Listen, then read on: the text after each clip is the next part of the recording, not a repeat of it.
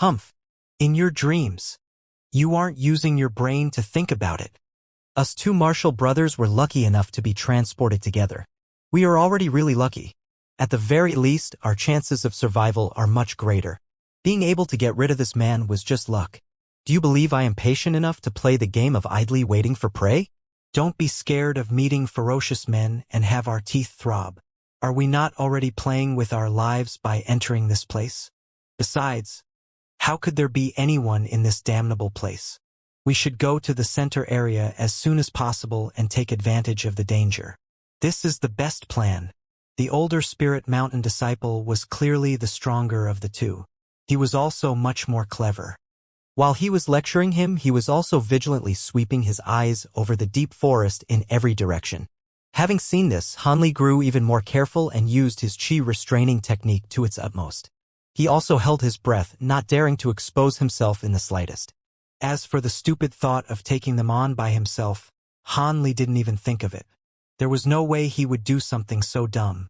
One of the two had magic power at the beginning of the 12th layer. The other was at the higher step of the 12th layer. If they were to join hands, he wouldn't just have little chance of success. He simply wouldn't be able to resist their great strength. Thus, Hanli could only stare blankly as the two gathered the very last of the cold smoke grass and set fire to the corpse of the heavenly Imperial Fortress disciple. Lastly, the two men stored the cold ice toads into a red-colored storage bag and then disappeared to the other side of the dense forest. Just after the two departed, Hanli did not immediately walk out. Only after he waited for a moment did he reveal himself from the foliage. After he stood, he looked thoughtfully in the direction of the two people. It seemed it was more or less like he had thought. There were many like-minded people here. It was no wonder, since these were people who took the risk to participate in the trial by blood and fire. How many of them wouldn't think to go the center for those spiritual items of heaven and earth? It would be difficult to avoid battle. After all, spiritual items that reached maturity were truly limited. There were fundamentally not enough for each sect. Hanli's face darkened. He bitterly thought this while standing in place for a while. He had witnessed with his own eyes as the blue-clothed person, who was just as careful as himself, silently disappeared from this world. It was unknown how many similar events occurred throughout the forbidden area. This caused Hanli's confidence in fulfilling his objective to sway by no small amount. He truly did not know whether or not it was a good idea to go on this trip to the forbidden area. Perhaps if he had taken those 2 Foundation Establishment pills, he might have been able to reach Foundation Establishment and fundamentally not need brave this strange danger. Hanli felt discouraged and had a faint notion of retreating. After all, while continuing was easy to say, one's thoughts would be in turmoil with the shadow of death looming in their mind. After several hours, Hanli left the vicinity and advanced toward the center of the forbidden area. After a moment of contemplation, Hanli's reason won over. He knew that those recent thoughts of carefulness were only his own weakness looking for an excuse. Thus, he strengthened his mind and resumed walking on the path. Hanli did not follow behind the two and instead took a detour, indirectly advancing even though the two from Spirit Beast Mountain took the closest and fastest route. Hanli wasn't being paranoid. With his abilities, the opponents would be able to find him. In addition, he was also fearful of Spirit Beast Mountain's exceptional beast-controlling method. He did not know whether the opponent had any unusual methods of discovering a pursuer, but it would be best to maintain his distance. It should be known that he originally used the small cloud-wing bird, which had minor human intelligence, to track and monitor specific individuals from a long distance. It could be assumed that Spirit Beast Mountain also had a similar controlling method. Their methods were certain to be even more crafty and covert. After all, they were cultivators. How could the methods of Jianghu possibly compare? With regards to the cloud-wing bird, Hanli felt a bit of regret. When he entered Yellow Maple Valley, in order to prevent arousing attention, he released the bird into the Taiyu mountain range, allowing it to freely move about. As a result, the bird frequently returned to look for its master, Hanli, for its favorite food, the yellow chestnut pill. However, after a long period of time, it gradually returned fewer and fewer times. By the time Hanli realized his mistake, the bird had already become wild and had actually flown to some faraway land, never to be seen again. This caused Han Li much heartache as it would have been of much use on this journey within the forbidden area. What Han Li did not know was that his decision to take a roundabout route truly allowed him to escape calamity.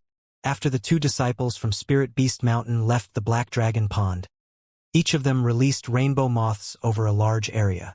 These beautiful flying insects immediately scattered in every direction, densely spreading over an area of about 300 meters. The color of their bodies then gradually changed, slowly matching with its surroundings. The colors of their body blended in so well that they could not be easily seen without a careful examination. Furthermore, even if a few careful people discovered these moths, they would most likely believe them to be native to the forbidden area and not suspect them. Thus, these colorful moths became natural sentries for the two. So long as someone entered their range of awareness, they would immediately alert the two and allow them to plan a response in advance. These numerous insects formed a living alarm network. As alarms, they could be said to be flawless, an expert trick known to Spirit Beast Mountain disciples. Although disciples of their own sect would know this beforehand, they would have no method of passing through the moths and mounting a sneak attack against the two. Actually, with regards to Han Li's decision at Black Dragon Pond, it could be considered a great fortune. Those two from Spirit Beast Mountain did not yet release the rainbow moths at the pond and only released them after leaving. Otherwise, Han Li would not have escaped their notice. This wasn't a matter of negligence or forgetfulness. The moths were naturally fearful of the cold. If the temperature was a bit too low, they would freeze and die one by one. It would be truly regretful for the two. This Black Dragon Pond's water was of a strange nature and possessed an incomparable coldness. All the land nearby the pool transformed into a winter-like terrain. Under these circumstances, how could they dare to release their rainbow moths, only to see them die? Han Li wasn't aware in the least that his actions had prevented calamity. He was currently standing below a strange cliff, speechlessly looking at two wretched corpses by his feet. One of the corpses wore black skin-tight clothes and had a tall and bulky stature with large palms. There was a thin, dark red line of blood across his neck. The eyes were still open with an expression of unwillingness. It seemed he died discontentedly. The body appeared to be that of a giant sword sect disciple. As for the other body, it was of medium stature and was badly mutilated. What was most significant was its face was not intact. There was a huge sword that was thrusted all the way through his head. He had been impaled to the floor with it while he was still alive, causing bits of brain and blood to flow on the ground. However, a strange transparent thread was coiled around the ring finger of his right hand. Underneath the sunlight, he saw a faint flicker. Han Li carefully studied the corpse of the giant sword sect disciple for a very long time. Then he suddenly lifted the corpse by the tip of its feet and looked toward the red line at the neck, giving the head a light kick. As a result, the large head immediately rolled to the side. He did not need to use much strength. This person had long been split in two. Han Li sighed and looked toward the other corpse. Although he didn't have a face, Han Li already knew his identity since the corpse wore yellow robes similar to his own. There couldn't be stronger proof. However, he did not know which of his Yellow Maple Valley martial brothers the corpse belonged to. He clearly understood that these two died killing each other. Han Li lifted his head and looked toward the cliff peak without moving. He had already reached a final conclusion. In his mind, he imagined most of what took place between the two. From all the marks, the giant sword sect disciple should have exceeded the power of Han Li's senior martial brother by an entire layer. The corpse of the yellow-clothed disciple was badly mutilated and was riddled with injuries. The unreconciled expression on the black-clothed person's head clearly explained this matter. Although the senior martial brother from his sect was in a disadvantageous position, it was clear this person loved scheming. The only magic tool he used was actually that transparent thread. He definitely made use of his enemy's careless attitude as he was about to win. At the very last moment, he used this item to launch a sneak attack, severing his opponent's head and killing the giant sword sect disciple. However, he clearly didn't expect that the black-clothed man had enough strength left to launch his sword before he died. It was unknown whether the Yellow Maple Valley disciple was either too wounded to avoid the strike or if he had made a mistake on the verge of victory. But in the end he was impaled, resulting in a battle without a victor. Since it was clear how these two had died, Hanli could only pray that his senior martial brother had a pleasant journey to the Yellow Springs and would reincarnate soon. Then, with no trace of politeness, he plundered their bodies. In any case, these people were already dead. Hanli would naturally kindly accepted their storage pouches. After a search once through, he couldn't find them. His expression became grave as he carefully searched through them once more. But he still could not find them. Hanli felt the hair on his body grow cold and stiff. His heartbeat started to accelerate. There was actually a fourth person here. It was this person who took away their storage pouches. Although this person had most likely long departed from this place, he could not guarantee that this person was not observing nearby, using these two corpses as bait and waiting for him to make a mistake. Facing away from the cliff, there was a large area of grass, tall enough to hide a man. Hanli was currently half-squatting near the corpses with his back facing the grass. This caused him to be greatly worried. There might be someone hiding behind him. Hanli didn't move and remained in a squatting position. From behind, it would appear he was still focused on the corpses. However, he had already quietly taken out magic tools and talismans and used the entirety of his consciousness to silently release his spiritual sense, attempting to find the person who might be hiding there. The outcome of his spiritual sense search did not surprise Hanli. Everything nearby was normal, and there were no unusual fluctuations of spiritual qi. With nothing being out of the ordinary, there must definitely be someone nearby. This person must be using the restraining breath technique to hide their body's magic power, making Hanli naturally unable to find them. The reason why Hanli searched with his spiritual sense was to beat the grass and scare the snake. At the very least, the opponent who existed in his thoughts wouldn't dare to act blindly. The outcomes he truly expected was either that he had scared himself with groundless fears and there was nobody here, or the person who had restrained their breath this entire time and was spying on him would see no opportunity to take advantage of him and therefore would not plan to act. After a moment, Hanli stood and turned around to the large area of tall grass. After he sized up the area several times with a cold glance, he suddenly leapt away without saying a word, transforming into a black dot as he gradually grew farther away. When Hanli's figure had completely disappeared without a trace, rustling suddenly came from within the originally peaceful tall grass. A slim figure walked out. It was actually a young girl with fluttering white clothes. This girl appeared young, only about 15 to 16 years old. However, her appearance was pure, and her face appeared innocent and adorable. In this place of life and death, such a fairy-like charmer had appeared. It was truly hard to believe. From the look of her clothes, she should be affiliated with the masked moon sect. The young woman looked the direction Hanli disappeared and smiled with pursed lips. With a voice overflowing with age, she said to herself, "Your bravery and wisdom isn't bad. It's your magic power that's a bit lacking. It seems there is also a large problem with your aptitude. There isn't much potential that can be drawn out. If not for that, you would have surely been one of those who would make it out alive." Regardless, the technique he used to run away seemed to be Qigong from the mortal world. Furthermore, it wasn't weak and was actually truly interesting. The young woman lightly raised her sharp chin with opened eyes, showing an expression of considerable interest. If Hanli had heard those words, he would only be stunned with fear. Her words were far too accurate. With just a few words, she was able to sinisterly point out his strengths and weaknesses as if she understood him more than himself. "I'll let you go for now. I am still preoccupied with other business. However, the next time I see you, young fellow, I won't let you off so easily," the young woman said with a bit of unwillingness as she wrinkled her nose, creating a mischievous crease. It was as if Hanli had become her newly acquired toy. She was greatly interested in him, causing her to regret having to leave. In the end, the young woman pouted with her small mouth and took out a talisman. With a wave of her hand, she was enveloped in dazzling green light and disappeared. If there was someone present who had saw that scene, they would perhaps immediately feel heartache and loudly curse this woman's clan, hoping it would wither. She actually squandered a talisman that was rarely seen in the cultivation world, a wood evasion technique talisman, as she pleased. That was an elementary mid-grade talisman. It should be known that if an average person had this wood evasion talisman, although it wasn't enough to be a family heirloom, It was something that could only be used in a matter of life or death, since its most optimal use was to escape death. Han Li did not know any of this, so he naturally felt no heartache. Even more so, he couldn't have known that there was a woman who was greatly interested in him and thought about him often. He still believed that he had lightly escaped from a predicament and was currently rejoicing.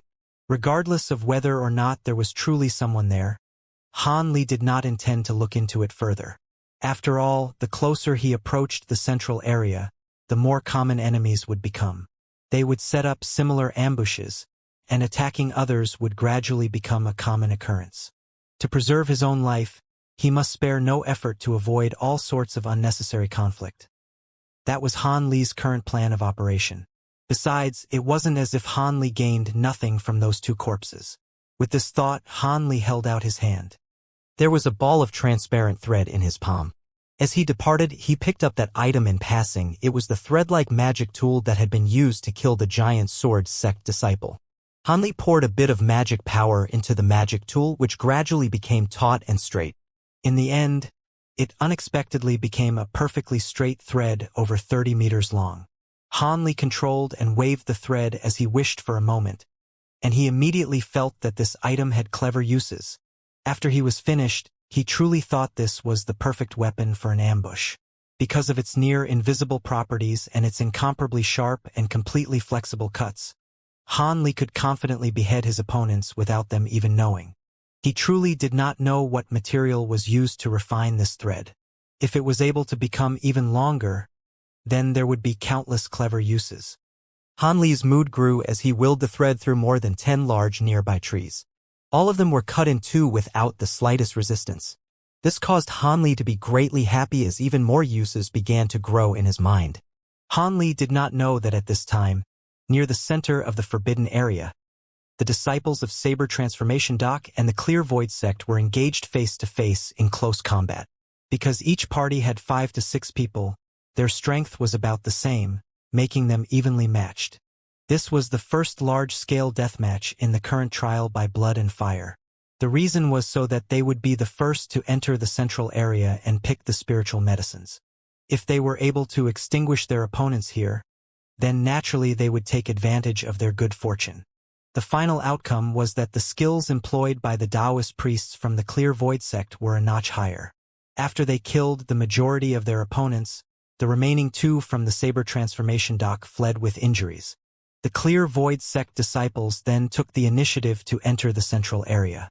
Within the central area, not only would there be many wondrous flowers, bizarre fruits, and other spiritual items of heaven and earth, there would also be strong grade 1 demonic beasts guarding those items, powerful enough to go head-to-head against Peak Foundation establishment disciples. Every time a demonic beast was killed and the medicine was collected, so long as more spiritual medicines grew, demonic beasts would also indescribably appear, although it wouldn't necessarily be the same kind of demonic beast. This already puzzled the sect's many experts to no end. Could it be the demonic beasts were also born spontaneously from the spiritual chi of heaven and earth? This vastly differed from their previous understanding. According to their knowledge, demonic beasts should be formed from living wild animals. Only after subconsciously absorbing the essence of the sun and moon for many years would they be able to occasionally evolve into a demonic beast. The probability of animals evolving was not at all like that of developing cultivators among humans. The animals' odds were far greater. Furthermore, over the years, each of the sect's disciples were only able to gather spiritual medicines on the outskirts of the central area. If they were to approach closer to the center, they would encounter a few restriction spell and traps, becoming trapped or erased. In addition, the further they entered, the more formidable the demonic beasts became. Since the disciples were minor figures with no method to resist, they could only obediently pace back and forth at the outskirts of the central area. Regardless if it were Clear Void sect disciples, not even those who made the first move would be able to take advantage and take the medicines there. At this moment, Han Li had come across the greatest crisis on his trip within the forbidden area. At some narrow road, there was a spirit beast mountain and a heavenly imperial fortress disciple blocking both sides of the road. Han Li actually recognized the large man from Spirit Beast Mountain. He was that fully bearded man who had been staring at him earlier.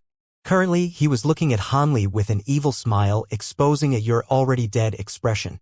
Han Li tasted some bitterness from his mouth. He did not think that as greatly careful and tremendously cautious as he would still be ambushed. Furthermore, it was one of the worst possible circumstances, between two people. Currently, he was in a zone called the Skyline. Its environment was extremely dangerous. If one did not use flying magic tools, the entire region only had a narrow small path that led to the central area.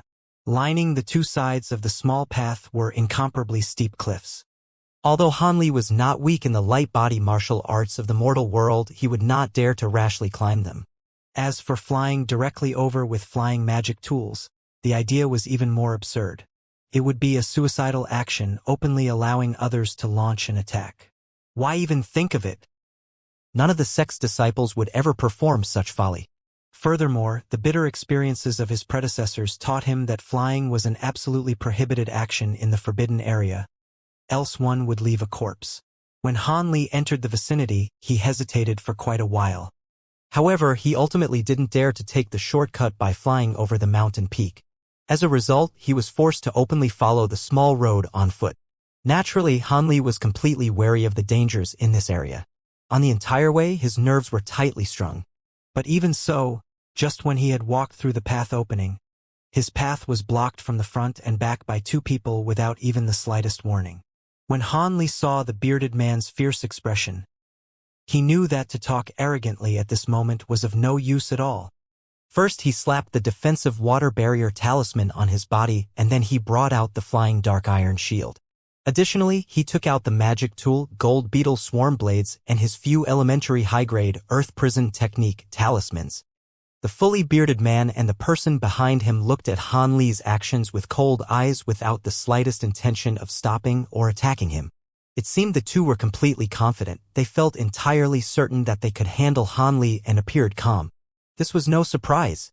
The person behind him was already at the peak of the 12th layer. Not to mention the fully bearded man had already cultivated to the 13th layer. Facing an 11th layer fledgling such as Han Li, they naturally felt that it would be a trivial matter.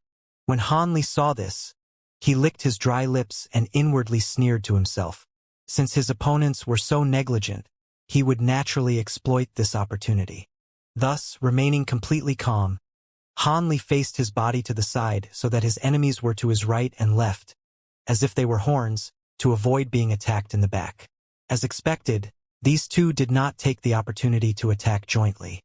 These were the strongest enemies he had ever faced since he entered the world of cultivation. Even so, Han Li wasn't fearful of them in the least. Although he did his utmost to avoid fighting with others, it wasn't because he had no confidence in himself.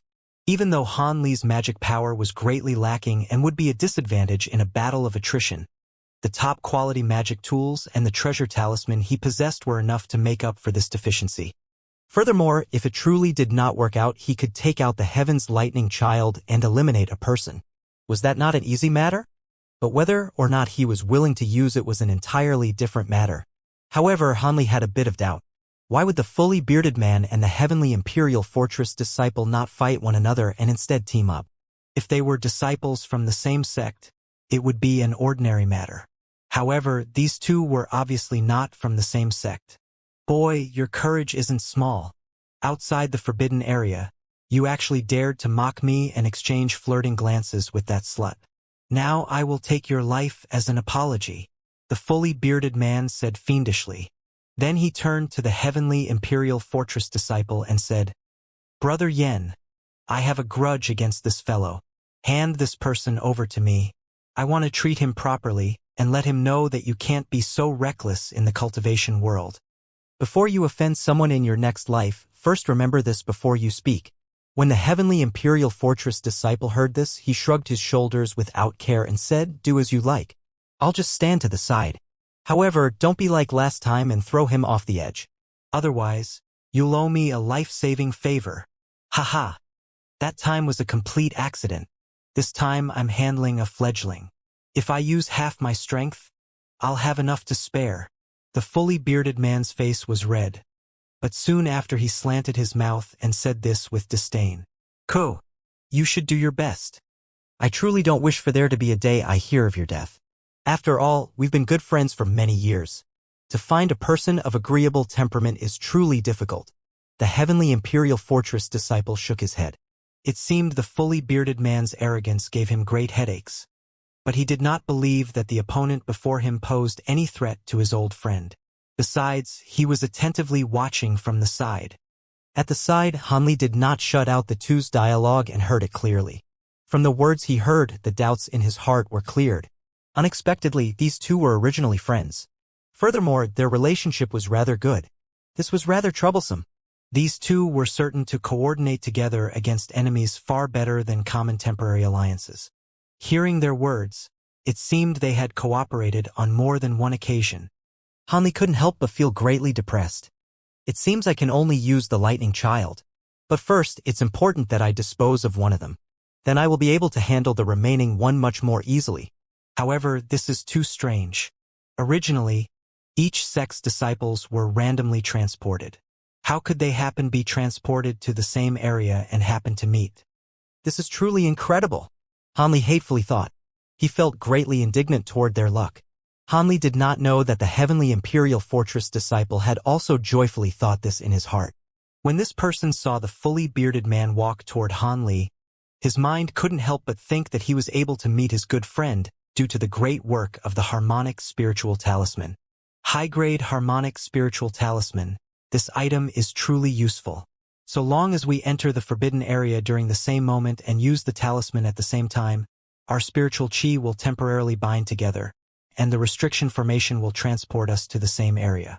Although I heard the odds of success is 50%, the price of the talisman was exceptionally more expensive than ordinary elementary high-grade talismans.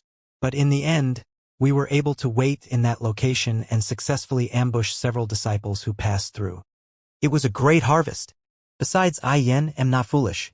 Spending such a large price to brave the strange dangers of the forbidden area, was it not in order to openly kill and plunder the many individuals who were covetously gazing at those spiritual medicines? There will be great harvests without any repercussions. This one is convinced that so long as us two join hands and don't come across those fierce experts, our objective will be easily and effortlessly accomplished. Then, when it is near the end, we will pull back and find a place to hide. We'll stay there until it's time and safely leave. This is truly a flawless plan. Only I could have thought of it. The heavenly Imperial Fortress disciple thought of his future prospects after he left and could not help but think beautiful narcissistic thoughts. His mind naturally did not think of the great battle that was about to occur. At this moment, the fully bearded man took out a green leather pouch and sent Hanli an evil grin as he approached. It seemed he wanted to dispose of him. However, it was unknown if it was because of his good friend's warning, but he used a talisman halfway. He became covered in a green-colored light barrier that increased his defense. Seeing these circumstances, Hanli wrinkled his brow. He had a bit of a headache.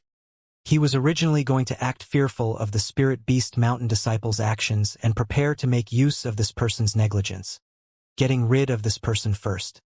But now that his opponent released a defensive magic technique, this was no longer something he could do in a short amount of time. Naturally, if he used Heaven's Lightning Child, this person wouldn't be able to do anything even if he had other methods. However, this was a one-time use consumable. If it wasn't a crucial moment of life or death, Hanli would not use it. Since using it was out of the question, Hanli naturally planned to attack the Heavenly Imperial Fortress disciple instead. He saw that the person had both hands behind his back with his head raised to the sky. He was currently pondering about something, not taking note of anything happening at all. Hanli was exalted. He knew there was an opportunity to exploit.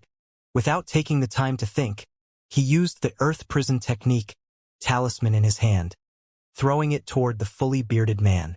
As a result, the talisman turned into a stream of yellow light in midair, fiercely shooting toward his opponent. It actually covered the barrier of the fully bearded man's defensive magic technique. It took the shape of a larger yellow barrier and firmly trapped him within, not allowing him to move an inch forward. When the fully bearded man saw Hanli with his hand still on the talisman, he was not worried. The wood attribute defensive barrier he wore had frightening defensive power that could fundamentally ignore common attacks. Furthermore, on the basis that his opponent was a novice who cultivated to the 11th layer, he didn't believe that he could possess a talisman of great strength. At most, it would be an elementary mid-grade talisman. Because of this, He continued to walk forward without taking notice, opening his pouch as if he were about to bring something out. But when he was suddenly rooted in place by the yellow light barrier which he recognized as the Earth Prison technique, the fully bearded man's expression finally changed, realizing that things had taken a turn for the worse. At this time, a strange dark green snake with a pair of purple wings leapt out from his pouch. As soon as it appeared, the snake immediately made a few odd gwa-gwa cries and began to viciously attack the yellow barrier, causing the barrier to tremble continuously. Its strength was not small. When the fully bearded man saw this, his spirits were slightly lifted. He took out another pouch to release another spirit beast, hoping to combine their efforts to break through the Earth Prison. He was confident that he would be able to escape in a short period of time. When he escaped, he would definitely pull out his opponent's ribs one by one to quench the hatred in his heart. Hanli didn't even pay attention to his surrounding enemies. In a swift movement, he rushed towards the man from the heavenly imperial fortress. His movements were quick, and throughout the whole way he seemed to be darting in and out of view, even leaving behind a series of afterimages, making him seem almost phantom-like. At the same time, Hanli gently patted the storage pouch near his waist.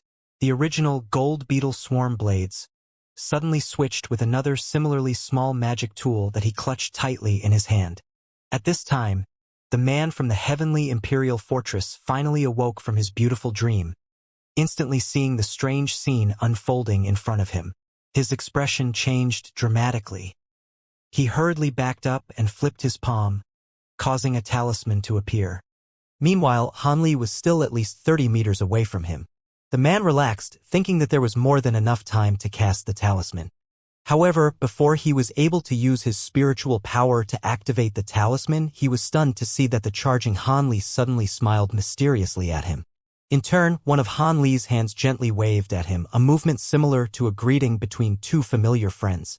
At the same time, he also felt a slight itch on his neck, as if he had been bitten by a mosquito. The man from the heavenly imperial fortress stared blankly, yet to realize the other side's intention. In a moment of turmoil, his eyes dimmed as he lost consciousness. Brother Yen, standing off to the side, the fully bearded man from Spirit Beast Mountain involuntarily cried out with wide eyes, having seen the whole thing clearly. He personally saw that Hanli was able to kill his close friend with a simple wave of his hand from about 3 meters away. His friend's head rolled on the ground with a goo-loo-loo sound, separated from its body. However, the now headless body continued to back up a few steps until it fell over on the ground, blood spurting from its neck about a few feet high with hoo-hoo sounds.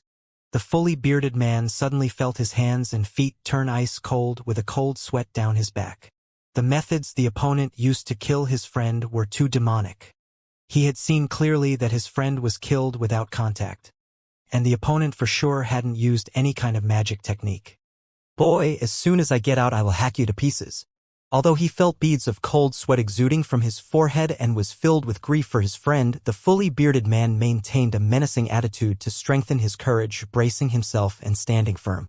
In actuality, however, he had decided in his heart that as soon as he escaped from the Earth Prison technique, he would immediately run far away, biding his time. Revenge was a dish best served cold. After all, the boy in front of him was too strange. Not only did he have the high-grade Earth Prison Technique talisman, but he also could kill people with invisible weapons, making him truly difficult to deal with. Getting revenge for his friend is indeed important, but first he must preserve his own life. It turned out that the seemingly ferocious, fully bearded man was actually a person as cowardly as a mouse that bullied the weak yet feared the strong. Most people would be surprised by this.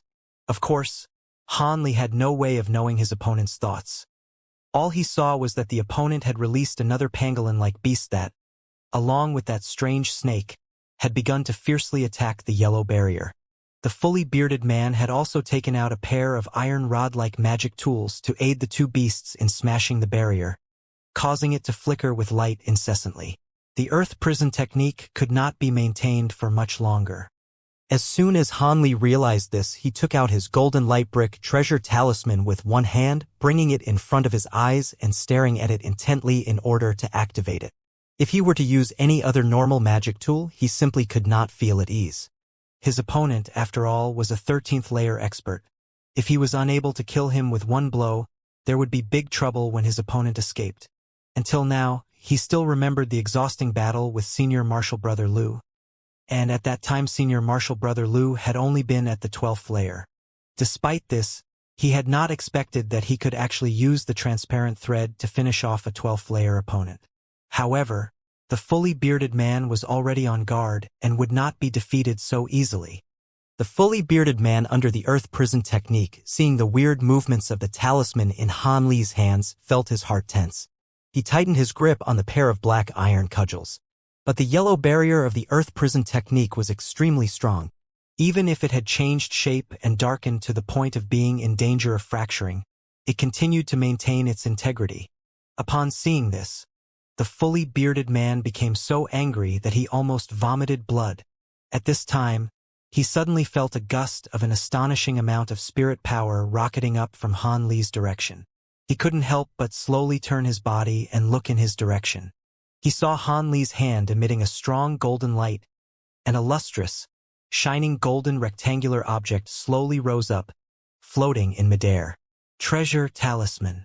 The fully bearded man's expression changed dramatically, and he began to yell in terror. He had realized the nature of the golden light brick. What he didn't know, however, was that Han Li's face at this moment was also deathly pale with alarm. The floating object was furiously draining all of his inner magic power steadily, without any way of stopping it. It seemed as if it would suck him dry. The quietly complaining Han Li, as he was suffering, began to curse the store that had sold him this item. How is this a treasure talisman? It's clearly a leech that wants to kill me. However, when a third of his magic power had been drained, the treasure talisman finally stopped its wild movements and calmed down. Control over it once again returned to Han Li. At this time, Han Li did not hesitate and pointed, causing the golden light brick treasure talisman to immediately shoot out. It flew straight towards the fully bearded man who was still trapped under the earth prison technique. His face became ashen from fright. The golden brick began to expand, and in the blink of an eye, it became as large as a room. Spiritual chi revolved around it and radiated golden light in all directions. Its pressure was truly astonishing. When it reached the fully bearded man's forehead, the golden brick was like a small mountain in size, and it came down with a violent clap. Pung! Ah! After the loud sound and fully bearded man's blood-curdling scream, the entire earth shook violently. Han Li was both surprised and happy. His expression was somewhat strange. Was it really possible to eliminate a 13th layer disciple that easily? Han Li had some doubts. As soon as he retrieved the treasure talisman, the golden light brick immediately returned to its original form and flew back into Han Li's hand. An extremely large crater had formed in the place where the golden brick had slammed into the ground, almost 30 meters wide and a meter deep. As for the fully bearded man and his spirit beasts, they had become a pile of mud indistinguishable from one another. The fully bearded man really had been killed. Han Li was at a loss. It was as if he couldn't resist a single strike in the slightest. Was it that the fully bearded man was too weak, or that the golden light brick was simply too strong? Han Li was unable to decide. However, after generating such a loud noise, it was no longer safe to stay in this place. Han Li quickly became sober. After he destroyed the 2 corpses, he took the 5 or 6 storage pouches and left the area, leaving the skyline. Continuing to walk forward would most likely have led to a large forest, which was incidentally also an ideal place to ambush and kill people. Perhaps after entering the forest there would be another fierce battle waiting for him. Thus, before entering, he decided to find a place to rest a little and restore his magic power in order to protect himself. While Han Li was on the outer edges of the forest, he found a dense, large tree. When he jumped on top of the tree to recover his strength, the entire forbidden area had reached the first climax of the Trial of Blood and Fire's massacre. Various strong individuals revealed their fangs one by one and began to purge the nearby weaklings.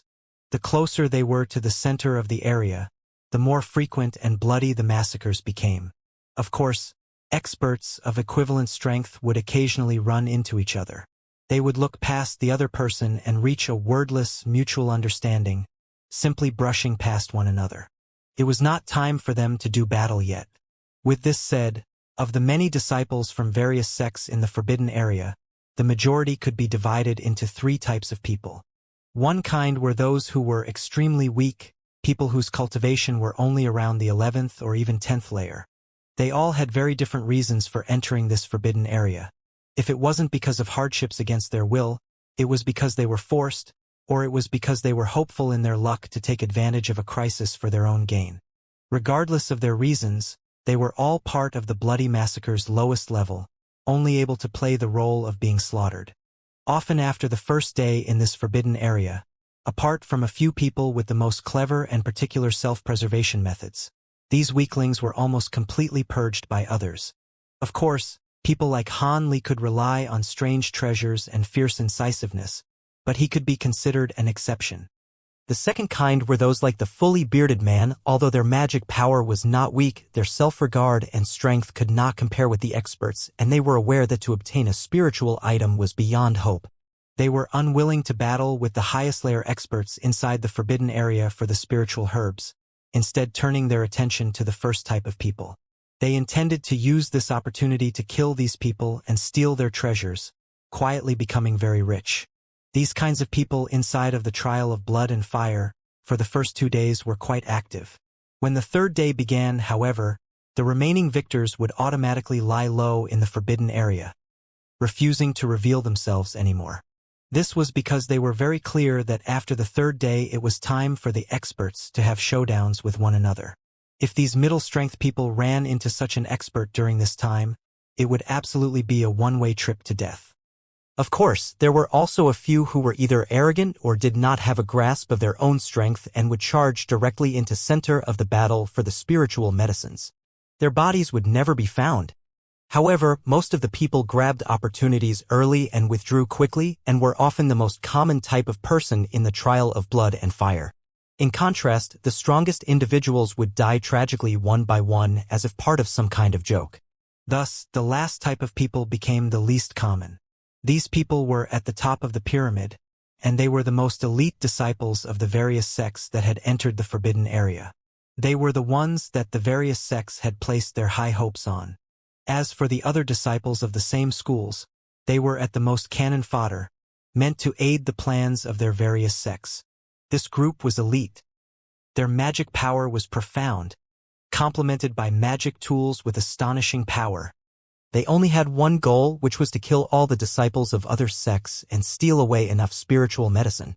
The extent of the first massacre at the start lay in their mutual, wordless understanding to first get rid of the trash and all those who were only there to take advantage of the situation. This was to prevent these people from obstructing their movements and, in general, any problems from sprouting up. In addition, the news that someone had been one step in front of them to the central area did not make them panic or become edgy. Entering it was easy, but if they wanted to bring spiritual medicine out, that would be incredibly difficult. The massacre continued to progress, but because Han Li was still a distance away from the central area, he was still not able to involve his recovered self.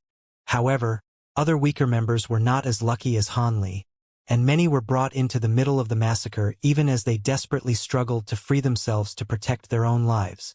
And Saber Transformation Doc Su Er was one of these people. Today, Su Er's face was deathly pale, staring at the person in front of him with an expression of pure terror. This person was big and was carrying a giant silver sword. It was this person who had, right in front of Su Er, already killed the other 2 disciples from Saber Transformation Doc. Under his giant silver sword, it didn't matter what kind of high-grade weapon and protective armors were used. It was as if they couldn't even withstand one attack, being ripped apart one by one as if they were thin paper. They were inevitably sliced in two. However, it was because there were those 2 other disciples from the same sect that Su Er, seeing that the situation was far from good, seized the opportunity to slip away, falling into confusion as he ran. Unfortunately, the big man didn't seem to have the idea of letting him go, instead persistently chasing him for a few dozens of hours and finally catching up to him here. This caused him to thoroughly lose hope. "If you kill yourself, I can leave you an intact corpse," said the big guy expressionlessly and with a cold glare. You can go die." In the midst of his hopeless situation, Su Er, who knew that he would not live much longer, erupted in fighting spirit. He took the only 2 high-grade magic tools he had on him and, in one breath, threw them all out. Idiot! The big guy spoke this very deliberately. Next, the huge silver sword flew from his back into the air. As if without effort, the 2 magic tools were broken into pieces. In the same motion, Su-Er was also cut into 2 pieces. After finishing all of this, the big guy did not even bother to look at Su-Er's corpse. Instead, he spun on his heel and left without even the idea of moving towards the storage pouch. To him, the only magic tool he needed was the huge silver sword. Any other magic tool or precious item would only distract him and would be a big hindrance to his cultivation.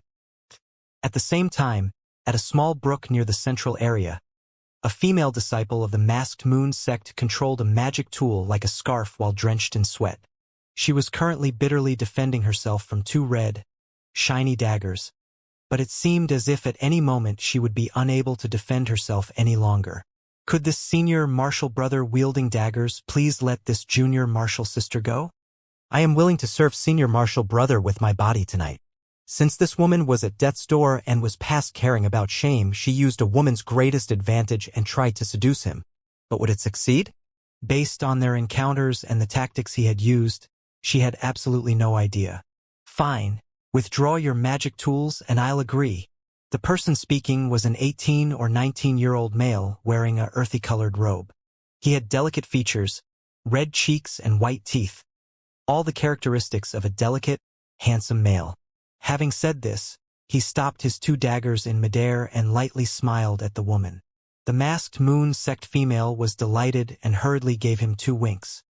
She hesitated for a moment, then slowly allowed the scarf to descend, retrieving it into her hand. Then she stuck her breasts out as if she was about to say something. Unfortunately, before she could open her lips, the handsome male's face suddenly expressed a killing intent.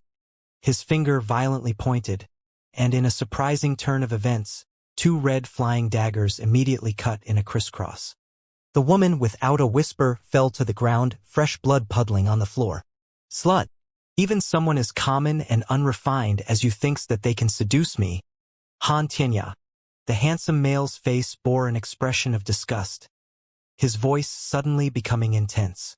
Next, he took out a pleasant-smelling handkerchief from his waist, delicately wiping the dust on his face. His movements were very gentle and reserved, as if he were an unmarried daughter of a noble household. I should hasten my journey. Perhaps there will be others along the road who will also provide some entertainment. After thinking this aloud, the male carelessly tossed the handkerchief he had used to wipe himself onto the female's face, leaving with a swagger. Deep in the forest, a disciple of the spirit beast mountain lay dead on the ground. A yellow-robed, middle-aged man stood nearby. He was currently shaking his head and staring at the sky, mumbling something to himself. Behind him were a few extremely fierce beasts lying on the ground, not moving, without a breath. On top of the barren mountain, an ugly-faced, green-robed man was frantically controlling about a large swarm of huge bees, besieging a few people dressed like Taoists. Just like that, the strong massacring the weak could be found everywhere in the forbidden area. Although Hanli did not see all of this, he could faintly smell a bloody scent drifting through the air. However, he had no time to look into the whole story, instead sitting on the treetop without moving, gradually restoring the magic power in his body. The time passed by very quickly, and more than half of the first night in the forbidden area had already gone by. What shocked Han Li was that in this area, the amount of extremely bright light was the same during both daytime and nighttime. The entire sky was always an overcast color, making people who saw it feel somewhat unsettled. When his magic power had been restored enough and as Han Li was rejoicing quietly in his heart, the sound of hurried footsteps and heavy gasps suddenly came from far away, slowly getting closer. It was as if there was someone running towards the very tree that Han Li was meditating on. The corners of Han Li's mouth moved slightly. He couldn't help but curse in his heart, but his tightly closed eyes had no choice but to open. Although his magic power was still a tiny fraction from being fully restored, there was a person coming his way. He didn't dare arrogantly continue to meditate, especially under conditions where he didn't know how things stood with the person who was coming. Which senior martial brother is here? Quickly save this little sister. A woman wearing yellow robes came running out from the nearby forest, staggering to the bottom of the tree where Hanli was. She wore an expression of panic and raised her head to the treetop, calling for help. It was as if she had determined that up there was her own knight in shining armor. Not too far behind her, a person's white shadow walked over unhurriedly. Their behavior sharply differed from the woman's terrified appearance, as if they were feeling quite leisurely. Seeing all this, Hanli rolled his eyes.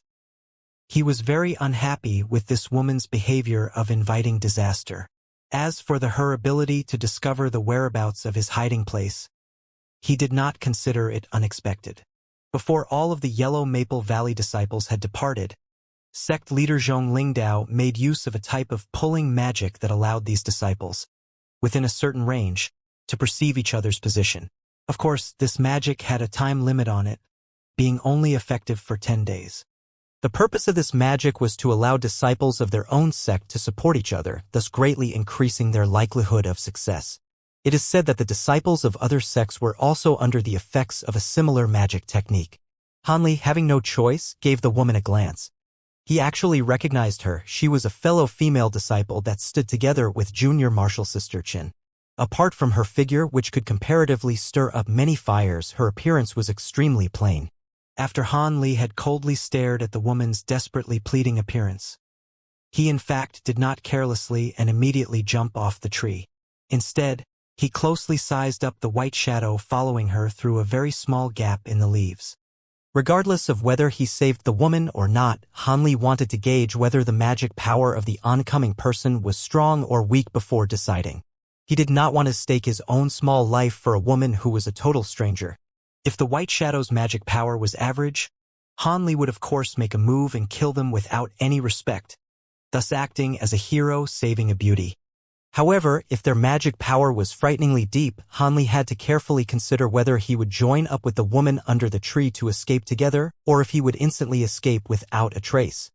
However, to prepare for any situation, he still placed his hand on top of his storage pouch, retrieving the golden beetle swarm mother blade, magic tool, and a defensive talisman. In addition, he took the nameless transparent thread and deftly wrapped it around his finger. "Z's, your running looks really ugly. Are all of Yellow Maple Valley's female disciples as useless as you?" The white shadow slowly walked closer, revealing their real face. In fact, it was a woman in her prime, wearing a white, flowing shirt. Her face also had some pleasant features, but her two eyebrows were slightly lifted, and she wore an evil expression. Although she spoke this word to the yellow-robed female under the tree, her eyes with killing intent kept drifting towards the top of the tree. It was evident that she was not as arrogant as she had said about herself. She still had some misgivings towards the hidden Hanli, who would not reveal himself. 12th layer cultivation. Having easily seen the opponent's cultivation depth, Hanli's heart let out a breath. However, he still had a few suspicions. The disciple of the same sect under the tree also had a 12th layer cultivation, so how had she been chased to this miserable state? Did the opponent have some particular trick or some kind of strong magic tool? As Hanli was puzzling over this matter, the white-clothed female coldly made a hung noise.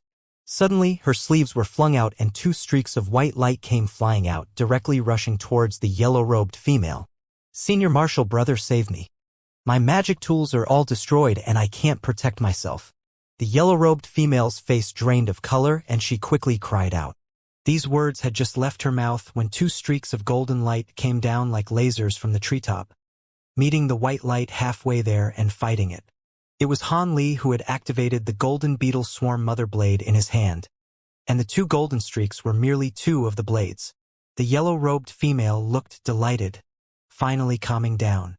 The only reason Hanli made a move was because on one hand, the white-clothed female was not so scary and that he could deal with her. On the other hand, it was so that he could find a helper for the rest of his journey to prevent him from going alone against enemies. After all, a 12th layer cultivator from the same sect would have use in future battles. Finally, you were willing to make a move. I thought that your esteemed self would continue to act mute and dumb, the white-clothed female said mockingly. Her face did not show any kind of surprise, but spreading her hand, a huge sphere of fiery light came charging directly towards the treetop. With a rumbling sound, the top half of the big tree emitted a bright red light, turning into ash in the blink of an eye. However, there was still no sign of anyone appearing, causing the white-clothed female to stare blankly. What a powerful, large fireball talisman. And this young lady was actually willing to part with it, Han Li said with an enigmatic smile. Han Li's figure suddenly appeared from behind the half-burnt tree. 11th layer cultivation? The white-clothed female first stared blankly, then revealed a disdainful expression. This occurred just as the yellow-robed female's expression had begun to relax, and she instantly started to panic, quietly complaining incessantly in her heart.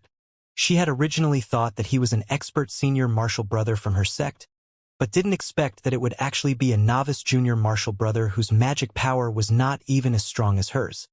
If you had just obediently hidden on the side and watched, perhaps this young lady would have been in a better mood and had mercy on you. But since you made a move, then both of you can stay lovers in death. The white-clothed female said sinisterly as her two eyebrows stood straight and became more violent.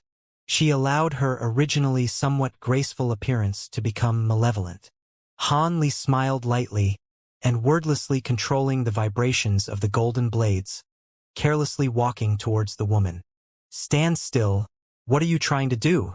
The white-clothed female quick-wittedly shouted out, raising her hand and patting a protective talisman on her body to set up a barrier. At this time, Han Li was only 20 zhang away from her. This made him feel that it was a big pity. In fact, the last time he used the transparent strand after he had easily killed the heavenly imperial fortress, Han Li had taken a great interest in this kind of battle tactic. When he was on top of the tree, he saw that the white-clothed female had not set up any defensive-type magic. Hit by a bout of inspiration, he naturally wanted to recreate the scene from last time. Unfortunately, the opponent was very alert, having determined that something was not right very early on and quickly closed up this loophole. What caused Han Li to raise his head and sigh loudly was that females were indeed much more cautious than males. Since pulling a trick wouldn't work, naturally only using force remained.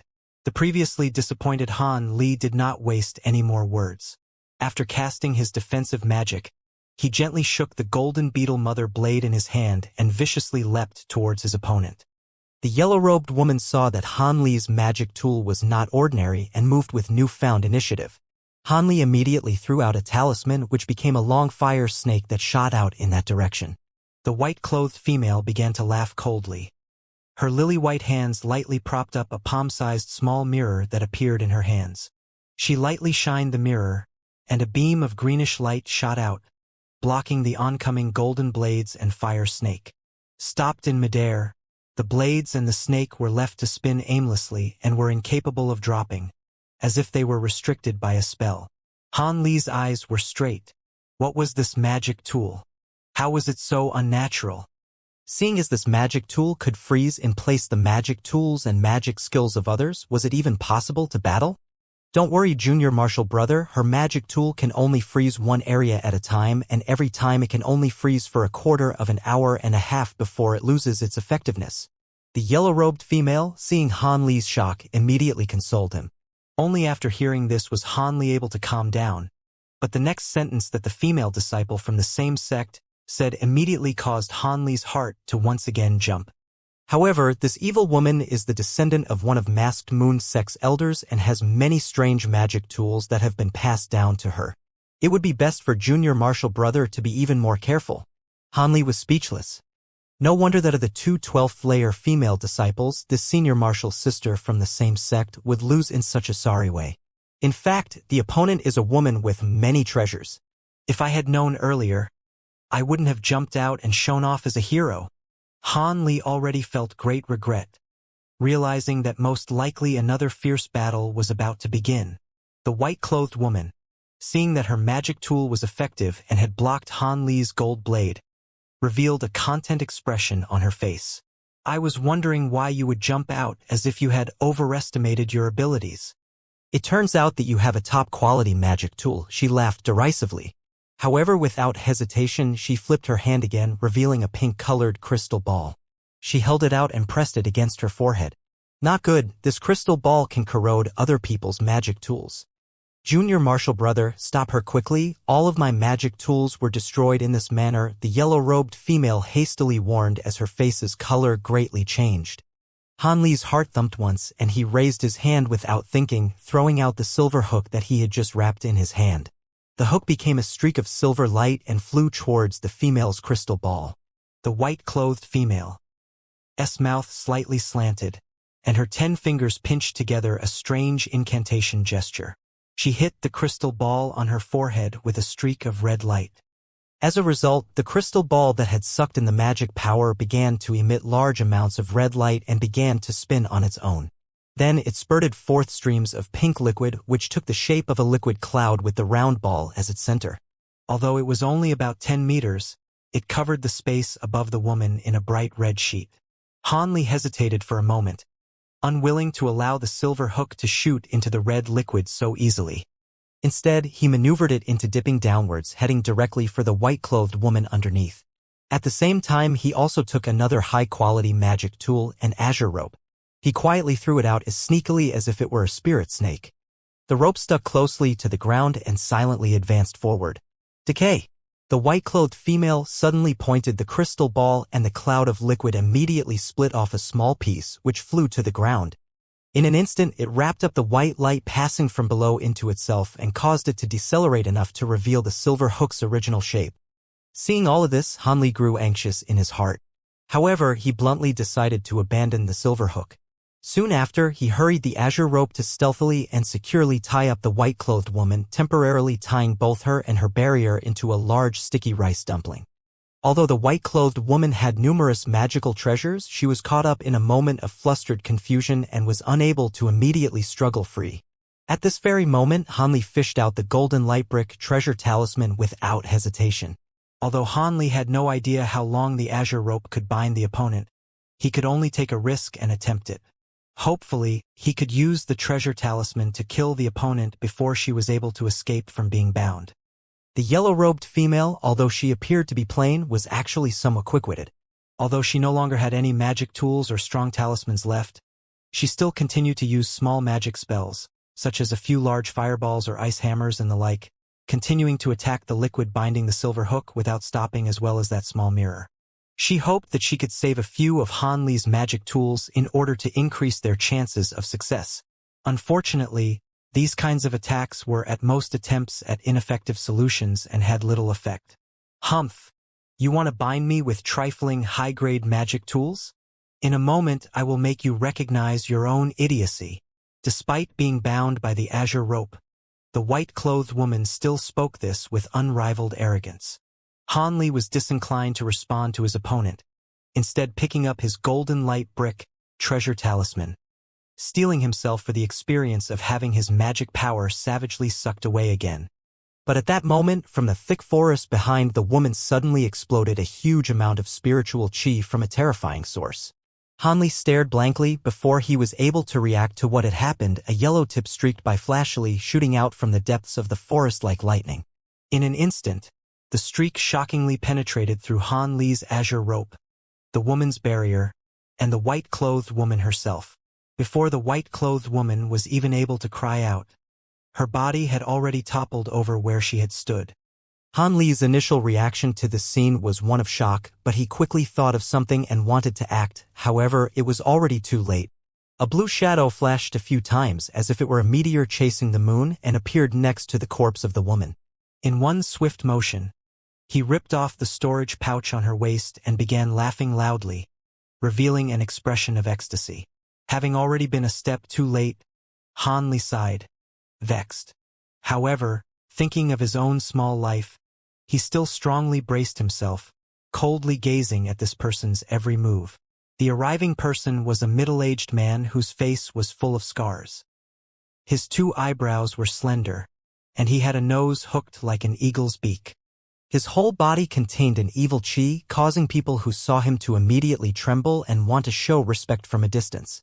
Han Li, upon seeing that his cultivation was actually at the peak of the 13th layer, felt a heaviness in his heart.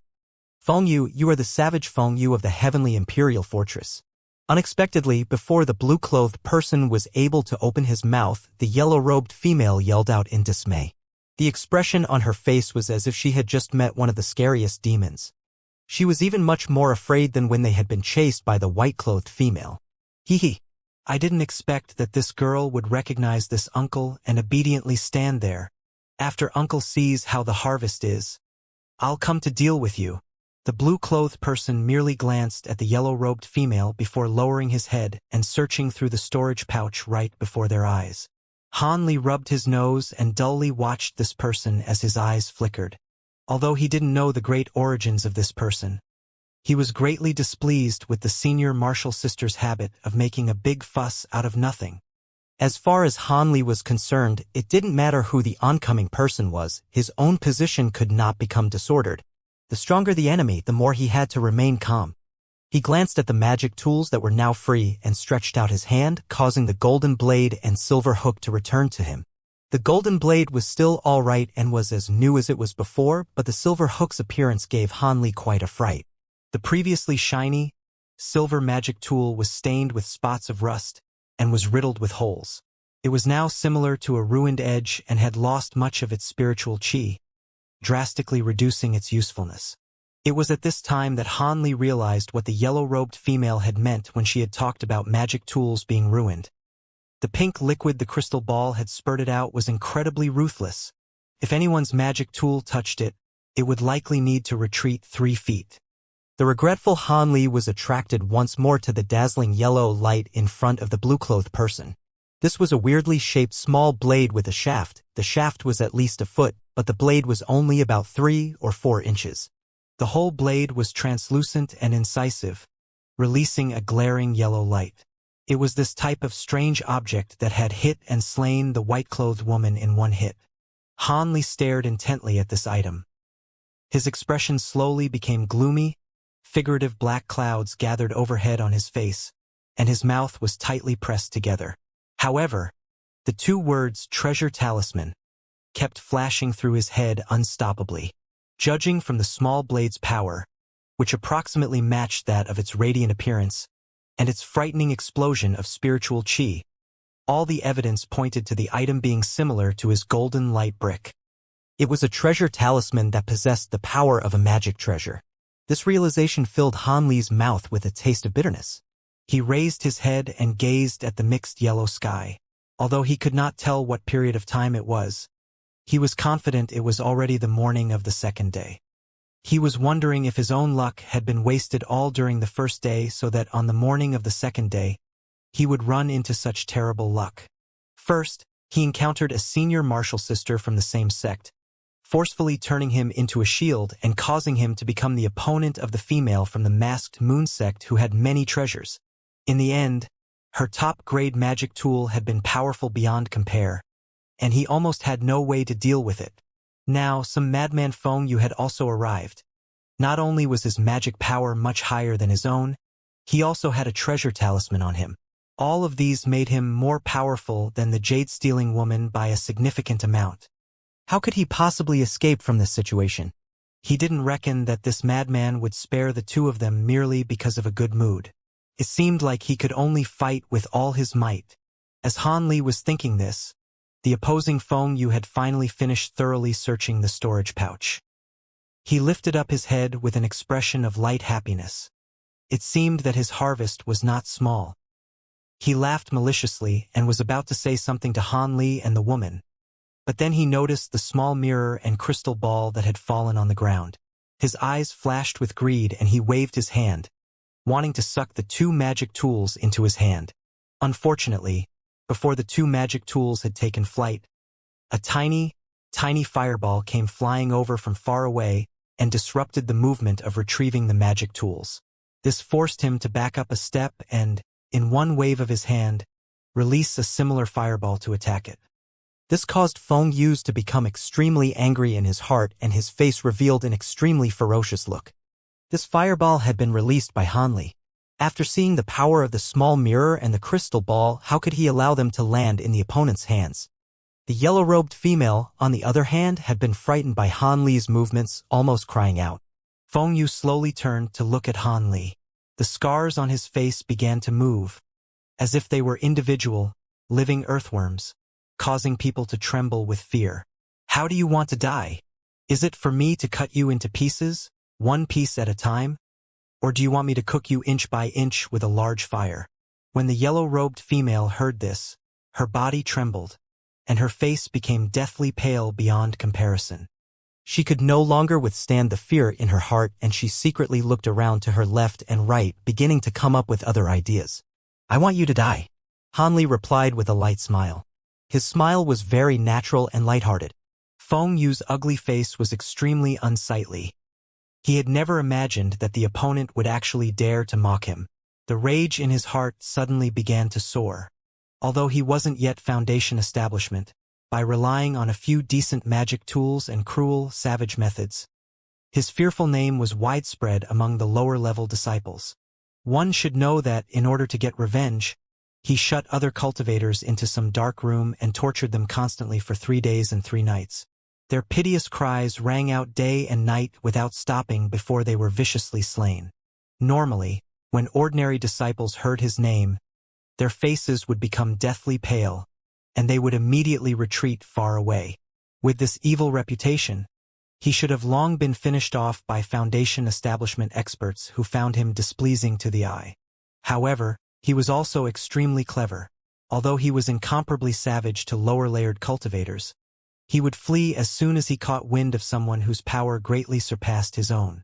He would escape back to the Heavenly Imperial Fortress and hide out. The people in the Heavenly Imperial Fortress, to protect their reputation, naturally would not deliver him up. As such, those pursuing him often would refrain from harming innocents to chase him. They could only stare at him, watching him act freely and leisurely. After waiting for those pursuing him to lose interest, Feng Yu would again arrogantly exit the fort, continuing to cruelly treat other cultivators. After this had happened a few times, those experts could only pinch their noses and were disinterested in involving themselves again.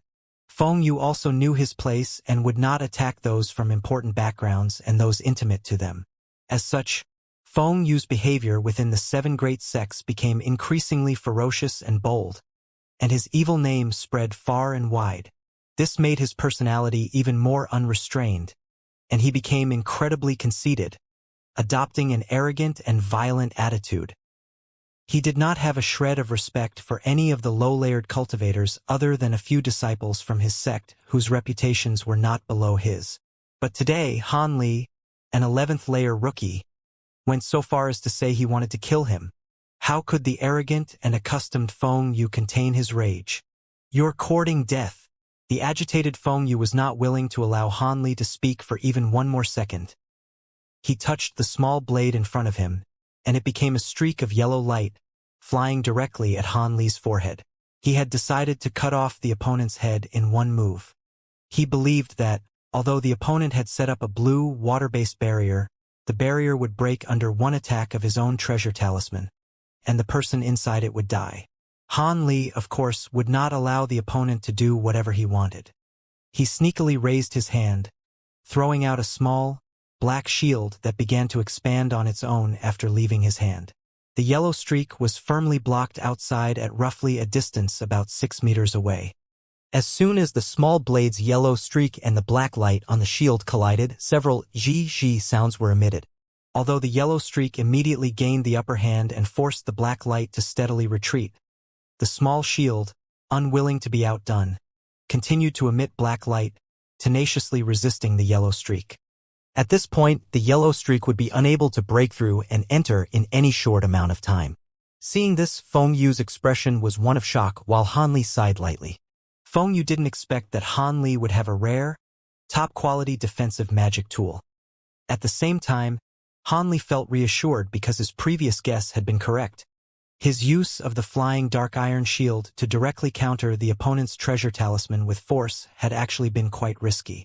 If the opponent's treasure talisman was powerful beyond his expectations, then his head would have hit the ground a long time ago. When Han Li and senior martial brother Lu had battled, the Azure Flood Dragon banner had been able to hold out against his flying gray sword talisman for half a day. Even if Feng Yu's small blade was somewhat stronger, the flying dark iron shield could probably withstand it for at least a short time. It was only because of the above reasoning that Han Li was willing to take this risk.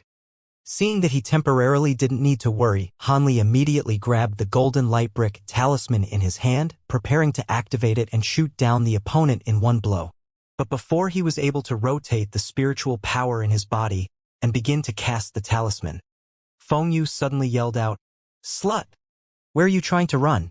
Then his body image flashed. He appeared in a nearby patch of dense forest, blocking someone off. The person who was trying to sneakily run into the dense forest was none other than the yellow-robed woman. It turned out that this woman, seeing that her odds of success were low and recognizing Feng Yu's fearsome reputation, became fearful in her heart. She decided to use the moment while Hanli and Feng Yu were battling to run away, fleeing without a trace. Hanli had long noticed this woman's activity. Although he was somewhat resentful in his heart, he wasn't interested in doing anything about it. Since she seemed to be unable to help if she stayed. If she wanted to leave, it was up to her. However, she had first betrayed their agreement of cooperation, so he would not try to prevent her from attempting to flee. On the other hand, he would no longer help her. Whether she survived or perished depended on herself alone. Hanli had coldly decided to ignore this woman, but the fury of Feng Yu was still burning, and he would not be so easily deceived. He had long ago developed a strong hate for both Hanli and the yellow-robed woman because of the words that Hanli had spoken. When he saw this woman trying to flee, he was naturally unwilling to let her go. This was why he suddenly flew to block the yellow-robed woman's path. When Hanli's senior martial sister saw this, she was so frightened that she became like Immortal, turning around and running. All of her magic skills had been forgotten. When Feng Yu saw this, his ugly face throbbed a few times, and he slipped away, again standing in front of that woman. He raised his hand without hesitation, causing his large hand to glow with yellow light. He then inserted this hand directly through her chest, protruding out her back. The hand became a bloody hand that dripped with blood. The yellow-robed female's corpse fell to the ground, her eyes opened wide. However, her eyes had lost their vigor. Before she died, perhaps she regretted her rash decision to leave Hanli's side, but there was no medicine for regret that she could eat in this world. Based on the fact that the opponent had no more magic tools or strong talismans left, Feng Yu, having just slaughtered the yellow-robed female at close range, removed his hand and purposefully licked the blood still dripping from his finger. Then he smiled maliciously at Hanli. When the Hanli hiding inside the shield saw this, his face turned green, and he pressed his lips tightly together. Although he didn't yell out, he had definitely been scared out of his wits, Feng Yu delightedly thought. In reality, the reason he had been able to win against his opponents so easily in the past was mostly due to his fearsome reputation. When people who fought against him thought about the fate worse than death that they would suffer at his hands, they would already be fearful even before they fought. Naturally, their fighting abilities would suffer greatly, and losing became inevitable. Today, Feng Yu saw that although Hanli's cultivation was not very deep, the magic tools he had were quite strong. Thus, he intended to use this kind of scare tactic to weaken Hanli's fighting ability and gain the upper hand. Now, looking at Hanli's expression, it seemed as if his tactics had worked. Feng Yu was secretly happy in his heart, swaying on his feet as if he were showing off. He returned to his original position in front of Hanli. The color of Hanli's face was indeed not pleasant to look at, and the feelings in his heart were also not worth mentioning. However, it wasn't because of the opponent's bloody methods, rather, it was because he was preparing to move like lightning that he felt his head starting to hurt like crazy.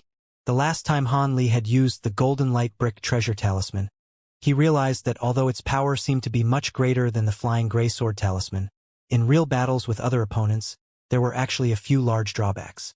Its destructive power was truly frightening. If one was hit by it, lower-layered cultivators would be obliterated no matter how many magic tools or protective barriers they had on them. They wouldn't make a big difference. However, this treasure talisman's drawbacks were also incredibly apparent. It could only be used after sucking up a large amount of the user's magic power, and its lack of speed or mobility would leave people speechless. If it was possible to bind the opponent beforehand, this treasure talisman's surprising function would be greatly increased. It would be the best tool for killing people. But if someone were to use only the golden light brick to kill their enemies, it would be an unthinkable thing to do. Unless the opponent's magic power was depleted, using a few random supportive techniques would allow someone to easily dodge this treasure's attack. Thus, This golden light brick treasure talisman was actually not like the flying sword treasure talisman or Feng Yu's small blade treasure talisman in the sense that it was not meant for a dogfight.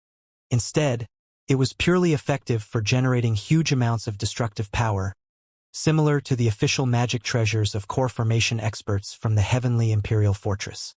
Because Han Li no longer had any magic tools that could bind the enemy, his original plan was to use multiple golden blades to slow down the enemy, and then use the golden light brick to launch a surprise attack when the opponent was least expecting it. According to Han Li's reasoning, although success wasn't 100% guaranteed, there was still approximately a 50% chance. However, after seeing Feng Yu's movements, Han Li knew this plan was simply unrealistic.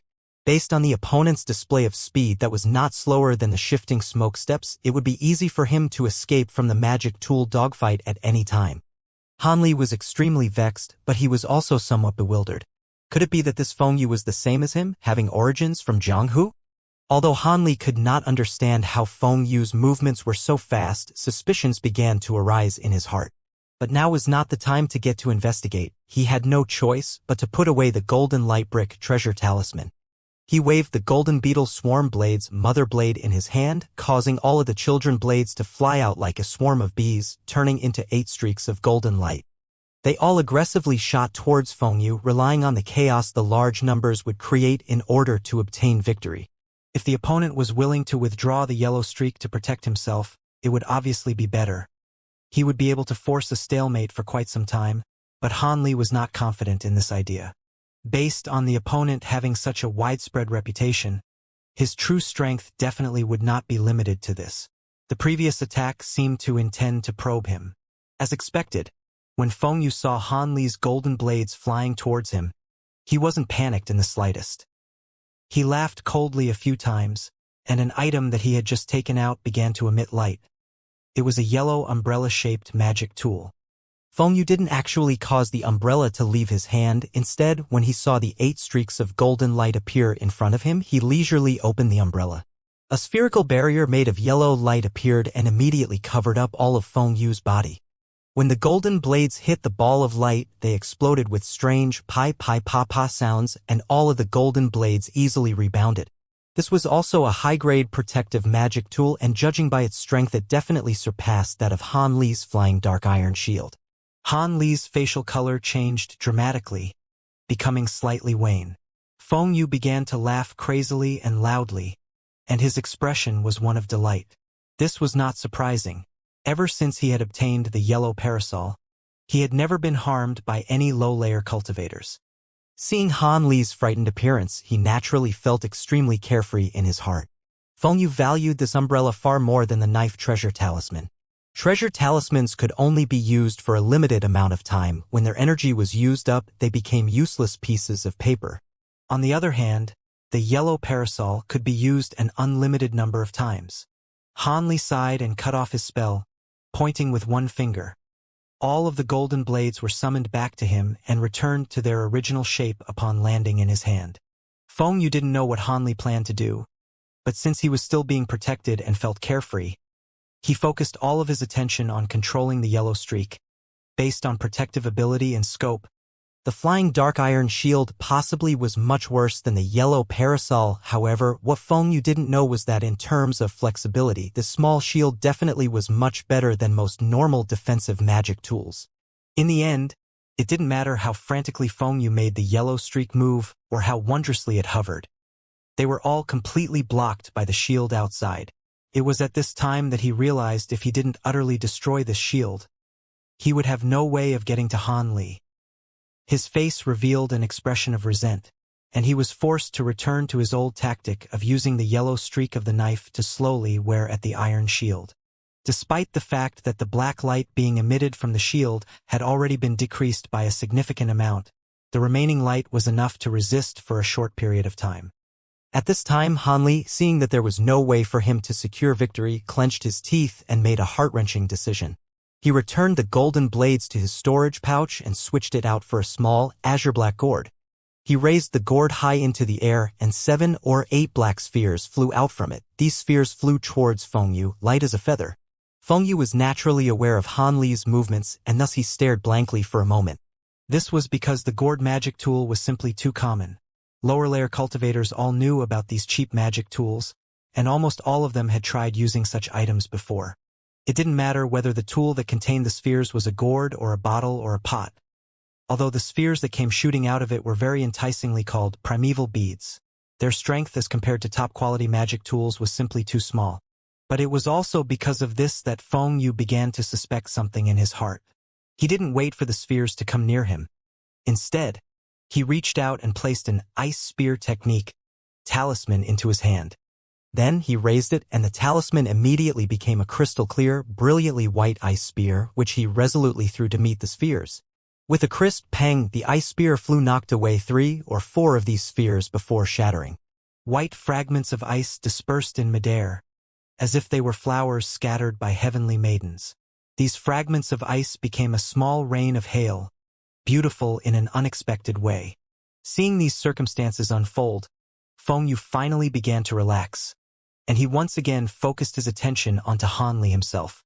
This was because at this time, an azure banner had suddenly appeared. On this banner was the image of an azure dragon bearing its fangs and brandishing its claws. It appeared incredibly realistic, as if it were about to jump out. Feng Yu's experience was very abundant, and with one glance he knew this definitely was a top-notch, high-grade magic tool. He could not afford to underestimate its strength. Meanwhile, Han Li was controlling this flag, allowing its surface to begin to accumulate azure-colored spiritual light. This light was very dazzling, and its strength was truly not small. Although Feng Yu was completely confident in his yellow parasol, his prudent and cunning personality caused him to unblinkingly stare at this azure flag, afraid that this magic tool would have some kind of odd power and could break through his defenses. As for those primeval beads, he had long realized that those were red herrings meant to disturb his line of sight, and so he ignored them. Based on the pitiful destructive force of the primeval beads, even if they were to hover around the yellow parasol for an entire day, it would be impossible for them to disturb his defenses even slightly. However, Feng Yu became increasingly distressed and bewildered after seeing Han Li take out one high-grade magic tool after another. He guessed that Han Li and that woman with many treasures were the same, and that he was the disciple of some expert. His desire to kill Han Li became even more urgent. He feared that if the opponent was able to survive, it would cause him no end of trouble. Even more so, the opponent had witnessed the entire process of him killing people and stealing their belongings. If the elder of the woman with many treasures came looking for him, he would have a lot of trouble on his hands. Right as Feng Yu was attracted by the Azure Flood Dragon banner and his killing intent was rising, those primeval beads flew in front of him and ran into the barrier created by the yellow parasol. After making some silvery noises from attacking the barrier, the foremost few beads were easily repelled out. When Feng Yu heard that sound, he instinctively lowered his head to take a look. Relying on those primeval beads to attack me is too arrogant. These aren't even worth mentioning. Even, why is this one so small? It's even colored blue. Feng Yu had just sneered when he discovered a primeval bead that had revealed a blue bead hiding inside of it after it had been reflected. It was only as large as a pill, much more modest in size than regular primeval beads. Feng Yu startled a little. Before he was able to come up with an idea, the blue bead had already hit the ball-shaped barrier. White light. A magnificent, blinding white light. This was the last color that Feng Yu ever saw in this world. His body slowly turned, and then he never knew anything again. In the eyes of Han Li, when the blue bead came into contact with the yellow light, it immediately exploded out with silver light in a sphere a few zhang wide. It noiselessly enveloped the larger half of Feng Yu's body. After this, the white light disappeared without a trace, revealing Feng Yu's stupefied expression as if he were ready to fight another day. Han Li's heart sank, but before he could move, a light gust of wind blew. Feng Yu's body suddenly collapsed like grains of sand and turned into ash that blew away with the wind. All that remained were the halves of 2 small legs and the pair of shoes on his feet. They stood all alone on the ground, creating an unspeakably strange scene. When Han Li saw this, he was not afraid. In fact, he immediately sat on the ground and breathed in deeply, allowing his heart, which had been stuck in his throat, to calm down. It was only after using his greatest last resort, the heavenly lightning seed, paired with a whole string of movements meant to cover it up, that he was able to completely wipe out Feng Yu from the face of the earth. But Han Li's expression was not actually one of joy, rather, it displayed both self-deprecation and bitter laughter. This was not too surprising, given that the trial by blood and fire had only entered the second day. He had already used all of his magic treasures, as well as his ultimate trump card he was saving as a last resort. How could he possibly be happy? When he thought about the remaining 3 days, as well as the unknown number of violent people he would meet like Feng Yu, his heart sank again even as he had just begun to relax. However, if he hadn't used the Heaven's Lightning Child, it would have definitely been difficult for him to escape. The flying dark iron shield had reached its breaking point. In addition, considering the opponent's high-grade magic tools as well as the woman with many treasures, he definitely had not suffered a loss. In fact, it would be more accurate to say that he had struck it rich. Han Li began to think better of his situation and his countenance was revived. He hurriedly looked to the opposite side. But as soon as his eyes fell upon the sight, Han Li's mouth fell wide open, rendering him speechless for a significant amount of time. Because Feng Yu had originally been standing, apart from that pair of boots, there was nothing else on the floor. The storage pouches Han Li had in mind disappeared without a trace. Han Li stood straight like a carp jumping on water, and then, as if his buttocks were on fire, he hurriedly charged over. After searching for a great long while in the area where Feng Yu disappeared, he couldn't find the slightest trace of the storage pouch. Could it be that the power of the heavenly lightning seed was so powerful?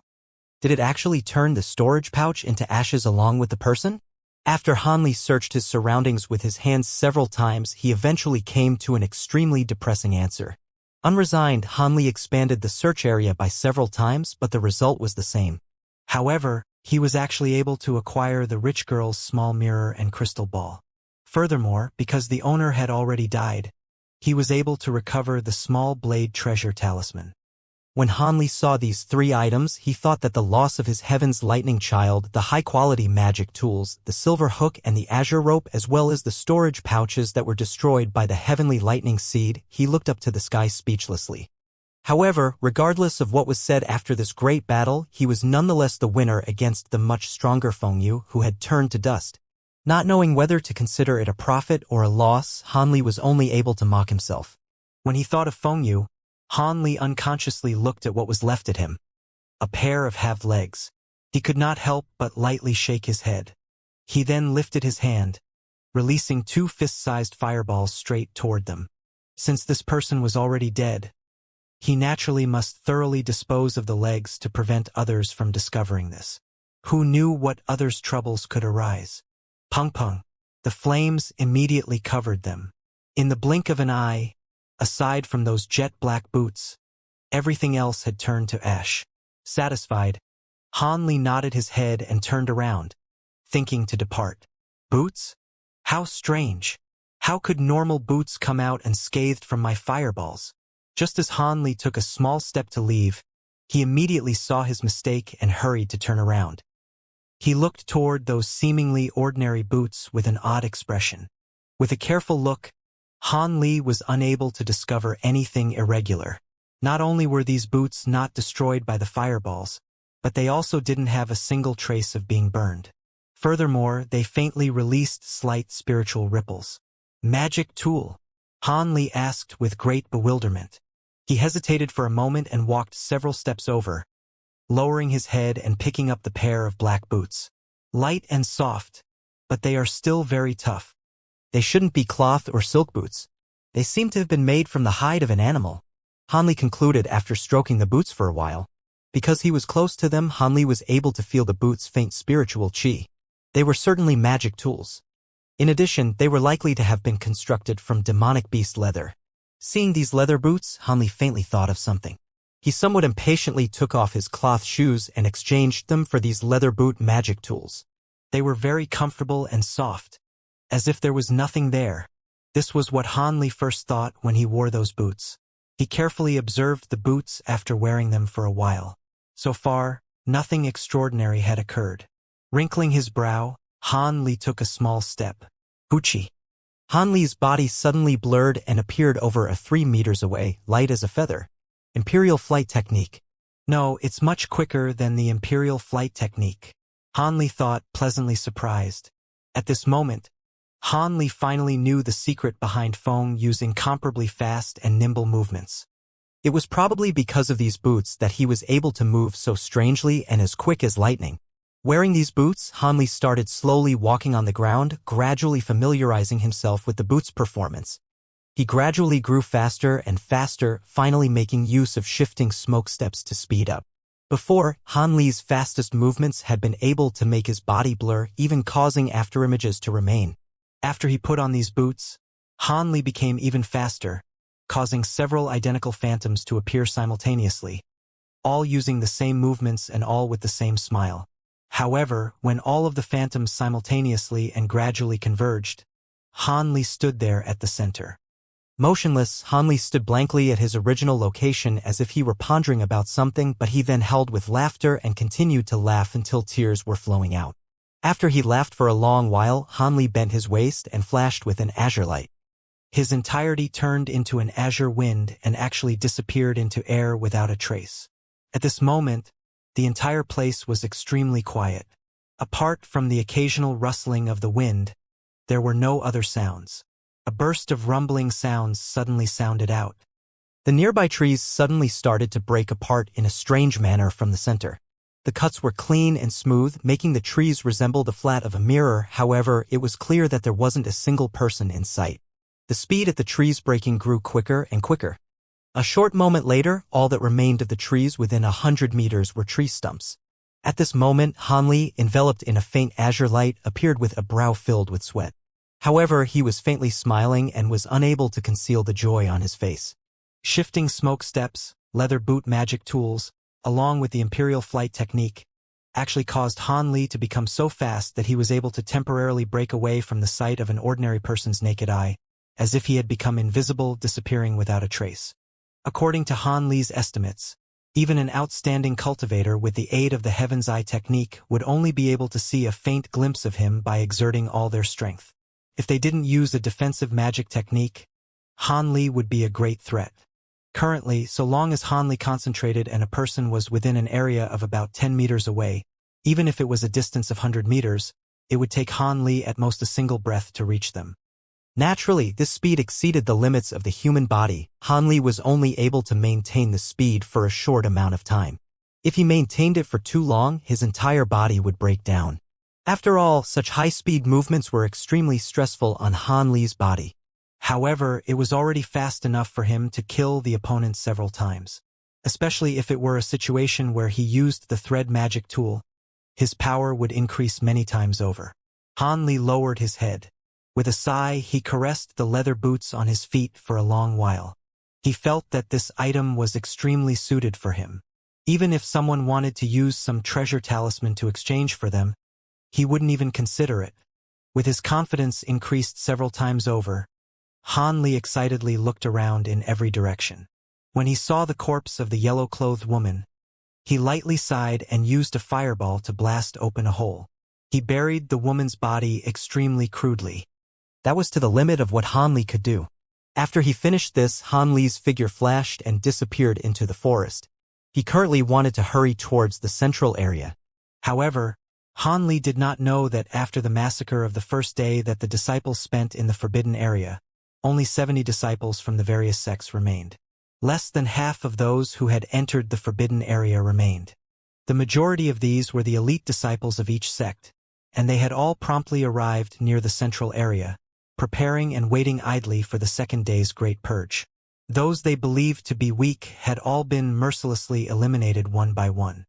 Of course, the rich girl and the heavenly imperial fortress disciple Feng Yu who had been killed by Han Li were among those who had participated in the slaughter. However, they were now dead, naturally disappearing without a trace. To the west side of the central area, precious medicines herbs grew in the ravines. 3 cultivators were battling fiercely with a 3-eyed flame wolf. A middle-aged man wearing the robes of the giant sword sect controlled a huge azure sword which blocked most of the flame wolf's attacks. At the same time, a yellow-robed old man and a young man wearing a gray Taoist robe provided supporting attacks from the sides. In a short time, the disciple from the giant sword sect went all out and beheaded the wolf's body in one fluid swing, getting hit by a huge fireball in the process. Then he sheathed his giant sword and began to laugh while looking into the sky. Brother Meng's magic power really is very profound, capable of killing this three-eyed flame wolf in one slash.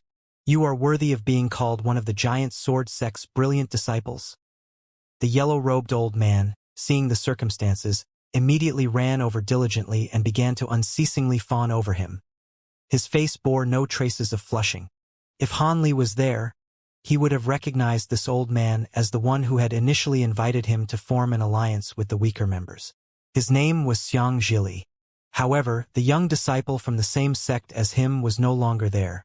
It seemed that when they were being transported, he had strayed off. If it wasn't for Brother Xiang and Taoist priest Li's assistance from the sides, success would not have been so easy. The middle-aged man who wore a black robe and held his sword was actually very modest. Brother Meng, there's no need to be courteous. You were able to get rid of this kind of demonic beast, so you deserve all the credit. There's no room for debate. The other young Taoist priest, although young in age, spoke neither overbearing nor in a servile way. He was clearly an experienced individual. Hearing what was spoken, a trace of a smile appeared on the black-clothed, middle-aged man's face, but he immediately spoke a few more modest sentences. Speaking of which, the other people who are still fighting really are silly. If they knew that the three of us could actually work together to defeat these demonic beasts and collect medicinal ingredients despite being from different sects, it's possible that they would be so shocked their jaws would fall off. The black-clothed man spoke, suddenly changing the subject. Of course, this all came about because of Brother Xiang. If it wasn't for Brother Xiang making everything thoroughly clear, perhaps Brother Meng and I would probably still be fighting to the death. The Taoist priest nodded his head as he spoke. You praise me too highly. You are both extremely smart people. All I did was speak the truth. Nobody needs to waste their lives trying to retrieve items that could never end up in the hands of people like us. How great is it that everyone ignores the precious medicinal ingredients outside of the central area because they're too busy killing each other? In addition, if we all work together, dealing with these demonic beasts is a piece of cake. Xianxia giggled happily, glibly and repeatedly declining politely. Hearing this, the other two people began another frenzied round of flattery. Okay, we should quickly move and pick the fire dragon grass. Everybody gets an equally large portion. It was the black-clothed man who first ran out of patience and spoke. His voice revealed a hint of urgency, and after saying this, he began to walk towards a few clumps of red grass behind the body of the flame wolf. Hearing this, Xianxia and the Taoist priest smiled at each other with hidden meanings in their eyes. Then they walked towards him, their mouths full of words of agreement. The two of them hadn't realized, however, that the black-clothed man with his back facing towards them suddenly revealed a trace of a cloudy and strict expression. However, it quickly disappeared. South of the central area, in a small area covered with yellow sand, a male and a female disciple from the masked moon sect were using ice awls to continuously puncture the desert ground as if they were looking for something. However, after half a day, they still had not obtained anything. This slut, where exactly did she hide? After finding her, I will definitely claw out her eyes. The female disciple appeared to be incredibly enchanting, as beautiful as a flower, but as soon as she opened her mouth, she became sinister and vicious to the extreme. If men heard her speaking in this way, they would shiver. Junior Marshal Sister, let's just let it go. The time that the sect arranged is about to pass. If we don't leave now, we'll be late, the male disciple weakly said. It seemed as if he was very scared of this Junior Marshal Sister. Humph! It's the fault of a worthless piece of trash like you. You couldn't even keep track of a 10th layer cultivator girl. She actually slipped away from right underneath our noses. If this spreads, people will make laughingstocks out of me and my sister, the masked moon sect's twin beauties. But words were just words in the end. The female disciple glanced at the brightness of the sky and did not dare to continue to search. She didn't want to interfere with the major plans of her sect. Even if her status was special and she had a strong backer, they were all relatively unimportant. On the other hand, she was also unwilling to leave this place with her tail between her legs. After hesitating many times, she gritted her teeth and pulled out a blue talisman. Looking at this talisman, she laughed evilly and abruptly tossed the talisman behind her. Then, She quickly ran out from that area until she was a few tens of zhang far away before stopping and turning around to watch from there. Seeing this, the male disciple complained incessantly under his breath, but he quickly followed after her, not daring to slight her. At this time, the talisman became a huge black cloud, roughly the size of 10 zhang. The sky above the area was completely covered up by the cloud, and the nearby temperature abruptly dropped, becoming incomparably cold. In no time, countless massive ice alls began to fall from the black cloud at an increasing speed, and in a very short amount of time the entire area was densely packed with ice alls stuck into the ground. It was as densely packed, as dense as the needles on a cactus. In the time it took to boil a pot of tea, the black cloud slowly dissipated. At this time, the entire desert sparkled like crystal. The female disciple opened her eyes wide, sweeping across the entire desert, which was virtually impossible to stand on. However, she didn't see even a trace of anything peculiar. Her face viciously fell, and she unhappily shouted at the male disciple. She resentfully took the lead and left the area. Her so-called cultivation partner naturally followed closely behind her. The masked moon sect woman who had just left didn't notice that in a corner of the ice-all-covered desert, a trace amount of red liquid had seeped out. Unfortunately, its color was too light, and so it escaped the notice of that female disciple. After half of a quarter of an hour, when the dark red had begun to spread, a spherical small bubble suddenly emerged from the yellow sand, becoming increasingly large and increasingly noticeable. In the end, the sand bubble exploded in a raging torrent, and a green-robed female tumbled out of it. A long, slender all stuck into her shoulder. Fresh blood flowed from the wound, covering half of her body already. Her hand was tightly gripping a yellow handkerchief. Radiance flickered on its surface as if it were not a common item. The woman slowly crawled to her feet. When she looked at the wound on her shoulder, her sleek eyebrows tightly knitted. She raised her other hand and lightly grabbed the latter half of the ice-all. Then, gritting her teeth, she pulled out the ice-all. The woman delicately groaned in pain, and tears leaked out of her graceful eyes. Fresh blood poured out from the site of the wound. However, she couldn't afford to wipe away the tears on her face. She didn't dare delay. After a brief flurry of movement, she retrieved a flowery porcelain bottle from her storage pouch. She dumped out some yellow medicinal powder onto her wound, and the blood immediately stopped gushing from her wound. After finishing, the green-robed woman sat down on the desert sand and hugged her knees, unmoving. After a brief moment of time, she suddenly buried her head in her hands and began to cry. However, because she was scared of drawing the attention of other people, this woman kept her crying volume to a minimum. After the time it took to eat a meal had passed, this female disciple from Spirit Beast Mountain finally stopped weeping. She raised her head. Gazing at the uninhabited desert, she couldn't help but shiver. She bit her lip and then struggled to stand up. After vacillating for a long time, she finally determined her direction and staggered towards the central area. The woman's pretty and pleasant face still had some tear stains on it, but at the same time she wore a stubborn and resolute expression that didn't seem to match her appearance. This woman was the one who had sold Hanli the golden sincerity brush.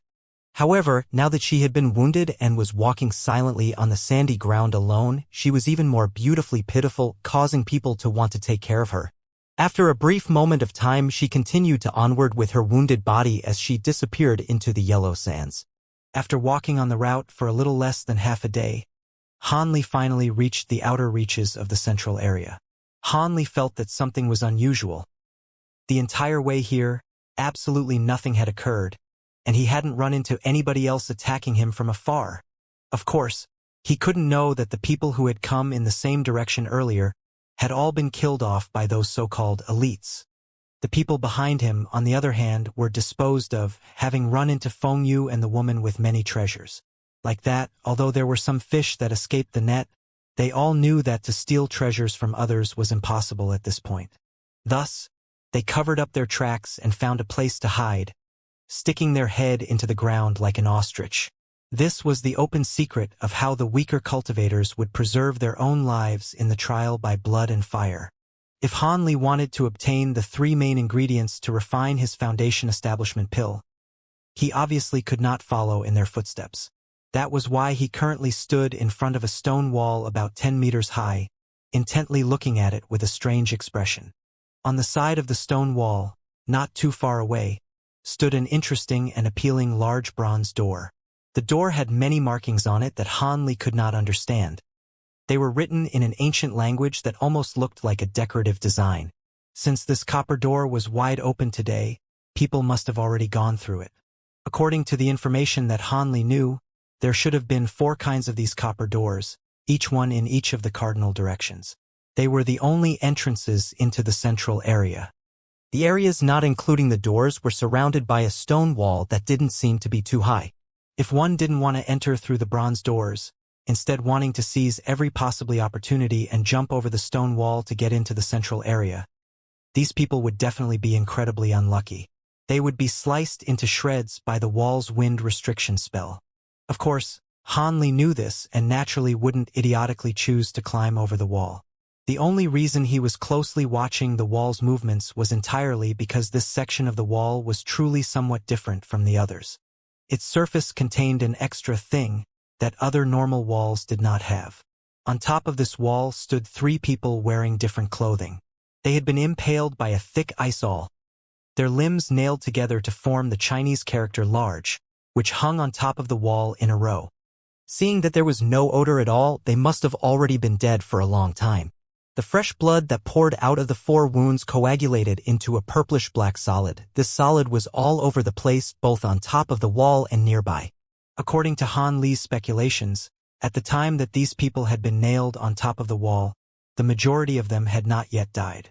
However, they had later tragically died on the wall due to blood loss. There were no clues or trails left next to the 3 corpses, but if one thought about it carefully, anyone could realize that these people were killed to make an example of. The goal was to scare away people arriving later from entering through this door. Han Li very carefully inspected the painful expressions of the 3 corpses, then licked his somewhat dry lips and walked expressionlessly towards the copper door. It was as if the miserable fates of those 3 people had not affected him that much. In reality, however, Han Li knew his own feelings quite well. The previous scene had really left him apprehensive. It was apparent from the way those 3 people died that their killer most likely was someone whose heart was twisted. If he were to fall into that person's hands, he would be a bit more fortunate if he hurried to kill himself. However, Han Li had already come here. Naturally, he wouldn't flee from here simply because of a little fear. Today, in front of him were the true extreme dangers. He would have to summon up his own courage and barge in this time. Like this, Han Li walked through the door, carrying a stomach full of uneasiness. However, he maintained his composure on the surface, as leisurely if he were strolling around in his home's backyard.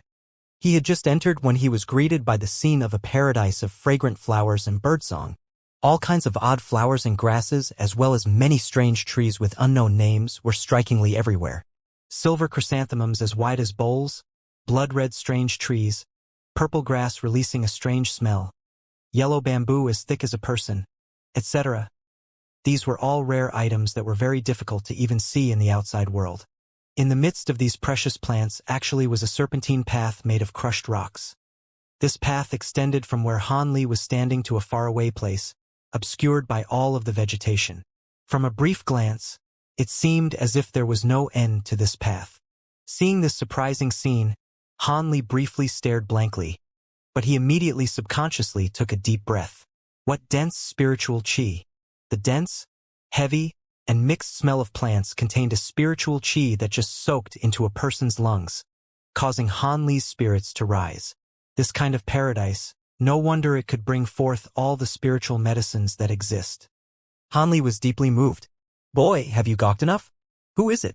Sounding like a broken gong, a noise suddenly came over, causing Han Li's heart to shiver with fear. He couldn't help but cry out. Hee hee. Since you've seen it already, you can die in peace. This person completely ignored Han Li's inquiry, instead talking out to himself out loud. At the same time, 2 green shadows slyly streaked out from a flower patch on the side, silently charging towards Han Li's back. Although his back was facing these green shadows, they were not concealed from Han Li's spiritual sense, who was already on guard. His expression grew grim. His upper body had not moved at all, but his body had already automatically shifted laterally a few feet, causing these two green streaks to pass by him both in front and behind him. In the middle of the chaos, Han Li glanced at the green shadows. They were straight, thin, and long like chopsticks, and their entire bodies were green and had some faint black characters on them. Their appearances were truly somewhat strange. However, in the chaos, Han Li had no time to look closely at them. Even though he had easily neutralized the opponent's attack, his expression was still solemn, and he didn't dare to be careless. The miserable appearance of the three people outside the door was still vivid in his mind. He did not want to end up with a fate similar to theirs. Thus, the cloudy-faced Han Li's eyes began sweeping in all directions, flickering without stopping, in order to find the hiding enemies. However, at this time a strange whistle suddenly came out of that person's mouth. Hearing it would make one's heart extremely uncomfortable. When Han Li heard it, he briefly froze. Just as he was trying to figure out what the opponent's intentions were, his facial color changed drastically and he flew backwards at an almost inconceivable rate. This time, Han Li flew at least 10 meters away before stopping. What caused Han Li to move in such a manner had actually been those green streaks that had only narrowly missed him. Because they weren't very far in front of Han Li, they suddenly began to twist around, at the same time unfolding a pair of pale green, translucent wings. They were actually two flying snakes with wings. When they had attacked Han Li, their bodies were always stretched tightly, causing Han Li to mistakenly believe that they were inanimate objects. With a gentle flap of their wings, their bodies rapidly turned around 180 degrees as quickly as lightning. In fact, they were not slower than Han Li, who had used the shifting smoke steps. How could this not make Han Li incredibly cautious? These two flying snakes reared their heads, and for small green eyes released an ice-cold chilliness. They were baring their fangs at Han Li, about to take another attacking stance against him. Boy, you run pretty quickly. But even if you were quicker, could you be quicker than these two jungle mountain flying snakes? It would be better if you obediently allowed my lovely snakes to bite you once and you would feel no more pain. The person with the rough throat was somewhat astonished by Han Li's movement speed, but he clearly had more faith in his flying snakes. Which was why he mockingly said what was spoken above. Rubbish! Han Li cursed in his heart, but he didn't actually speak those words out loud. It wasn't because of fear of the opponent that he didn't speak, but rather those two strange snakes had already become two streaks of green, charging forwards in a blur. Halfway there, they suddenly split into two and wordlessly agreed to slash out in arcs, flanking from both his left and his right. Seeing this, Han Li naturally could not afford to talk back apart from quietly cursing in his heart for a few moments. His body nevertheless could not be much slower than the green streaks as he shot backwards.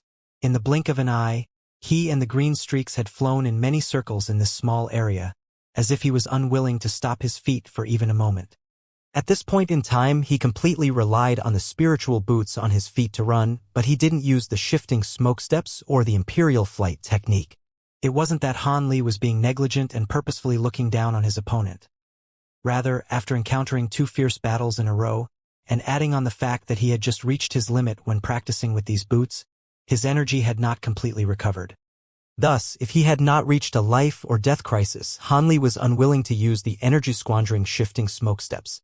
As for the imperial flight technique, it was the same principle.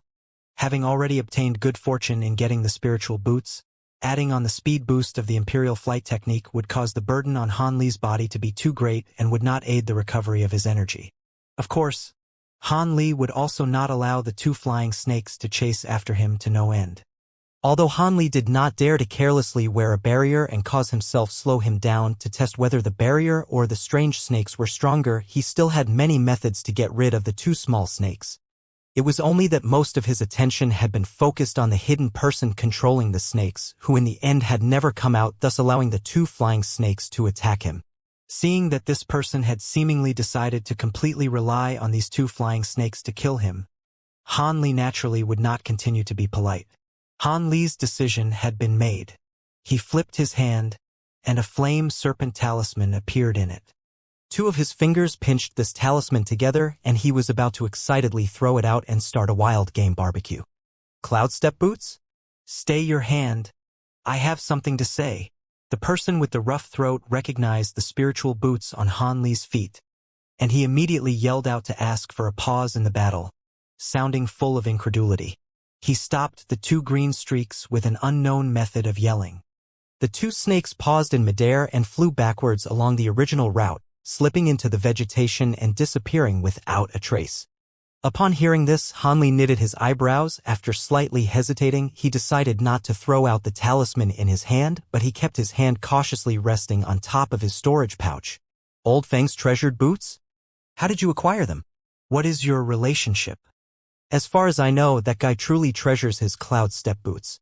He absolutely wouldn't lend them to others.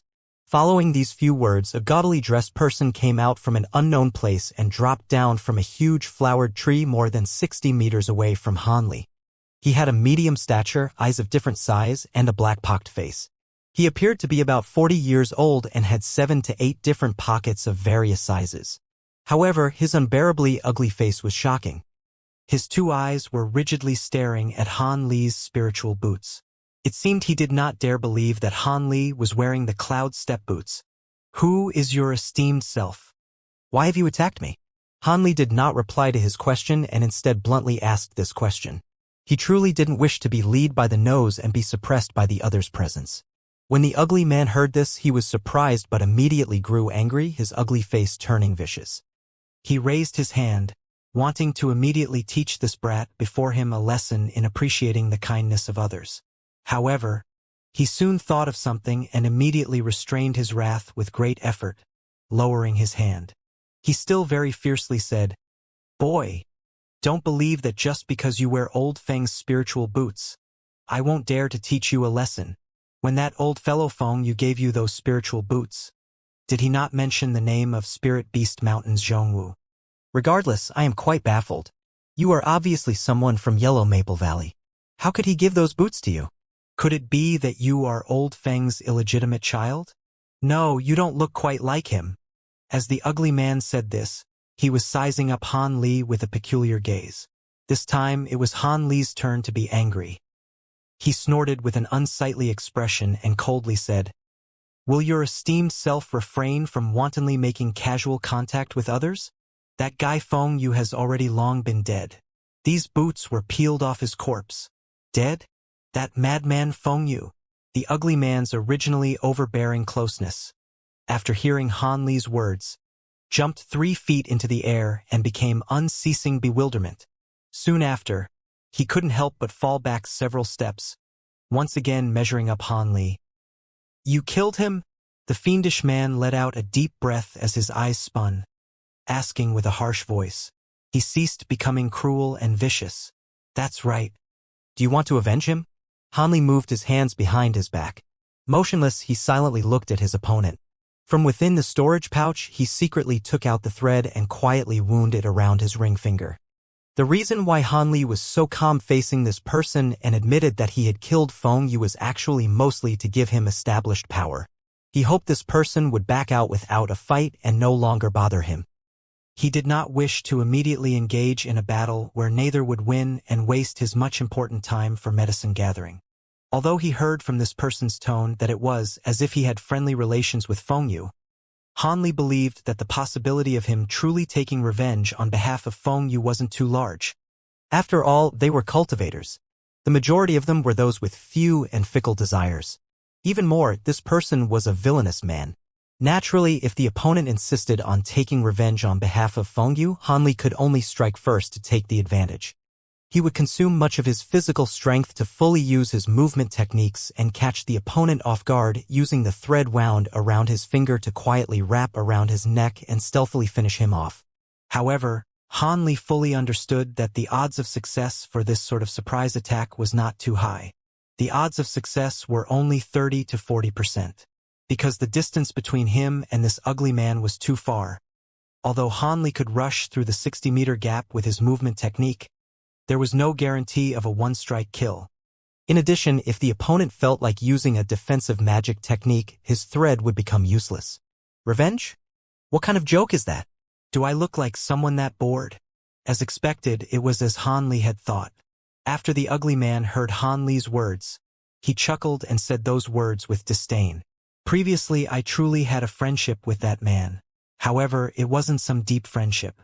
Since this person is already dead, There is naturally no longer a friendship, the ugly man shamelessly said. Although his words clearly revealed his position, he wasn't embarrassed in the slightest. Han Li remained silent. Although he did not relax his guard, he slightly relaxed his heart. It seemed he would need to fight a heavy battle immediately after entering the central area. But young brother, you are truly formidable and fierce. You were actually able to deal with that guy Fengyu, especially with his top-grade magic tools, Ziz. Some of those magic tools are truly hard to come by. The ugly man stroked his nose and became far more affectionate toward Han Li, changing the way he addressed him. However, after he asked this, it seemed as if he indistinctly fell back several steps, greatly increasing the distance between them. Having seen this scene, Han Li couldn't help but bitterly smile to himself. According to Han Li's estimations, if they were to immediately have a falling out and fight, the odds of success just declined, making success unlikely. If this expert was as cunning and experienced as Han Li expected, he wouldn't be easy to deal with. Furthermore, he guessed that the opponent most likely believed that he obtained all of Feng Yu's magic treasures. As a result, he faintly showed off the appearance of being afraid of retaliation. After he became aware of this, Han Li smiled but did not speak. Since he didn't say whether he obtained the magic tools, he didn't need to say it, causing this evil man further annoyance and a greater fear of retaliation. That masterpiece on the wall in front of the gate, is that your esteemed self's doing? Han Li faintly asked, thinking of the scene in front of the gate. Nonsense. That was the work of that demon from the saber transformation doc Han Tianya. I definitely wouldn't have done such a pointless thing. It was a great pity of such blood and flesh that was wasted. It would have been better if I fed it to my little ones. I heard the flesh of cultivators are a great supplement for them. As Han Li listened, he couldn't help but faintly smile. However, when the ugly man said those words, he took out a large pouch from behind his back and threw out a bloody chunk of flesh, causing Han Li's smile to become forced. There were even faint signs of his expression breaking. The evil man peeked at Han Li's current expression and couldn't help but secretly reveal his intentions. In the end, this yellow Maple Valley disciple was far too young and far too soft. With just a few of his words, he caused his mind to become restless. If a true battle broke out, this definitely would have been a significant mistake. However, for this person to be able to kill that Feng Yu, he could truly be cause for surprise. But how could he see or think that such an extremely common appearance could truly be such a ferocious character? It could be said that with this guy's young age and meager magic power, even if he had several good magic tools, he wouldn't be able to beat Feng Yu's yellow parasol and his great quantity of top-quality magic tools equivalent to the cloud step boots. Still, that guy Feng Yu nonetheless fell underneath this boy's hand. This matter was truly a bit strange, but he did wear the cloud step boots. This was undeniable. Could it be he really didn't kill him but was able to acquire them from some other fortunate occurrence? Zhongwu pondered about this, but he was still confused. He was unable to accurately judge Han Li's true strength. This caused him to take the initiative to test this with his own hands. If he tried to kill him but couldn't, naturally such a clever man as himself wouldn't take such a dangerous action. After the ugly man remained puzzled and gave much deliberation, he took out his cloth pouch and blinked his uneven eyes several times. With a face full of smiles, he said to Han Li, "Oh wait, I still haven't asked. What is young brother's surname? Do you think you could tell me?" Yellow Maple Valley's Han Li. This wasn't something worth concealing. Han Li calmly replied with an improved complexion. So it turned out to be Brother Han. I previously hadn't heard of young brother's great name. Surely your distinguished self is one of Yellow Maple Valley's new and rising stars? How much does Brother Han understand about the central area? Zhongwu appeared very cordial, as if he were speaking to a friend he hadn't seen for many years. I don't know much, but Brother Zhong is many years my senior. He surely must know much more than Han Li. Han Li did not know what the other party was planning, but he grew greatly vigilant. Hee. Brother Han, if you were to trust this one named Zhong, wouldn't it be better for us to exchange our information on the central area? How about it? This is something that would benefit the both of us. After Zhongwu hesitated for a moment, he eventually spoke his true intentions with a soft voice. After Han Li heard this, He was startled and inwardly contemplated this. Although it was strictly stated in the rules that exchanging his sect's information without the approval of sect elders was not allowed, in reality, it was an act that disciples did much of. Thus, after a short moment, he wore a smile and said, "Sure, after we exchange resources, we will each greatly benefit." Haha, that's great. I knew it, Brother Han isn't some overly careful person. Come. We'll put our information into jade slips and then exchange them with each other. Zhongwu's face full of pockmarks of all sizes was glowing with excitement as he continuously rubbed his hands. It seemed he was greatly expectant of Han Li's information. When Han Li saw this, he greatly sneered several times. However, his external appearance was naturally in complete agreement. To create a copy of information was a very effortless task. After the time it took to make a cup of tea, they finished making their copies and threw the jade slips to each other. When they each had the jade slips in hand, they both roughly examined the contents. After they confirmed it seemed to be information of the central area, they both looked at each other with a smile containing an ulterior motive. Within this small amount of time, it was naturally impossible to forge false information. However, when the copies were made, some crucial information would be overlooked. This was naturally mutually understood. After this event, Zhongwu and Han Li seemed to all of a sudden become much closer. Zhongwu actually told Han Li a few remarkable stories from the world of cultivators. Seeing these two laugh and talk so closely, it was truly hard to believe that not long ago they had been nearly irreconcilable adversaries. It seemed these two were experts in knowing when to retreat.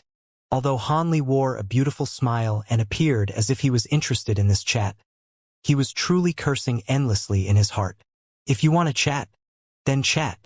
Why would you continue to maintain such a long distance? So long as he advanced a step, the other party would take 2 steps back with a hearty smile.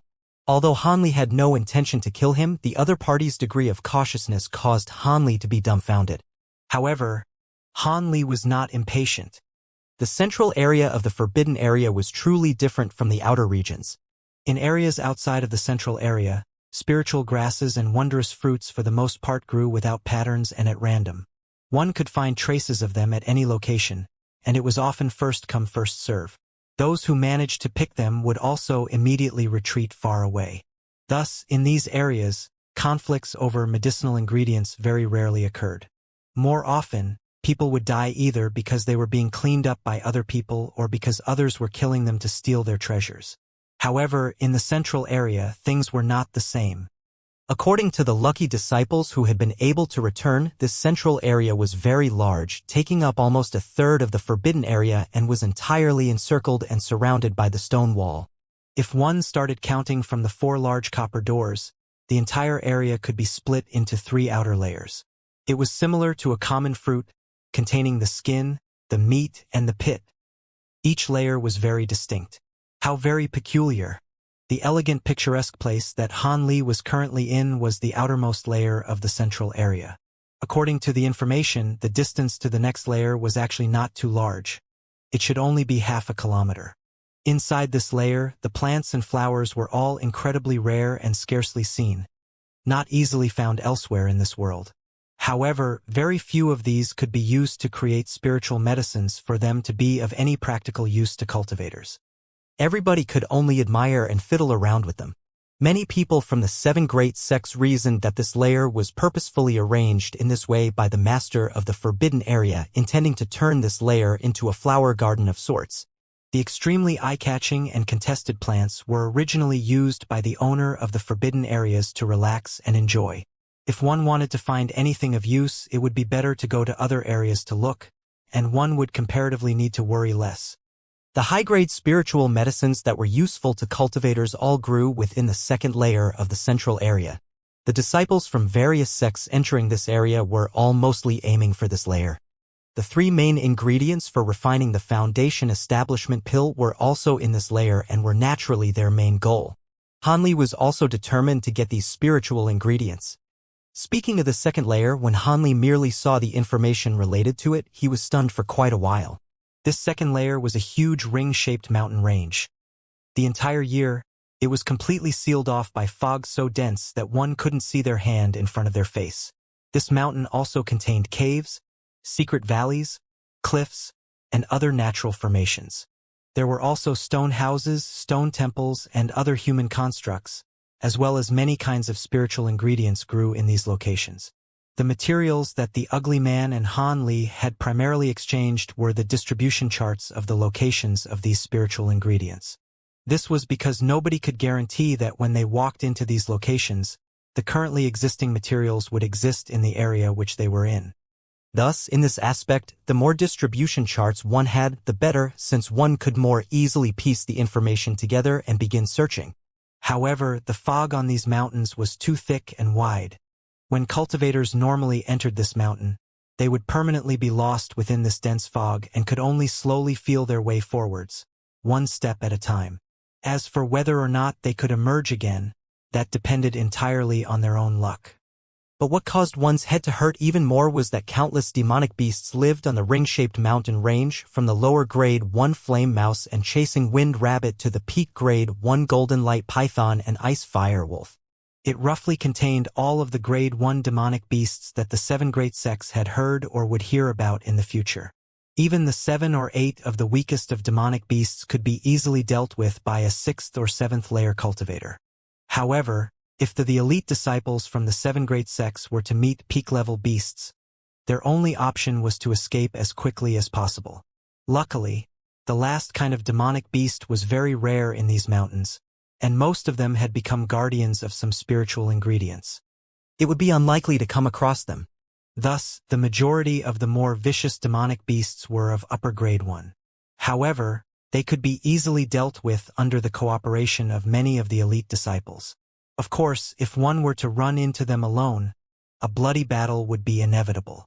Regardless of whether it was the dense fog on top of the mountain or the demonic beasts that occupied the mountain, if they were to encounter one of these alone, these proud and arrogant elite disciples might reluctantly try to take a risk and enter to pick spiritual ingredients. However, if 2 of them encountered each other, they would have no choice but to look at each other in dismay. Going up and down the mountain under these circumstances was definitely a one-way trip. Thus, the first few groups of disciples that had ever entered the forbidden area only picked some normal spiritual ingredients outside the central area before considering it done. They had never entered the ring-shaped mountains before. However, a few excursions later, a cultivator from the Masked Moon sect had racked his brains and defined a magic treasure called Precious Moon Sun Pearl. This object actually could not attack enemies or protect oneself. Its only use was to emit a strange light that could pierce through many kinds of dense fog or poisonous miasma. It was specially created for use in the forbidden area. As expected, the Masked Moon sect disciples that obtained this treasure were able to shine very brightly in the next opening of the forbidden area, with their backs faced against the other sects, and after getting rid of most of the dense fog, they began to reap the rewards of the ring-shaped mountains. Relying on that time's harvest, they produced large quantities of Foundation Establishment pills. Then, they broadly recruited other disciples, and their sect's strength increased greatly. From then on, the Masked Moon sect was established as the State of Yu's top cultivator sect. However, as the saying goes, there wasn't a wall in this world that didn't let wind through. News of the Masked Moon sect's use of the Precious Moon Sun Pearl to harvest a great amount of spiritual ingredients still spread. Not long after, the other 6 sects came looking for them, unwilling to let them keep their profit to themselves. The Masked Moon sect, unwilling to anger everyone yet also unwilling to give up their precious pearl like this, finally gave it up after bargaining with the other 6 sections. Ever since, this became the common item of the 7 great sects. The 7 great sects would take turns wielding this treasure. After every trip to the forbidden area, the sect holding the precious pearl would have to hand it over to another sect for preservation. However, regardless of which sect controlled the precious pearl, as soon as they entered into the forbidden area, disciples of that sect would have to, under the supervision of disciples from other sects, use this treasure at a certain time period according to a rule that was set beforehand. One could not purposefully hasten or delay the dispelling of the fog. This way, all of the disciples that had reached the central area on time could enter the ring-shaped mountain range at the same time to pick spiritual ingredients. This method appeared incredibly fair. This kind of agreement made it seem as if the Masked Moon sect had suffered heavy losses since they had no choice but to give up their dream of claiming the spiritual ingredients in the forbidden area for themselves. However, the Masked Moon sect had been able to avoid the destruction of their entire sect, leaving them the opportunity to gradually increase their strength. As of current, the Masked Moon sect was the most outstanding one of the 7 great sects, and its strength could be said to be bottomless. If the various sects did not join together, it would be impossible to defeat them. This was also the reason why Han Li was not impatient and couldn't calmly lie to the ugly man. This time, the 7 great sects had already arranged the time for the clearing of the dense fog before entering. It would be on the morning of the 3rd day. Earlier, Han Li had no time to rest and was rushing towards the central area precisely because he was afraid that he would have been stopped by somebody, thus preventing him from entering the mountain when it was time. Now, since he had already entered the central area, there was no need to be anxious anymore. If he were to rush to the 2nd layer now, he would only be there to stare at the dense fog. As for the 3rd layer within the center of the forbidden area, it was even more mysterious. As long as one stood at the peak of the ring-shaped mountains, anyone could clearly see that within the vast area contained by the 2nd layer, there was a huge, soaring pagoda roughly 300 meters tall erected in the central area.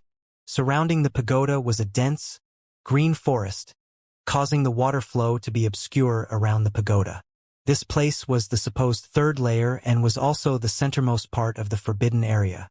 When the elders from the 7 great sects heard the descriptions given by their own disciples, they immediately knew that it was the dwelling of the owner of the forbidden area.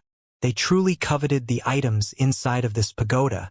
However, at the border between the 2nd and 3rd level, there was a strong restrictive barrier with an unknown name still operating. A layer that stopped all of the disciples who tried to barge their way in through it.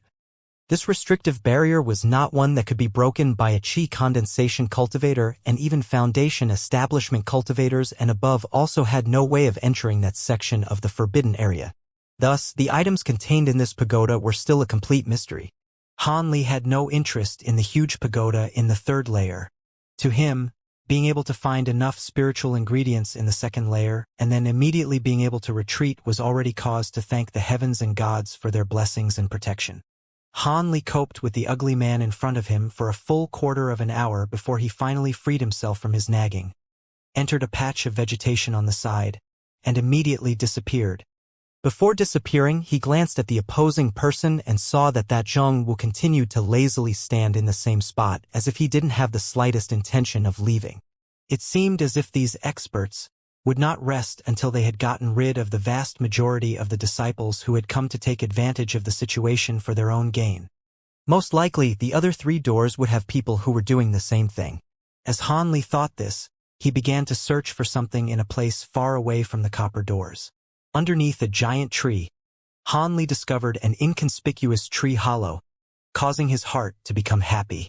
After slipping in headfirst, he prepared some small protective measures at the opening of the hole, and without thinking about anything else, he proceeded to fall into a deep sleep.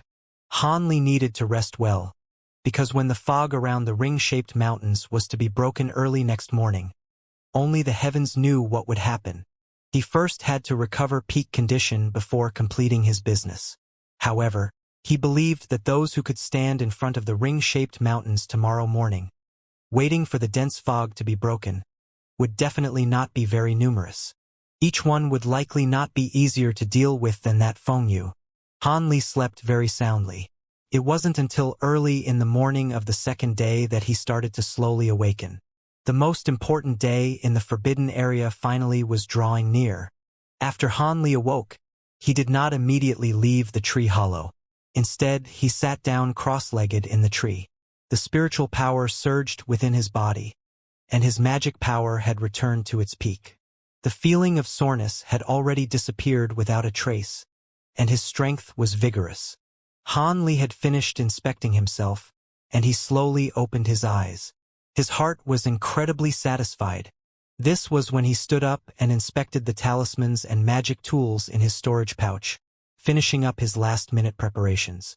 Han Li preciously did not have the time to carefully look through the few storage pouches he previously took from the fully bearded man and his associate. Now he would naturally search through them once to see if there were any usable magic tools.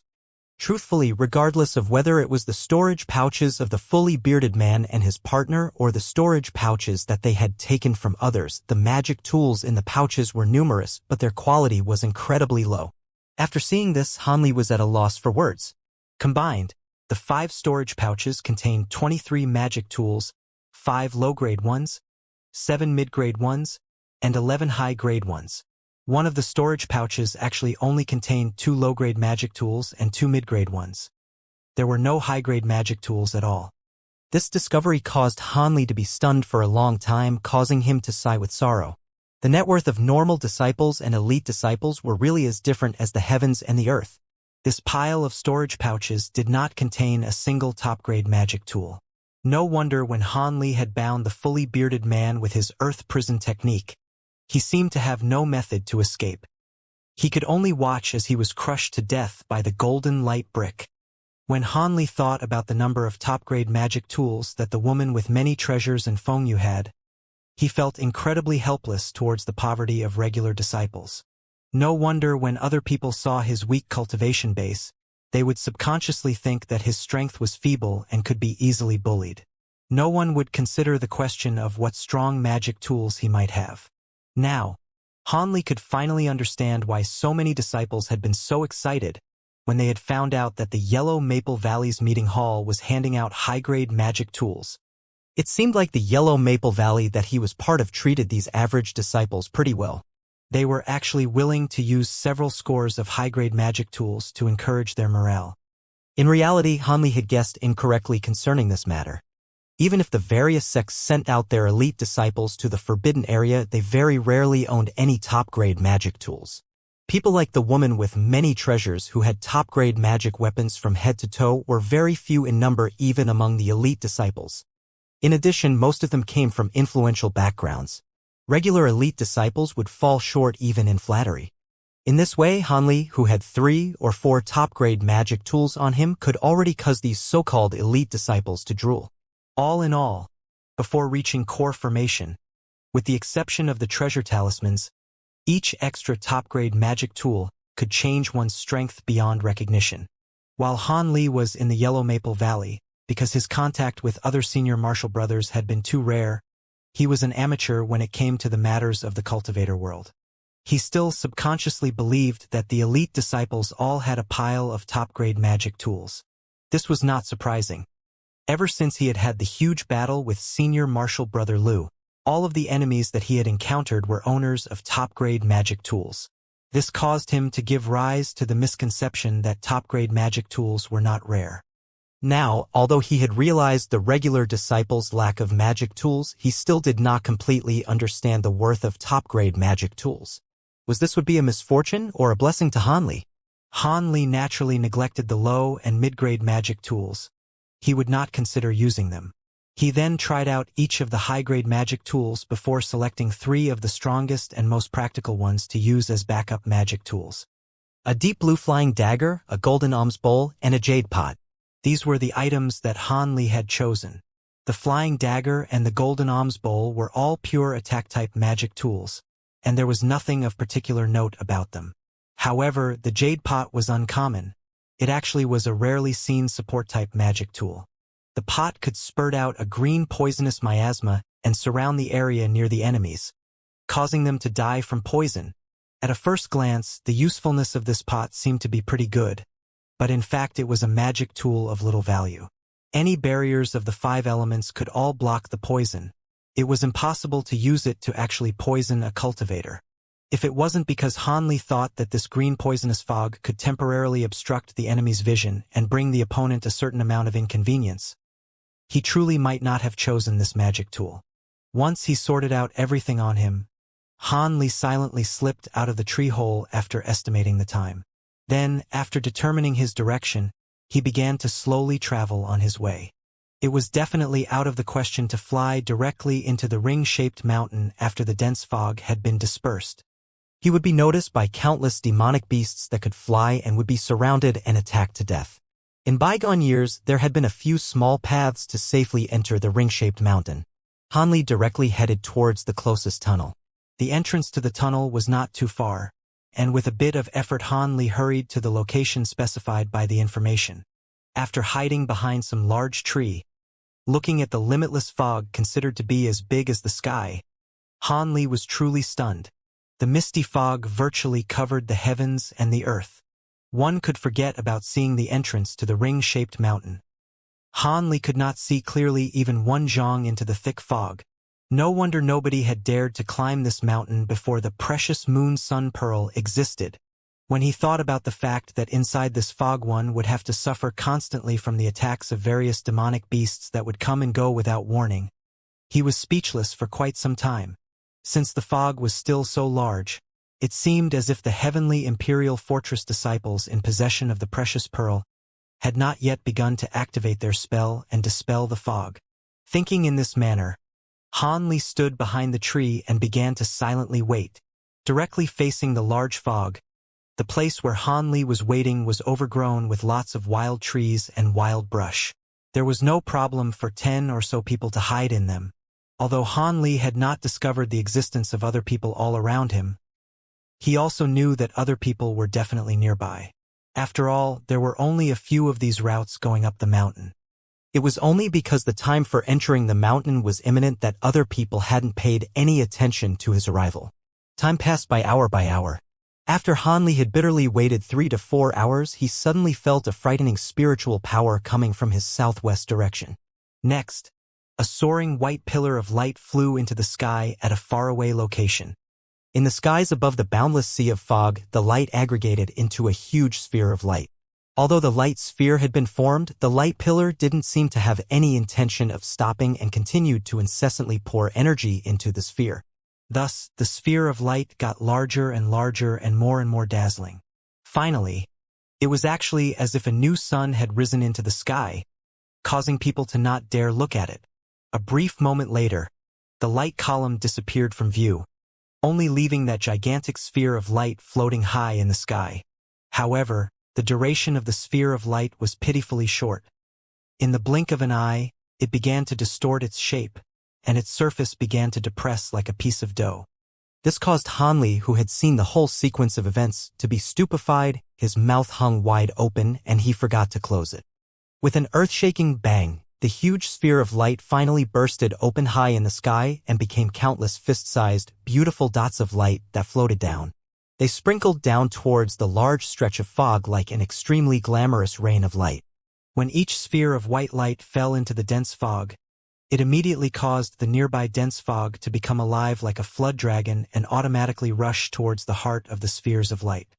However, the thick fog was immediately dissolved upon contact with the spheres of light, but the spheres of light also dimmed significantly. When more of the spheres of light came into contact with the large fog, the entire area of dense fog changed like a frightening landslide or a tsunami, and all of the mist was incessantly boiling and roiling. It was just as if a huge demonic beast was resisting being bound and was in the last throes of its resistance. Both of Han Li's eyes stared unblinkingly at everything that had happened. It was the first time in his entire life that he had ever witnessed the true strength of an incredible magic treasure. In the aftermath of his shock, the depths of his heart were filled with feelings of envy and desire. After the struggle between the fog and the sphere of light, the fog finally began to slowly thin out. The silhouette of the dangerous and tall ring-shaped mountain appeared before Han Li and others for the first time. How tall? This was the admiring exclamation of all those who had clearly seen the ring-shaped mountains, and Han Li was no exception as one of these people. The ring-shaped mountains before him was truly frighteningly tall. Looking up, the mountains appeared to reach a height of 3 kilometers. It was soaring through the clouds, so the peak was not visible. Strange eye-catching cliffs and rocks were abundant on the mountain's exterior.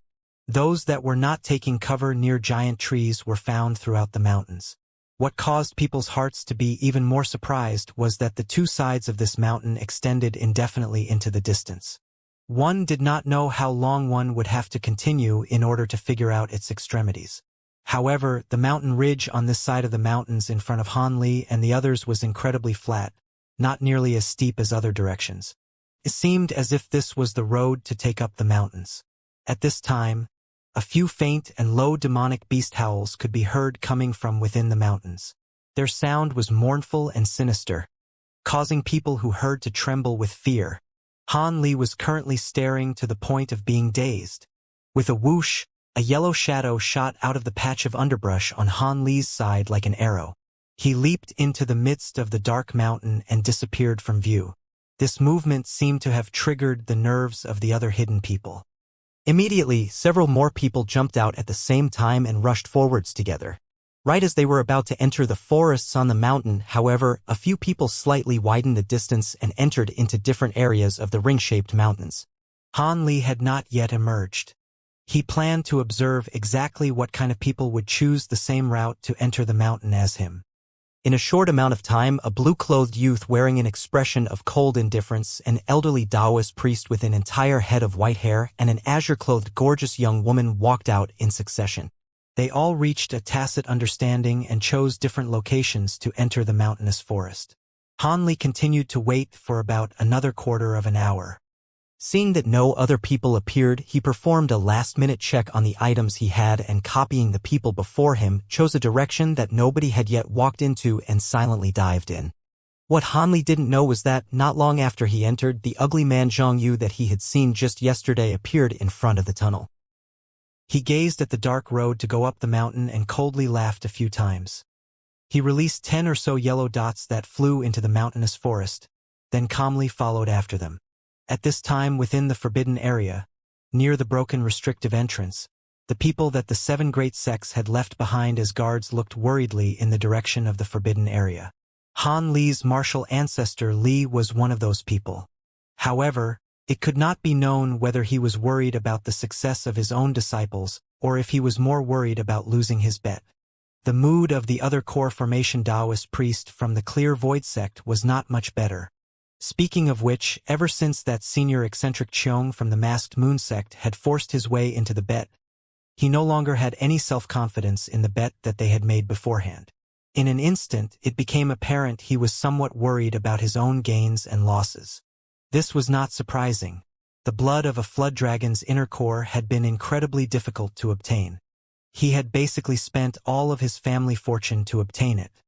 If he lost it so easily to someone else, even if his attained mental state had been higher, perhaps he would be unable to sleep for a number of years in a row because of heartache.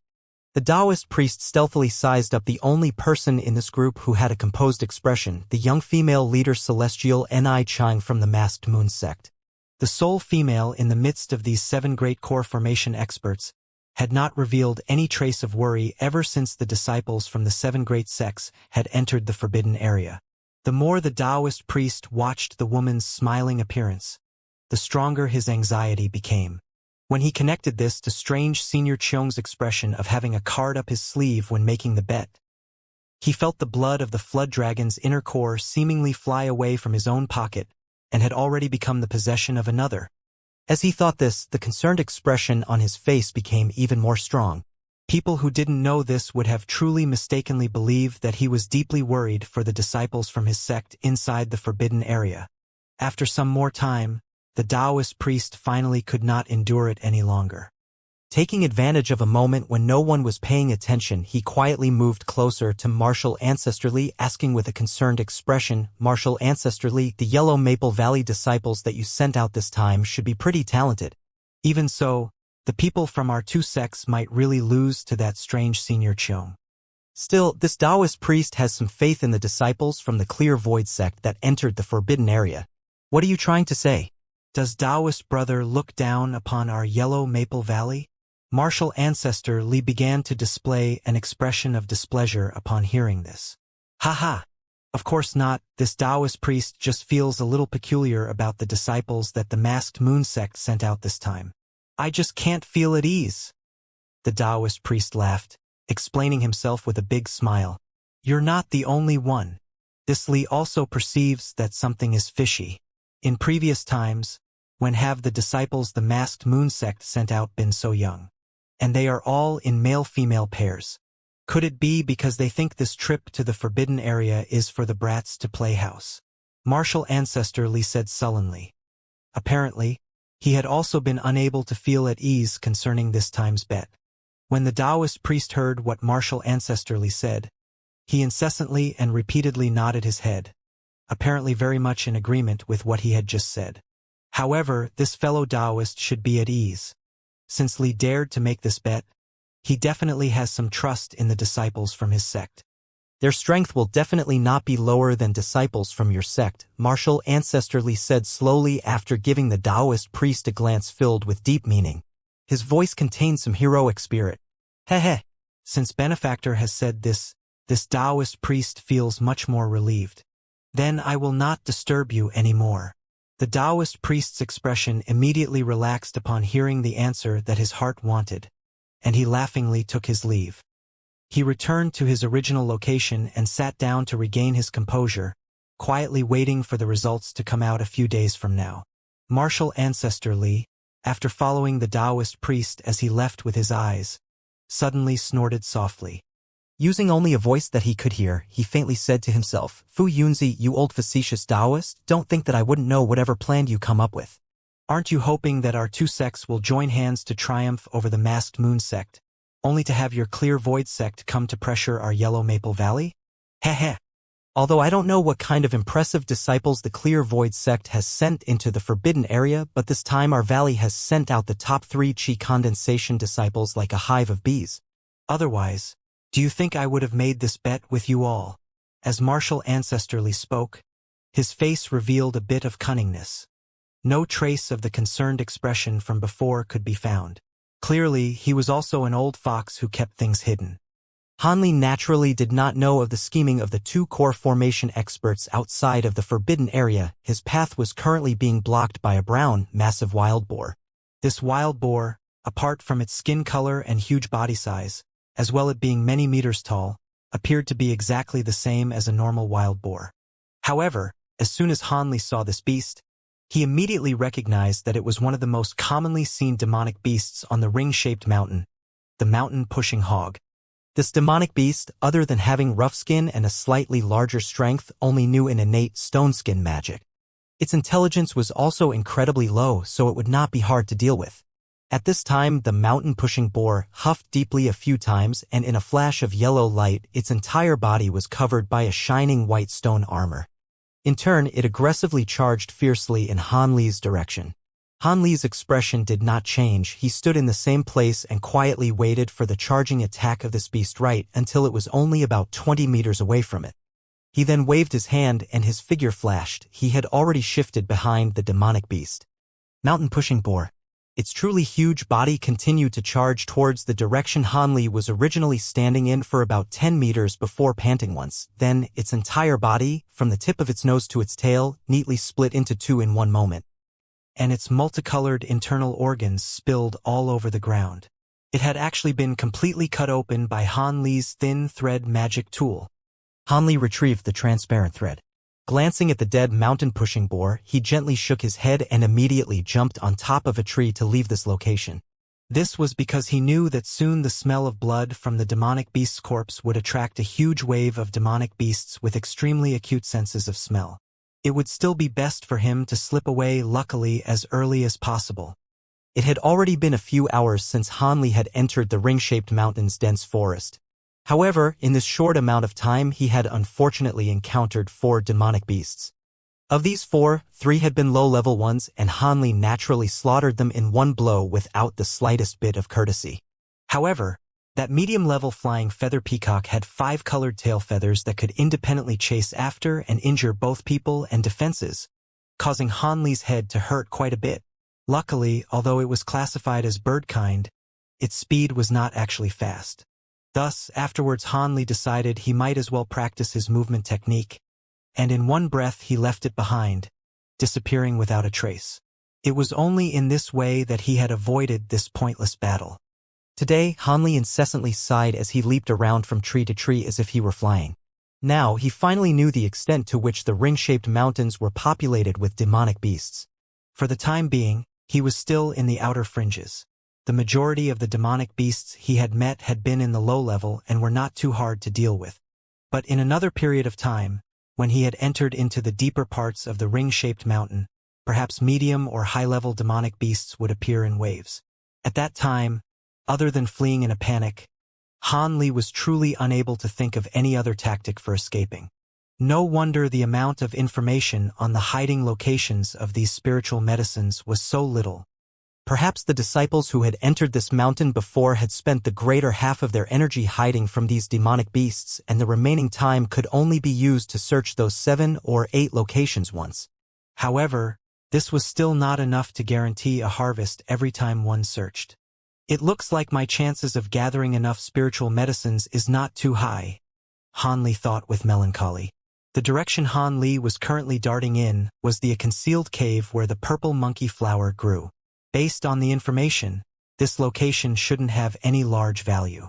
Because this cave had been harvested once only in the past 100 or more years, the only things inside should be some seedlings close to becoming ripe. There was no way to use them to concoct pills. A seedling? When Han Li thought of this, he couldn't help but lightly smile for a moment.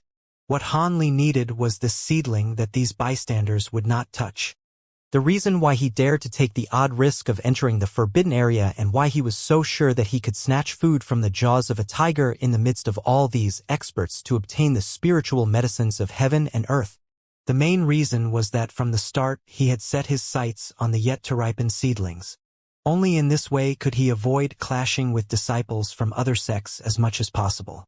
Then he would be able to run to a few more locations and gather some more items that were useless in other people's eyes. When he took these spiritual medicine seedlings back with him, he could use the green liquid from the mysterious small bottle to hasten their growth.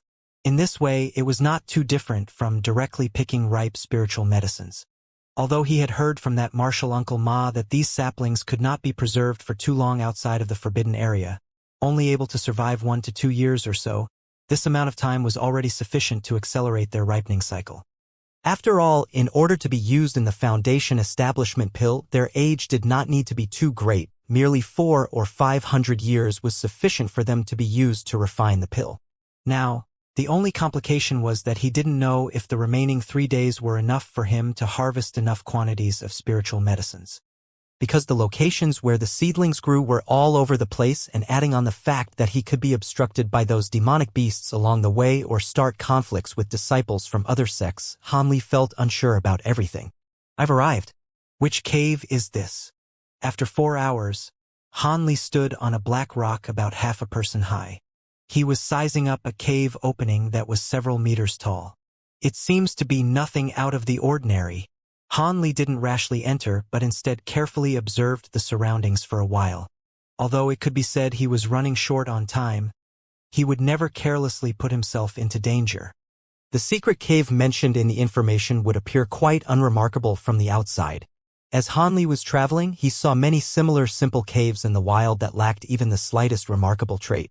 He also didn't know how the original founders were able to discover this cave. This caused Han Li to admire them even more. After the time it took to make a cup of tea, Han Li was convinced that there weren't any demonic beasts or anybody laying in ambush nearby and carefully walked toward the cave. The cave was completely natural and consisted of a light azure mountain stone. There were no traces of artificial digging within. Han Li came to this conclusion after he looked at the cave walls as he walked toward the cave.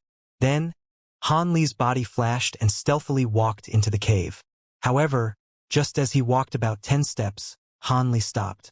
This was because after he turned 2 corners, his surroundings had already become pitch dark.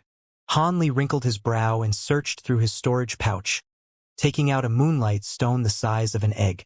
After he took it out, a soft white light clearly illuminated the vicinity. When Han Li saw this, he could not help but shake his head. His original intention was to silently tread deeper into the depths of the cave and see whether or not there was a demonic beast guarding within. If there was one, Han Li would stealthily give it a lethal strike and save his effort. However, with the appearance of the moonlight stone, he became a clear target. How could he mount a sneak attack now? Han Li lightly held the shining moonlight stone in his hand. After a moment of hesitation, he used his other hand to slap on an earth attribute defensive barrier. Then he crouched and continued on with light steps. As the cave's interior was not spacious like the wilds, his fast movement technique was certain to meet restrictions. With a layer of protection on his body, he was much more at ease. Although his speed was greatly reduced, he obviously couldn't choose to have both speed and protection. Han Li clearly understood this and therefore had no complaints about it. This cave was very long and narrow. After Han Li walked for no less than a quarter hour, he saw no sign of reaching the end. This caused his heart to feel apprehension, and he could not help but doubt that he had found the wrong location and instead found a nest of top-grade demonic beasts. Fortunately, after walking several tens of meters, Han Li's worry had disappeared once he looked to the corner on his left. That was because at the left corner there were many faint white lights illuminating his sight. When Han Li saw this, his heart was filled with joy. He quickly put away his moonlight stone and quietly walked through. Since this place already had lights located at the corners, it seemed he would be able to continue on with his original plan. Stealthily, Han Li slowly peeked the corner and what he saw caused him joy. But soon after, he was inwardly grumbling. In front of him was truly the end of the cave. Furthermore, it was a large natural stone hall. Not only were there many shining, glittering stalactites, but near the interior there was a small purple stone wall with 3 to 4 small light azure flowers growing on it. These small flowers were about an inch large. Their several petals were all bafflingly curled in the same direction, unexpectedly creating a unique appearance. From a distance it looked as if they were several small monkeys smiling at something comical. This truly caused one to be greatly startled. There is no question. These are definitely the purple monkey flowers. Although the color of its petals and stem were azure, it was because they aren't mature yet. After Han Li saw these flowers, he immediately thought this with a pleasant surprise. However, when he turned his gaze toward the ground below the azure stone wall, Han Li's expression immediately grew bitter. There was actually a giant centipede about 3 meters long lying on its stomach. It had shiny pitch-black spikes on its shell, antennas about a meter long, and a terrifying sinister appearance. Without moving, Han Li became greatly frightened. Although he had yet to kill any poisonous insect demonic beasts, he had long heard of their terrible reputation. According to others, poisonous insect demonic beasts were far more troublesome than bird or beast-type demonic beasts. Furthermore, the majority of them had extremely powerful poison, often causing people to die immediately upon contact. That was why, if it wasn't required, it was no wonder people avoided provoking this kind of demonic beasts as much as possible. Since the centipede was this large, at the very least it should be a medium-level demonic beast. Being high-level also wouldn't be out of the question. As such, how could Han Li not take in a cold breath and grimace? Now, he had to provoke it, as this centipede was guarding the purple monkey flowers. If he did not take care of this large poisonous insect, to think of picking the spiritual medicines off the wall was pure idiocy. Han Li held his breath and slowly withdrew his head. His movements were extremely careful to avoid waking up the huge centipede that seemed asleep. He leaned against the stone wall, and with wrinkled eyebrows, he lowered his head, pondering how he should deal with this demonic beast. By relying on the might of his top-grade magic tools, attacking rashly wouldn't be out of the question. By just using the golden light brick treasure talisman, he would be able to flatten the demonic beast in one slam. However, that action would consume quite a bit of magic power and he would be unable to maintain his peak condition. The road back was still quite long. He was certain that he would be facing more and more dangers, and because he had to rush against time, he could not spend half a day to travel back, meditate, and replenish his magic power. After a long period of deep thought, Han Li had a moment of brilliance and thought of a good plan. Before he made a move, he first cautiously stretched his neck to take a look at the centipede. When he saw that it was sitting there motionlessly, he calmed down. He then faintly smiled and disappeared into the darkness of the path. Not long after, Han Li then returned, beaming with happiness. The protective barrier he wore could no longer be seen. Furthermore, he did not continue moving stealthily but rather turned the corner with a swagger, walking into the large hall where the giant centipede laid. With Han Li's loud movements, how could the giant centipede not notice? If it hadn't, a better name for it would have been stupid beast instead of demonic beast. When it saw Han Li, the several meter-long centipede immediately grew vigilant and raised its head. It continuously waved 2 coarse long antennas that released strange and extremely frightening hissing noises. When Han Li saw this, he did not say anything and merely raised his hand. Several small fireballs flew toward it at extreme speeds and struck the beast's head, producing a series of explosions. After the blaze faded away, Han Li clearly saw the demonic beast's head remain a shiny jet black after being struck by the fireballs, and it actually hadn't left the slightest mark, leaving Han Li speechless. It seemed that what others had told him wasn't wrong. This poisonous insect demonic beast was truly troublesome. Although the huge centipede did not receive any injuries, it was thoroughly infuriated by Han Li's recent provocation.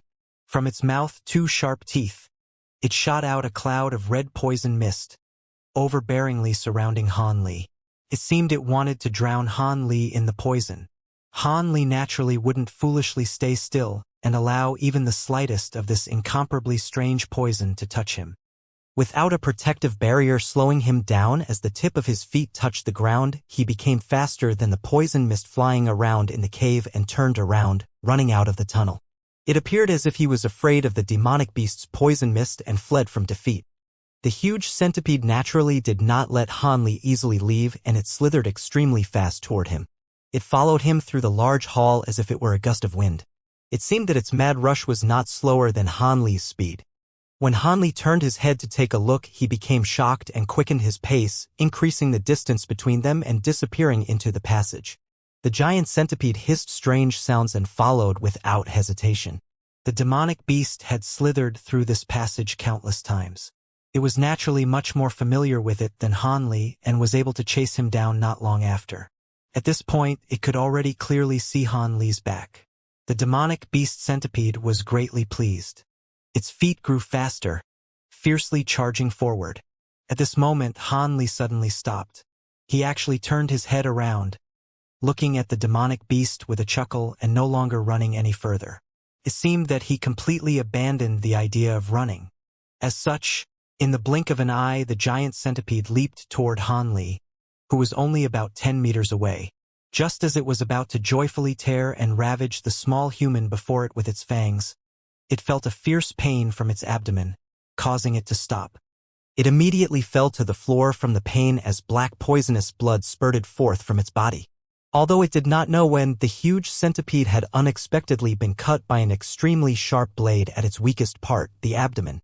Without knowing, it was neatly cut open and actually received a large wound. With such a mortal wound, it was no wonder the centipede was suffering this much. Standing to the side, Han Li naturally wouldn't let go of this opportunity to beat it while it was down. He raised his hand and released a sphere of golden light and a sparkling blue wind blade toward the centipede's 2 antennas. With a bang, the 2 high-grade magic tools merely made 2 small open cracks in the antennas before being crisply bounced aside, causing Han Li to be temporarily stunned. So hard, they could almost compare to the quality of a mid-grade magic tool. Han Li secretly cried out that he was lucky. If it wasn't for him using some small tactics, dealing with this huge centipede would really waste a lot of time. Han Li, seeing that the flying dagger and the golden alms bowl weren't very effective, easily retrieved them. Although this bug had already received a mortal wound, its vitality was too vigorous, and it continued to incessantly roll around. It seemed like it would not die in a short amount of time. Thus, he knitted his eyebrows and displayed his movement technique. With a burst of speed, he flashed over the demonic beast's head and showed no interest in whether the beast lived or died. Directly following the tunnel passageway, he returned to the stone room. Within the stone room, the few purple monkey flower seedlings were still waiting there safe and sound, causing Han Li's heart to be filled with joy. He took out a jade box about as large as a bundle of branches from his storage pouch and placed it on the ground before using his flying dagger to carefully cut out the entire small purple rock along with the purple monkey flower. Then he leveled the flying dagger and used it to carry the rock back to his hand. It was placed inside of the jade box and sealed off carefully. When all of the spiritual medicines had been completely individually harvested by Han Li, it wasn't until they were all stored that he took a long, relaxed breath. His state of mind had greatly calmed down. He stretched lazily, then carelessly swept over the stone room again to confirm that he hadn't overlooked anything in this place before calmly walking out. When Han Li walked past the place where the giant centipede had received heavy damage, that demonic beast was already lying still on the ground. It was completely dead, and the huge pool of black, poisonous blood from its body caused this section of the cave to be pervaded by a strange smell that made people want to throw up. When Han Li smelled it, he felt somewhat dizzy and lightheaded. Han Li startled, knowing that this was the effect of the poisonous nature of the blood diffusing into the air. So he quickly consumed some pure spirit powder, causing the uncomfortable feeling to abate. He walked about 20 meters away from the corpse of the centipede and stopped.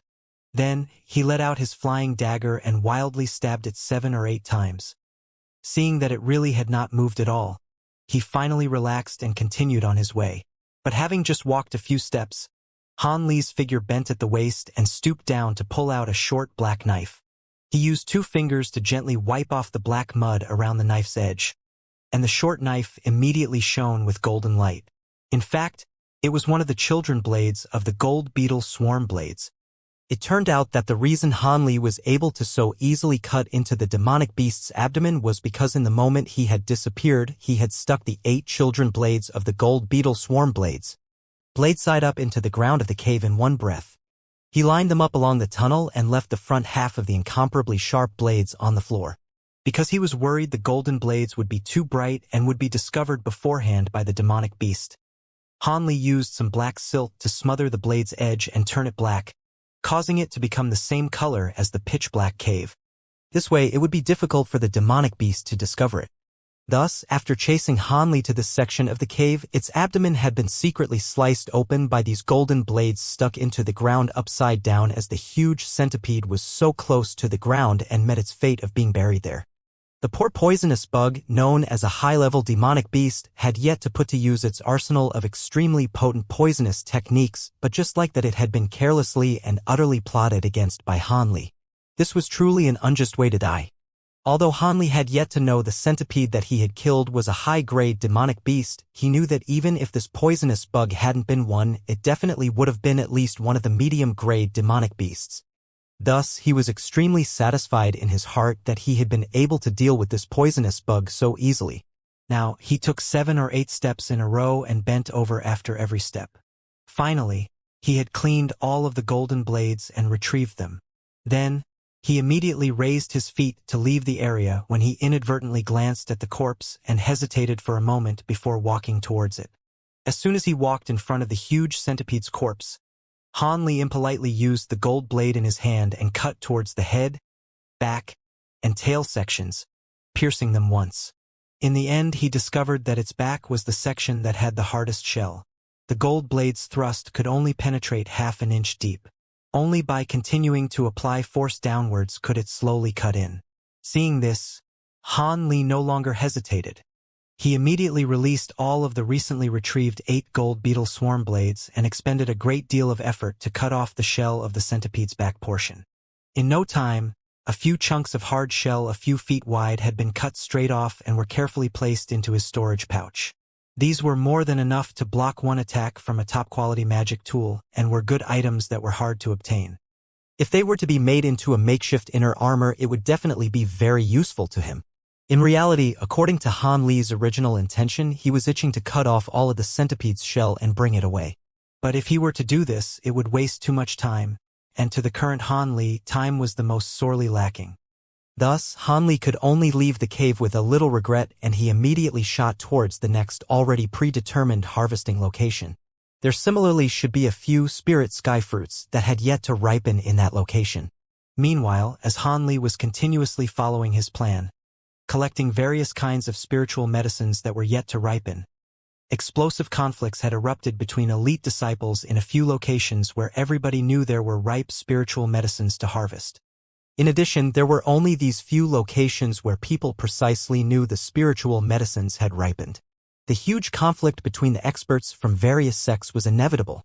Within a quiet valley southwest of Han Li, 3 people who were currently caught in a deadlock, each of them unwilling to back down over 2 purple monkey flowers, a plant that Han Li had just obtained. Only, these 2 purple monkey flowers were not a pale azure color, but rather a glamorous purple, and they released a thick smell of rare perfume. In addition, in front of these 2 strange purple flowers was a strange deer growing fire-red antlers from its head. Its body had been split into 2 and lay in a pool of blood. Evidently, it died a long time ago.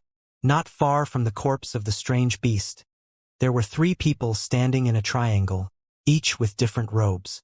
However, none of them made a move, as if they were very afraid of the other 2. What exactly are the intentions of you two? This flaming antler deer was killed by me, so the spiritual medicines should also belong to me. Finally, one person opened his mouth with an expression full of rage. The speaker was a roughly 20-year-old youth wearing a blue robe. His appearance was very handsome, and his figure was slender. One of his hands held an azure-colored flying cross, and the other held a yellow pearl. The two objects dazzled with spiritual light. With one glance, one could tell that they were exceptional magic tools. No wonder that person was able to kill that seemingly abnormal high-level demonic beasts on his own. Taoist brother, I didn't expect that we would meet again today. We both truly have a predestined fate. This time, the one who spoke was an ordinary elderly man wearing an azure robe and leaning on a walking stick. He seemingly appeared to be quite amiable, but he in fact did not even acknowledge the youth's inquiry, instead beginning to converse with the other middle-aged Taoist priest. Yes, I also had not thought that I would run into Master Li again today, said the Taoist priest with a calm expression. He carried a plain and long sword in its sheath and similarly did not even glance at the youth. The youth from the heavenly imperial fortress flew into a rage. His own talent was not normal. His family background was highly regarded, and his figure was elegant and handsome. He had always been other people's focus no matter where he went, but now he was being humiliated in this way by these two fellows. How could he not become infuriated? But before he was even able to open his mouth to say something else, the following sentences from the elder and the Taoist priest immediately caused the color of his face to greatly change, and he began to panic. Let's not bring up the past. Today, this place has two spiritual medicines. It so happens that you and I can split them evenly. How about if each person gets one? The elder did not speak any superfluous words and invited the clear void sect Taoist priest to an alliance in order to split the spiritual medicines. When the middle-aged Taoist heard this, he did not appear to be surprised. Instead, after a brief pause, he nodded his head and complied, "We might as well. Our strength is roughly even if we're to battle each other, 200 injuries would be the result. Let's do it this way." I have no objections. The youth had clearly heard the conversation of the two people in front of him. He was both frightened and angered in his heart. Although he knew his magic tools were extremely powerful, he instinctively felt that he would not be their opponent once they joined hands. However, if he were to just give up the spiritual medicines that he was just about to obtain like that, no matter what he said, he was still unwilling. After a few hurried spins in his brain, the youth suddenly quickly flashed backwards and shot directly towards the two spiritual medicines. He wanted to grab the spiritual medicines and immediately escape far away. You're courting death. The youth had just begun to move when the azure-robed elder's face fell, and threw the walking stick in his hand. It became an azure streak of light that shot towards the youth. The speed of this walking stick, which had become azure light, was simply too quick. It had only flashed a couple of times before arriving in front of the youth, barring his path. The youth was very stunned. What was this magic tool, and why was it so fast? However, since things had already progressed to this point, he didn't give it much thought. He lifted his hand and his azure flying pitchfork went forward to meet the walking stick. However, his figure showed no sign of stopping and he continued to shoot forward. It seemed that he would not give up before he had grabbed the spiritual medicine. Little friend, it is already too late. It would be better for you to leave as quickly as possible. Don't force this Taoist priest to go on a killing spree today.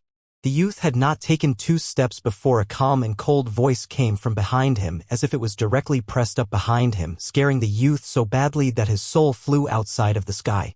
The youth's face became deathly pale and he turned his head around. Sure enough, that Taoist priest was only 3 meters away from him. He was currently looking and laughing at him. The deathly pale youth did not continue to speak. He immediately turned around and shot outside the valley, not daring to even turn his head around for a glance. He knew in his heart that there was a wide gap between his strength and the strength of these other 2 people. Continuing to fight for the spiritual medicines was asking to die. The opponent's willingness to let him escape was already hard to believe. Hee. Taoist brother's spiritual fox steps have become much more powerful than before. It truly has reached perfection. The elder, seeing that the Taoist priest had let the youth escape, felt that it was extremely strange. However, he had not made a move to block him, but rather began to compliment the other person. "It's nothing. It's only a minor accomplishment," the Taoist priest said leisurely as he glanced indifferently at the disappearing back of the youth. Is Master Li somewhat confused as to why this Taoist priest let that person leave? The middle-aged Taoist priest was silent for a moment, then suddenly opened his mouth and spoke. "Hee, I am a little bit. This little boy's magic tools were pretty good. Even I was somewhat tempted when I saw them." The elder actually spoke very frankly, not attempting to conceal his thoughts. "Then Master should get rid of this idea as quickly as possible. This person cannot be killed," the Taoist priest said with a certain amount of caution and knitted his eyebrows. When the azure-robed elder heard this, an expression of doubt briefly flitted across his face, but he did not yet open his mouth to ask anything.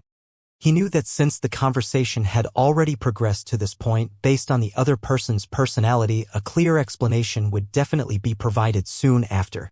As expected, the Taoist priest stiffly continued, "This person has strong connections to heavenly imperial fortresses Ma Yunlong. It's best to avoid rashly provoking him."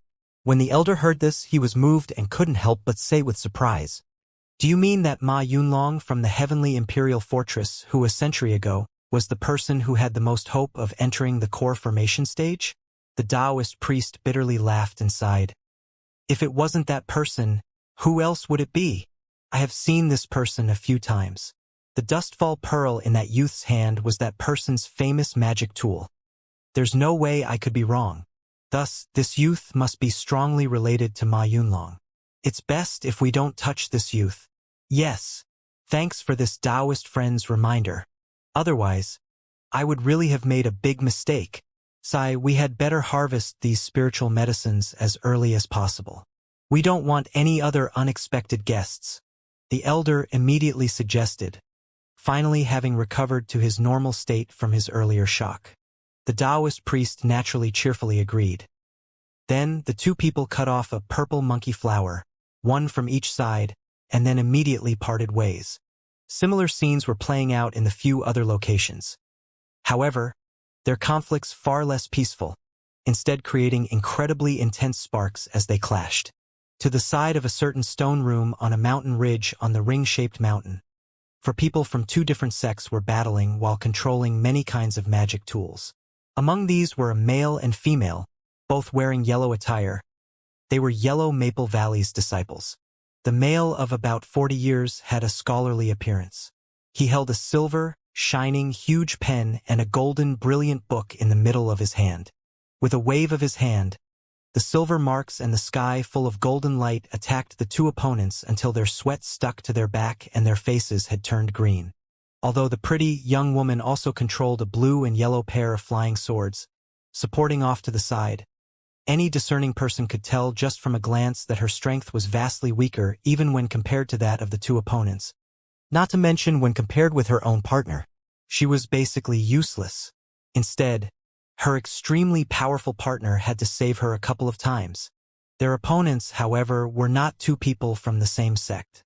One of them wore a green mask of light and controlled a flying snake about as wide as a bowl and a swarm of huge wasps.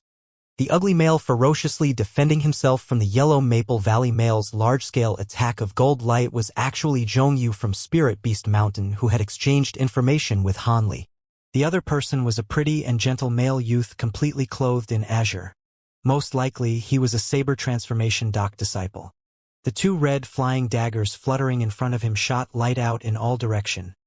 Just from one glance one would know that they were not common magic tools. These magic tools, which were originally attack-type flying daggers, now became two curtains of light about as large as a wagon wheel in front of him, straining to block the silver marks like a sky full of stars against a sparkling silver talisman. "Stay your hand, stop fighting, the two of us surrender." The one surnamed Chun. "Consider yourself vicious. The spiritual grasses within the stone room belong to you." The saber transformation doc youth could no longer endure, and he finally opened his mouth to give in. When the ugly Zhongyu to the side heard this, apart from having a slight expression of unwillingness, it did not actually prevent him from speaking. It could have been considered to be a taciturn understanding of the male youth's words. He returned the flying snake and swarm of wasps back to his side. Hang! How could we let you off so lightly and allow you to surrender as you wish? The weakest female from Yellow Maple Valley said somewhat unwillingly as she lifted up the long hair on her forehead. Earlier, she had been directly ignored, so she had to suppress a stomach full of restlessness. Thus, her tone became very malicious. What are you thinking? Do you still want to kill me? I'm afraid you may not have the skill to. When the saber transformation doc male heard this, he began to screech in aggravation, like he was a girl who had just received a great fright. Thus, the other three people couldn't help but get goosebumps. Of course we won't. My seventh little sister was only speaking out of anger. You two only need to worry about leaving. I will definitely not get in your way. The middle-aged Yellow Maple Valley male said, his eyebrows slightly wrinkled. He immediately glared at the female to prevent her from further speaking ill words, and then spoke to Zhongyu and the others with a peaceful expression. Hee. Brother Chen really is worthy of being called the Chun clan's prince. Your bearing is much different than those of certain girls. Then we will take our leave. The saber transformation doc youth suddenly became peaceful again, and his voice had returned to that of a normal male in an instant, seeming like he was a graceful, handsome prince. The great contrast would cause people to be very flabbergasted. After saying this, the youth and Zhongyu glanced again at that stone room, unwilling to part with it, then left that place with some heartache, disappearing without a trace behind the rocks of the mountain. Big brother, why didn't you kill those two people? All we needed was to exert some more effort and we could have immediately wiped them out. After watching the two of them leave, the pretty female was finally unable to resist turning her head and asking the middle-aged male this. Seventh little sister, I've discovered that ever since that incident you have become somewhat extreme. You want to take other people's lives so easily. But do you know who these two people are? They both come from incredibly well-known and large families. Although they are still very far from our Yan, Chen, and other great clans, one cannot easily look down on them. It's best if we don't rashly start a feud. In addition, even if we really wanted to kill them, we would more than likely not succeed. You should know that although it seemed as if the power of the Golden Book and Silver Pen had pushed those two to an imminent crisis, in reality it was under the premise that they had no intention of running away. If we were really to try to kill them, they aren't idiots. They would obviously immediately flee. By that time, I would not be able to do anything to them even if my Golden Book and Silver Pen were stronger. I would only be suddenly inciting revenge upon my household. The Yellow Maple Valley middle-aged male first used a pampering tone to lightly rebuke the young woman, then explained in great detail the reason why he was unwilling to kill them. This caused the female to suddenly be enlightened. Oh, right, seventh sister. That brat from the Liu clan, after plotting against you, has never revealed himself anywhere else. It seems as if he really was killed by the person who saved you. If it's really so, he can consider himself lucky. Otherwise, I would definitely make him feel as if death is better than living to let him know the fear of daring to scheme against our Chun clan. The person who saved you, however, is worth thinking over. I spent a lot of energy to investigate the disciples from our sect who had been missing for a few days. But in the end, I didn't actually discover anybody who could pose a threat to that brat from the Liu clan. You must know that although that bastard's magic power is not worth mentioning, his Azure Flood Dragon banner is really a pretty good top-grade magic weapon. Since they were able to save you from his grasp, that person must not be too weak. Could he be an outsider cultivator who just happened to pass by? The female's big brother suddenly switched to a tender and caring tone as he spoke to his seventh sister. It turned out that this seventh little sister was actually the junior martial sister Chun, who had become as cold as ice and frost. However, in front of this person who was her older brother, she had evidently recovered a bit of her inherent nature. Thus, when she heard his words, her face immediately blushed and she threw a tantrum. Bah! Why would you bring up that guy? He saved me. So what? I was left all alone in that desolate area. But he actually took my foundation establishment pill and luckily escaped. Most likely, he is also not some good person. Junior martial sister Chen's tone was filled with injustice and hatred. In reality, what caused her to be so ashamed and indignant was not that, but rather it was because as soon as she thought of this person, she would recall that embarrassing night where her head was not clear and her entire body had felt hot and naked. And those two beasts had willfully caressed her entire body from head to toe with their callous hands, as well as the thick male smell from the other person's body were even more engraved in her memory.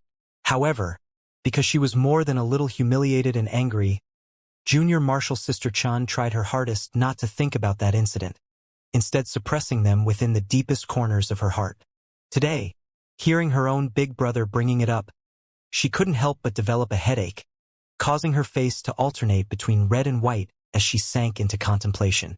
When Junior Marshall Sister Chun absent-mindedly regained consciousness, she discovered her own big brother staring at her with deep meaning, seemingly smiling without smiling.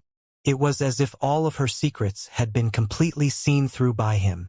This caused her blushing to become even more apparent. Junior Marshall Sister Chin, feeling incredibly bashful, simply stomped her tiny foot and said, "I'm going to go harvest the medicine." Watching the back of his most beloved younger sister, the middle-aged man couldn't help but smile lightly. He had already had a scheme in mind. Then he followed and walked after her. In a certain dense forest, a green-clothed young woman was furiously biting her lips, controlling a small, white statue. She was currently embroiled in a difficult battle with a two-headed strange snake. It seemed as if for a period of time they were neck and neck. Behind the strange snake was a completely fire-red tree. On its branches grew a number of fist-sized red fruits. A line of white-clothed males and females silently walked within a long and narrow underground tunnel. It seemed as if their ranks numbered roughly 15 or 16 people. All of the surviving masked moon sect disciples in the forbidden area were actually all here, and the one at the very front was the fairy-like young woman who had earlier seen Han Li from afar. The white-clothed young woman, although she appeared to be very pure, actually wore a solemn expression at this time, and her entire body was shrouded by an odd silver sheen. This caused her to appear even more mysterious. What surprised people the most was that the white-clothed males and females following her all appeared to be apprehensive. There weren't even any low whispers, and their expressions as they gazed at the young woman's back were that of reverence. The crafty and unruly woman who had appeared in the desert along with her cultivating companion were in their midst. However, no trace of the arrogant expression on her face could be found. She did not dare to even breathe heavily, just like the other people around her. She appeared to be especially lovable and well-behaved. Suddenly, the youthful celestial woman at the lead stopped her steps, and the entire procession behind her naturally stopped as well. A wide opening was not far in front of them, and a deep, green pool appeared. Within the center of the pool were a few reef rocks protruding from the surface of the water. On these rocks grew roughly 10 lingji mushrooms, which shone like jade and were especially conspicuous. "Is it here?"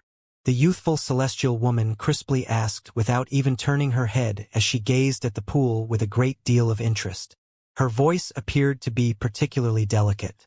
"Yes, Martial Ancestor, the top-level jade crocodile demonic beast is hiding within the pool. The past few times we came to harvest ingredients in the forbidden area, a disciple from our sect was buried within the belly of this beast. However, another person was able to escape and survive. An older woman flashed out of the flock of masked moon sect female disciples and responded while bowing very respectfully to the youthful celestial woman. "Martial Ancestor?" If any of the disciples from the other 6 sects heard this, perhaps they would be so shocked their jaws would dislocate. According to the rules of the cultivating world that determine seniority by strength, this young, fairy-like woman could only be addressed in this way if she were one of the masked moon sect's core formation cultivators, and weren't Foundation establishment cultivators, and above not allowed to enter the forbidden area this time. What was going on? Looking at the appearances of the other masked moon sect's disciples who were not amazed by this at all, it seemed like they had known this secret much earlier. "Okay, got it, you can withdraw." At this time, the youthful celestial woman pompously gave this instruction. Her face revealed a capable expression that did not match with her age. Then, she spoke again to the people behind her. "Prepare yourselves. In a moment, I will lure the jade crocodile out of the water surface, and you will use the yin-yang pulling magic, combined assault secret technique that you have recently learned, attacking together in pairs. Surely, relying on the killing strength that can defeat Foundation establishment disciples in one blow, this hunt is definitely not a problem." Then, We can go to the next top-level demonic beast's hideout and continue to clean out these spiritual medicines that others had previously not dared to harvest. The young woman was not loud, but her words indicated her full self-confidence. When the male and female disciples heard this, no one revealed any doubtful expressions, instead all answering in agreement. This youthful celestial woman then turned around and opened her purple-red lips. A thumb-sized pink ring slowly spurted out from her mouth. Next, a wind rose.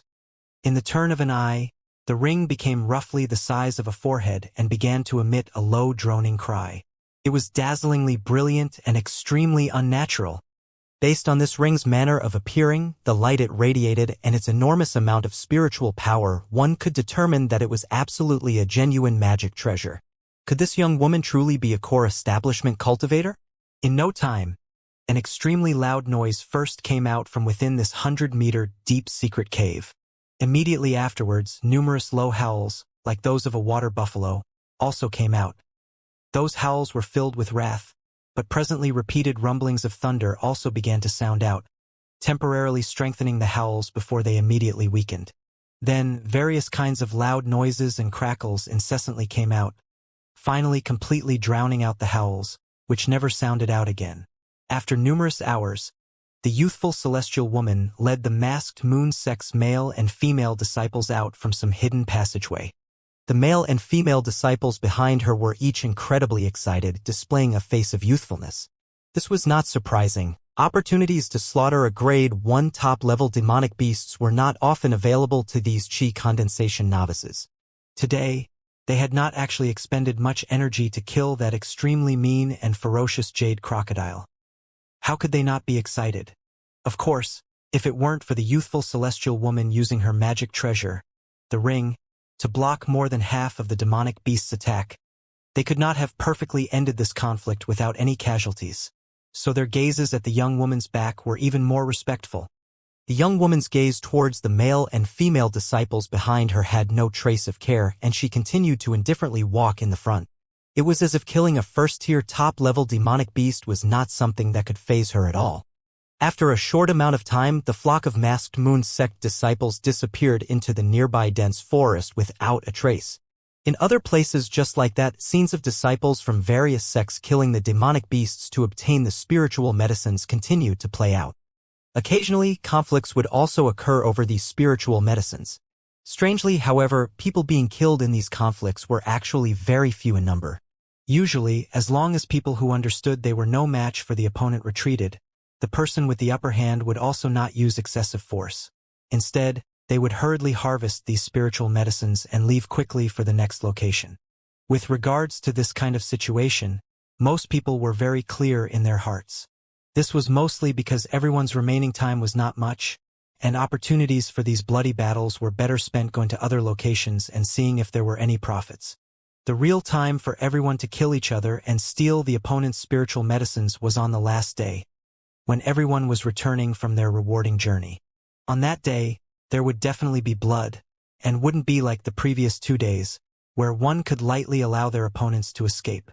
Han Li also knew a little about these things, so he had taken opportunity of these 2 days where the disciples from various sects were still willing to mutually restrain themselves to furiously hurry from one location to the next.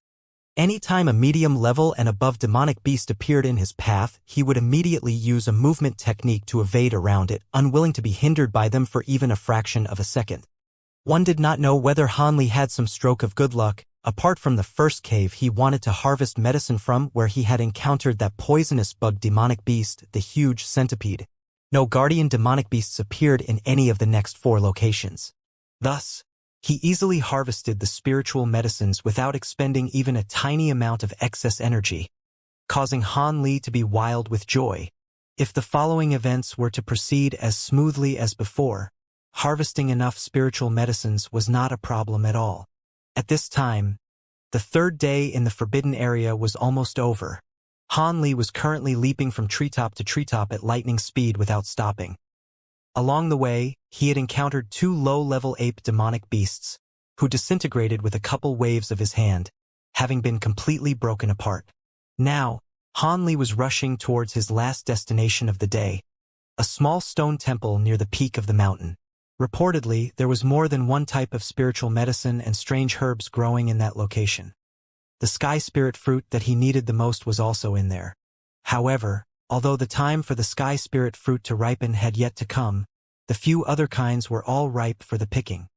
Thus, Hanli guessed that there would definitely be demonic beasts guarding them, and there was also a possibility that disciples from other sects could have gotten there earlier. However, Hanli did not care. He even looked forward to someone getting there before he did. That way, they could help him clean up his path, saving him from having to waste a few extra movements. In any case, this person would definitely not be interested in spiritual medicines that were not yet ripe. Right as Hanli was thinking all of these positive thoughts, the stone temple's shadow could finally be seen off in the distance. It indeed could not be considered big, but before Hanli could get close to that place, the sound of a fierce battle had already drifted over. Hanli's heart became happy. It seemed as if there truly was someone who would help him open up his path.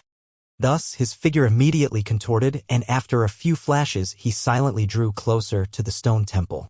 In the empty space in front of the stone temple, there actually was not the scene of a wild male fighting a demonic beast that Hanli had expected to see in his heart.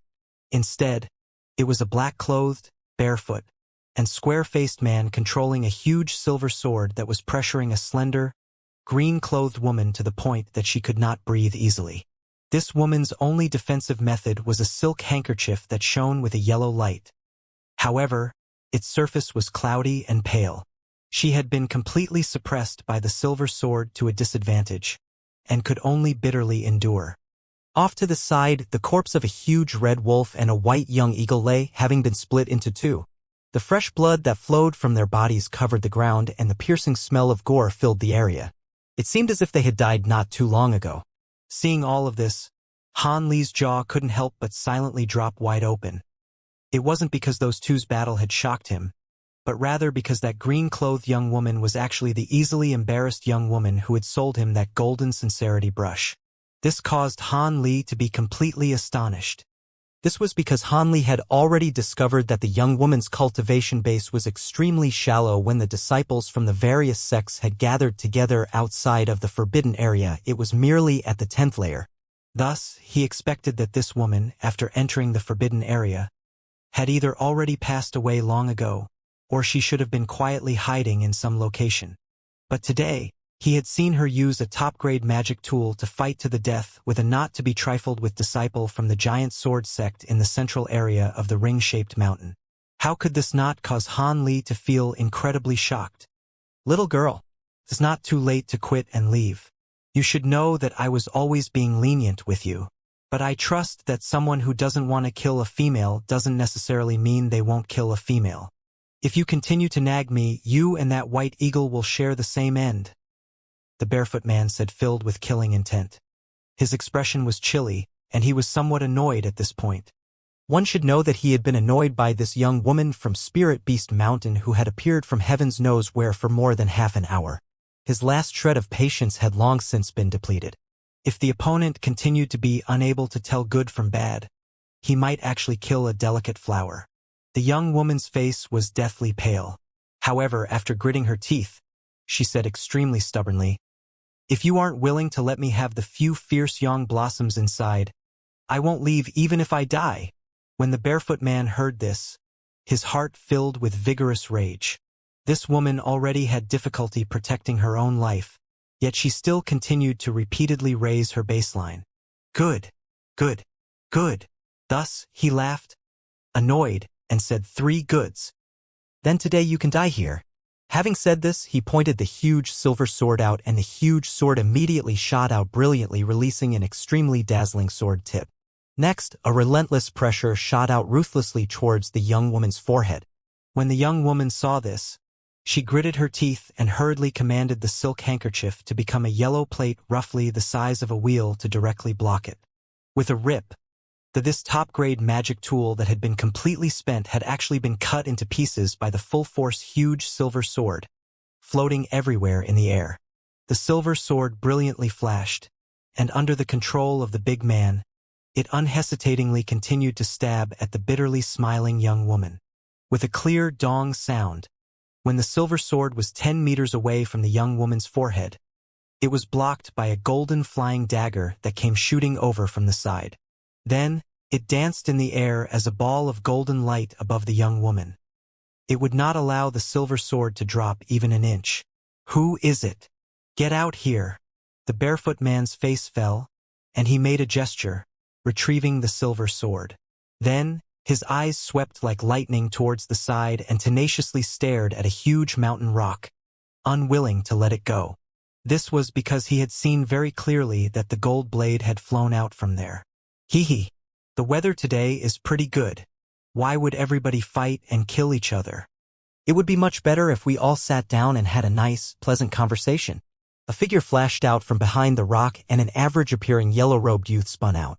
This person rubbed his head, then raised his head to look at the sky and spoke this with a laugh.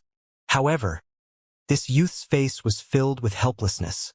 It was precisely the Han Li who, seeing that the young woman's life was in danger, had no choice but to make a move and saved the green-clothed young woman. Han Li could only look at the sky and be speechless. He had actually made a move without thinking more about it upon seeing the young woman's gloomy countenance. This was truly breaking one of his rules to always play it safe. He had gotten himself into a troublesome situation for no reason.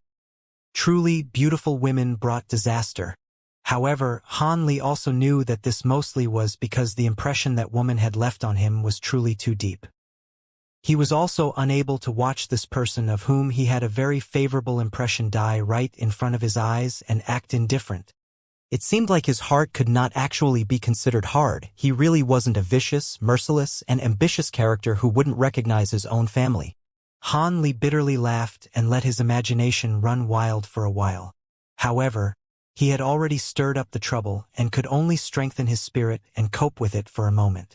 Luckily, after experiencing the battles with the woman with many treasures and Fengyu, Han Li had a bit more confidence in contending against these elite disciples. Thus, he was not panicking in his heart and had grabbed a few things in his hand much earlier. "It's you." The green-clothed young woman had now finally seen Han Li's face clearly and couldn't help but cover up her almond-shaped lips and cry out in surprise. She revealed an expression of disbelief. Seeing that the young woman had only just recognized who her savior was and appeared to be quite dazed, Han Li couldn't help but be in a good mood and think it was funny. However, on the surface he still only gently nodded at the young woman, then turned around and continued to say to the barefooted man, "How does this brother look upon my suggestion? It would be better if your esteemed self would let this woman go, and then you can go on your closed sun path while we can go our lonely wood bridge. Everyone can mind their own business, and thus wouldn't the peace not be disturbed?" Han Li was still holding on to the thought that if he could avoid striking, he would avoid striking, and so he spoke the aforementioned words. In addition, starting a fiery battle with an expert for no reason could, perhaps, also force him to take measure to preserve his own life. It truly would not be a sensible decision. But Han Li had never expected that the barefooted man in front of him would actually turn a blind eye to his words, instead staring with great interest at the gold beetle swarm mother blade. It was as if to him, this golden blade interested him much more than Han Li himself. This kind of action from the opponent caused Han Li to become somewhat quietly resentful. He strongly endured the annoyance in his heart and was thinking of saying something when suddenly the man opened his mouth. This opening of his mouth caused Han Li to stare blankly. "The golden blade in your hand should be part of the same set as the one floating in the air, right? Since it can block my silver sword's attack without being damaged for a while, it should be a top-grade magic tool. Did I guess correctly?" The giant sword-sex barefooted male casually opened his mouth and asked with a bright shine in his eyes. His vigor suddenly rose in an extremely shocking manner. Han Li blinked a few times and was somewhat confused. He didn't know what the opponent's intentions were. However, he still thoughtlessly spoke and replied, "You are correct. They really are a top-grade magic tool. Furthermore..." "Enough! Knowing this is enough. You can attack. If you can beat me, I will not only spare this woman's life, but even the spiritual medicines inside of the stone room will all belong to you too." This person didn't even wait for Han Li to finish talking before immediately interrupting what he was going to say. His face was filled with fanaticism, and he spoke the words that caused Han Li to be dumbstruck. This person was actually a martial idiot in the world of cultivators. At this time, Han Li suddenly realized this point, and he suddenly felt full of gloom, unable to speak even a sentence. On guard! The big man did not wait for Han Li to reply and actually did not even release a barrier, instead immediately controlling the silver sword and turning from the young woman's direction towards Han Li, aggressively pouncing over. After knowing how things stood with the opponent, Han Li understood that saying anything else would be wasting his time. Thus, he immediately shook the mother blade in his hand, and the other 7 blades flew out from his storage pouch. They became 7 streaks of golden tips that flew forward to meet the opponent's huge, silver sword without any sign of weakness. However, Han Li did not actually pull out a defensive talisman to increase his own protective barrier.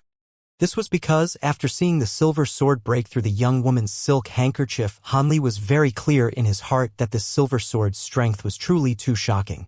Under one stab from it, regular barriers would break instantly and the person would be killed, not even able to withstand one attack. Thus, it would be better to not add on defensive techniques. In this way, he could rely on his movement technique's unpredictability to deal with the opponent's strange attacks. As Han Li was contemplating this, apart from the gold blade guarding near the young woman, the other 7 blades had already become entangled with the huge silver sword. It was as if 7 golden snakes and a huge python were incessantly rolling around and tearing into one another. Both did not show any weaknesses. Just as Han Li ordered the 7 children blades to intercept the silver sword, he soon immediately felt his opponent's strength. With only this single huge sword magic tool, the large man immediately and unwaveringly pushed down on all of the golden blades. The 7 golden streaks formed a defensive golden net. Under the tyrannical collision against the huge silver sword, the golden blades were completely defeated and weren't even able to suppress it in the slightest. Instead, the golden blade's radiance rapidly grew dim from the silver sword streak's strike, a clear sign that the golden blades were breaking down. It seemed to be only a matter of time before they would be destroyed, much like the young woman's handkerchief. However, Han Li had yet to experience the might of the silver sword and was surprised. In accordance to might, his gold beetle swarm blades were only common trash among top-grade magic tools.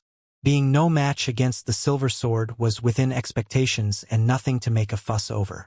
As a result, Han Li pointed his finger, wanting 2 of the golden blades in the struggle to shoot toward the large man. He wanted to first test the opponent's defensive methods. Besides, he wanted to see whether this was an opportunity he could exploit. After all, if someone were dead, there would be no point in how strong someone's magic tools were. 2 of the golden streaks Han Li was controlling were just about to turn, wanting to fly toward the man's legs. Unexpectedly, the opponent's huge sword suddenly resonated with silver light, and with the sword hilt at the center, it rapidly whirled.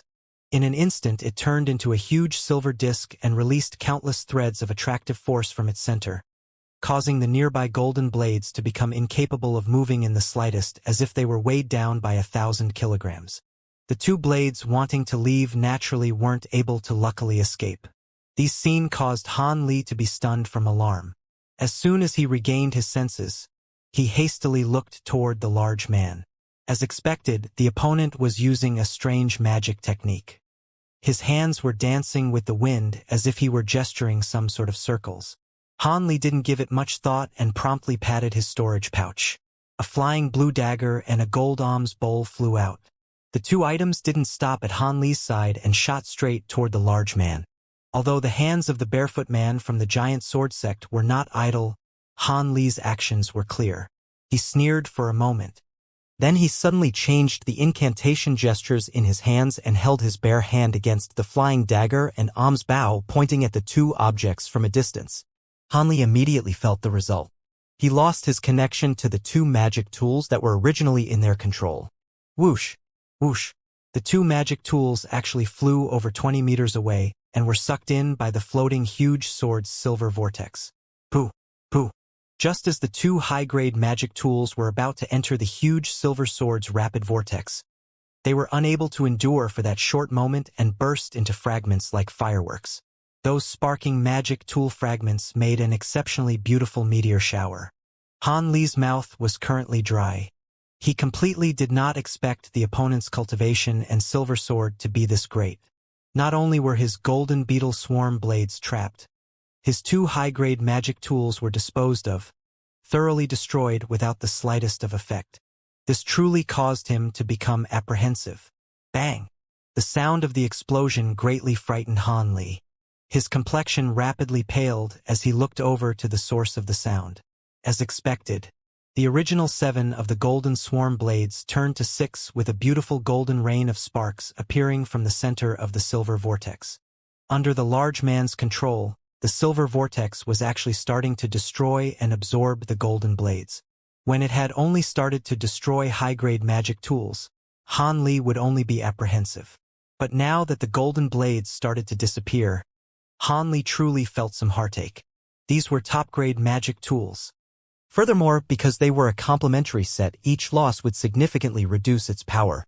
With his extreme heartache, Han Li no longer hesitated and flipped his right hand, taking out the small mirror from the girl with many treasures. Han Li hurriedly poured spiritual power into the mirror and then pointed it to the sky, immediately spouting out a brilliant azure mist from the mirror. The mist immediately returned the huge silver sword vortex to its original appearance. It trapped the silver sword and the remaining golden blades in the azure light, causing them to become completely motionless in midair. The barefooted man's completely complacent expression immediately disappeared without a trace when he saw Han Li's small mirror. With a pale expression, he loudly cried out, "The azure stasis mirror! How did you acquire this item? Isn't that the life-saving magic tool of the masked moon sex Xianxia? Could it be that you killed her?" After the large man said this, he looked at Han Li with an incredulous gaze as if he had done some sort of treasonous action in defiance of the natural order. This caused Han Li to feel a moment of unrest. From the opponent's tone of voice, it seemed as if this top-grade magic tool was able to cause him a great amount of inconvenience. Han Li could not help but stop his hand for the time being, wanting to hear what the opponent had to say. "What's the idea?" "I didn't kill her, I received it from the one who killed her, from the hands of that guy called Fengyu. Could it be that there's something strange?" Han Li wrinkled his brow, saying this with an unsightly expression. These words of your esteemed self, would the martial ancestor of Masking Moon's Xianxia believe them? Will a core formation expert or a Masking Moon sect elder believe the mere trifling words of a chi condensation disciple? The large barefooted man said with a sneer, coldly laughing several times. Han Li's heart suddenly sunk. He knew that if what he had said was true, then he would have no chance to explain himself. He hadn't the slightest evidence to exonerate himself and prevent himself from dying. Instead, he had that malicious woman's magic tool in his possession. As it was, that masked moon sect elder would most likely not let a murderer like him get away. This is far too troublesome. When he thought that a core formation expert would take note of his small life, not only did Han Li's mouth grow painfully bitter and dry, but he also felt gloomy to the point of wanting to spit out blood. With this said, he was being treated extremely unjustly. Not only did he not kill her, but he also killed Fengyu, which could be considered revenge on her behalf. But now the result was a core formation expert pursuing him while he had no method to prove himself innocent. After all, how could a person who could kill a chi condensation disciple with her fingers like it was no different from squashing an ant ever possibly listen to him? His own elders of Yellow Maple Valley would mostly likely not act on behalf of a nobody such as him and offend an elder of the Masked Moon sect. The more Han Li thought, the more he felt that what his future held was anything but good. Could it be that after he left the forbidden area, he would have to travel far away and flee death by living with a concealed identity in another country? Han Li truly did not want to take that path. The large man clearly saw Han Li's gloomy expression and could not help but laugh heartily, rejoicing in his misfortune. As the barefooted man's laughs grew louder, Han Li's expression grew increasingly darker. A timid voice came from the side. "Let's all keep it a secret and not tell anyone else. Is that fine?" The young green-clothed woman, who listened clearly formed the side, interrupting with some hesitation. "Keep it a secret?" Han Li and the large man were startled, unable to keep their emotions in check.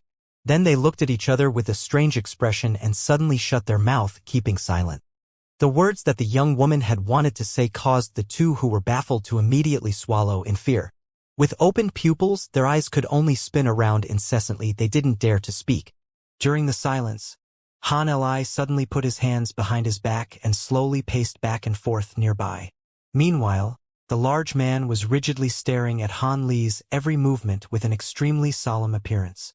In this peacefulness that caused people's heartbeat to slowly accelerate, after the time it took to make a cup of tea, the large man with a solemn expression opened his mouth and broke the silence. I truly did not think of that. Us two were actually reminded by a young girl. It seems the phrase "the actors were confused but the onlooker saw clearly" is truly not false. Just now, your distinguished self intended to kill me in order to silence me. You're not wrong. If there was a second path, I definitely wouldn't have the heart to kill this brother. Brother's sword controlling technique could be said to be marvelous beyond compare. This one truly admires it. Han Li sighed, halting his steps nearby and helplessly saying as he faced the large man. It seems that even with a death oath, your esteemed self will not be convinced. After a short moment, the large man said this overbearingly with an encompassing radiance shining from his eyes. You're not wrong. I only believe that dead men can keep secrets. Han Li's expression sunk as he replied with a bone-chilling tone. Good. Since this is the case, we don't need to speak rubbish. Only one of us will leave here alive, the barefooted man heroically said with raised eyebrows. Only one of us will live? That's wrong. It should be said that your esteemed self's death is certain. After Han Li heard the large man's words, he strangely smiled and lightly said this as he shook his head. Nonsense. Do you believe that because you've trapped my silver sheen sword for the time being that your victory is certain? I have many methods you have yet to experience. The large man grew furious as he heard Han Li's words and he immediately yelled in response. In addition, he raised his arm and silver light suddenly sparkled from his hand. A sword streak similar to the silver sword unexpectedly appeared in midair.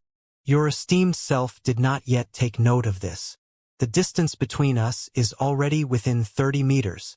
Han Li was looking at the large man with a peculiar expression and sighed. Soon after, his figure became indistinct and completely disappeared into the air. So long as I am within 30 meters of someone and no defensive technique are used, that person's life or death is basically mine to decide. Han Li's voice became a hollow echo. Suddenly, he appeared pressed up behind the fear-stricken large man. He said the last word of his sentence as he appeared. And now you are already dead.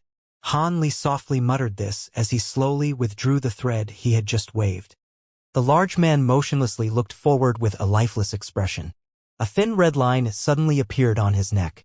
His head was still for a moment before smoothly rolling off his neck, truly as dead can be. Han Li then turned his body and looked at the two-part corpse. A trace of pity flashed on his face. This large man's strength was no less than that of Feng Yu. However, he was careless and actually let Han Li approach to such a close distance. His death could not be regarded as unjust. Do you also want to kill and silence me? Han Li suddenly heard these feeble words laced with suspicious vigilance and restless fear. Han Li began to bitterly laugh.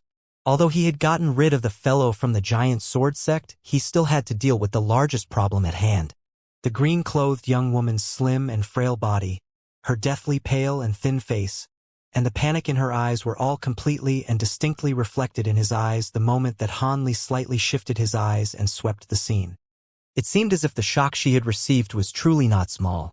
He did not respond to the young woman's inquiry, instead bending over and picking up the storage pouch on the big man's corpse. Then he flicked the tip of his finger and a small fireball hit the corpse, turning it into ash in a brief moment. Afterwards, he used the azure stasis mirror to withdraw the azure light binding the silver sword and the gold blades together, then released the huge sword and the golden blades, storing them in his storage pouch. It was only at this time that Han Li turned around and walked towards the young woman expressionlessly. When the young woman saw that Han Li truly was getting closer to her, her already deathly pale face became even more pale without a trace of blood. She could not help but fearfully shrink back a few steps. What do you want to do? If you come over, I won't be polite anymore. The green-clothed young woman finally mustered up her courage and reached her hand into her storage pouch, pulling out a small black sword and pointing it at the Han Li in front of her. However, Han Li had determined in a glance that this sword was only a trash mid-grade magic tool. It seemed like that yellow silk handkerchief was that woman's only top-grade magic tool. Is this how this young lady treats the great kindness of being saved? Han Li suddenly rubbed his nose and asked as he smiled. The great kindness of being saved? The young woman stared blankly for a moment, somewhat confused by Han Li's drastic change in appearance from before to now. It seemed as if she had not yet recovered from it. This young lady is really an eminent person with a short memory. If I hadn't made a move back then and saved this young woman from that person's sword, why would I want to make any kind of shady business like silencing you? Han Li said, not knowing whether to laugh or cry. Oh, I'm really sorry, I was scared and I forgot. The young woman was suddenly enlightened and remembered this matter, so she hurriedly explained as her face flushed, stuttering in a bewildered manner. If one saw it, one would feel pity. It's not much. However, it is somewhat inconceivable that we would actually meet here after having the pleasure of having met once at the Great South Valley. Han Li waved his hand and said cordially. He didn't know why, but whenever he saw this woman's bashful appearance, Han Li felt incredibly intimate, as if he were with his own younger sister from his family. My name is Han Li. What is this young lady called? Han Li opened his mouth and asked very carelessly. I'm called Han Yunji, the young woman said after a brief moment of hesitation, her face scarlet. She felt incredibly bashful after voluntarily speaking her name in front of this young man. Han Yunji? A very good name. It fits this young lady. Han Li lightly laughed, repeating the young woman's name. Really? The red color on Han Yunji's face rose again. However, why did young lady Han enter the Spirit Beast Mountain and come to attend the trial by blood and fire? Han Li asked, somewhat curious. This, Han Yunji's face displayed a moment of difficulty. She hesitated and chose not to say it. Hee. Since it's somewhat difficult to answer, you don't need to tell me. I was only asking thoughtlessly. Han Li added in empathy, causing Han Yunji to feel very grateful. Right, we had better enter the stone room and gather the spiritual medicines, lest a long night is fraught with dreams and other people arrive here. Han Li suddenly said after carelessly conversing with the young woman for a while. Han Yunji nodded repeatedly when she heard this, but afterwards she said again, somewhat abashedly, Big brother Han, could you let me have those few fierce sun blossoms? I only want those flowers. I won't ask for anything else more. Of course it's not a problem. Even if young lady Han had not said it, I was already planning on doing it this way. Han Li replied after hearing this, lightly laughing. Many thanks, Big brother Han. When the young woman heard this, she immediately expressed her thanks repeatedly, her face revealing a joyful expression. She felt even more grateful towards Han Li. Since it's like this, why doesn't young lady Han go gather the fierce sun blossoms first?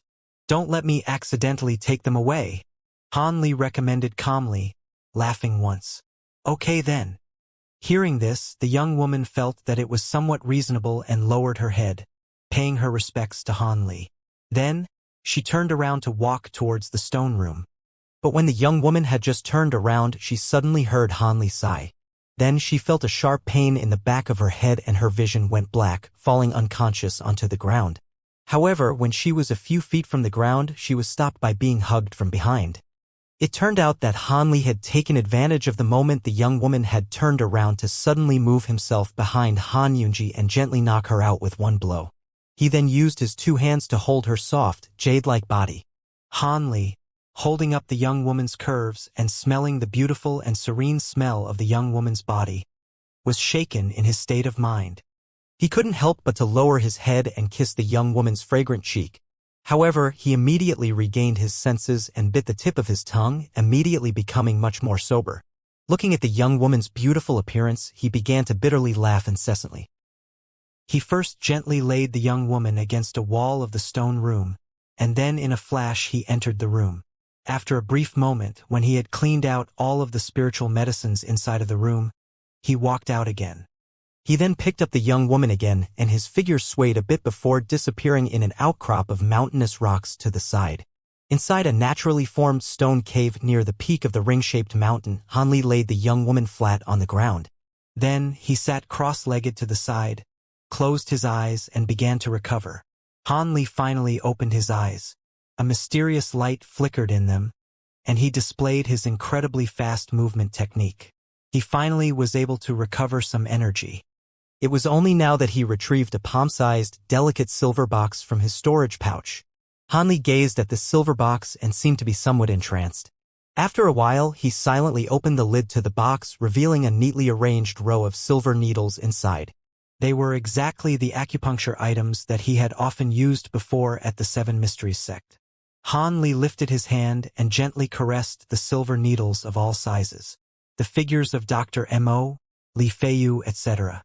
couldn't help but be vivid in his mind. It was as if his life in God Hand Valley was something that transpired only yesterday.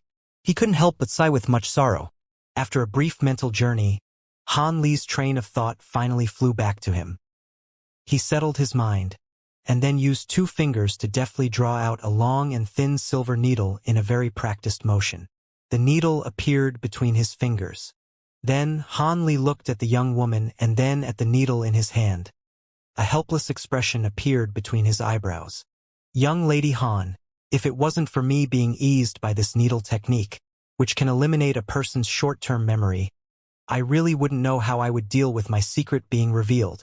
Although I believe that you would sincerely try to keep my secret from me, during this time too many accidents will occur. Perhaps you would unintentionally leak it out, or other people would use secret techniques to dig out this matter without you knowing. I have no choice but to protect against this, Han Li murmured to himself. Immediately, he brought out a red porcelain bottle and poured out a strong-smelling fiery red medicinal pill from it. He then unhesitatingly stuffed it into the young woman's mouth. Luckily, I also brought the forgetful dust pill that I had carelessly concocted before with me. This way, I can fully display my worry-free needle technique without having to worry about the future. Although it is still slightly dangerous, there shouldn't be any big problems anymore. You will only forget the things that have happened in this half-day.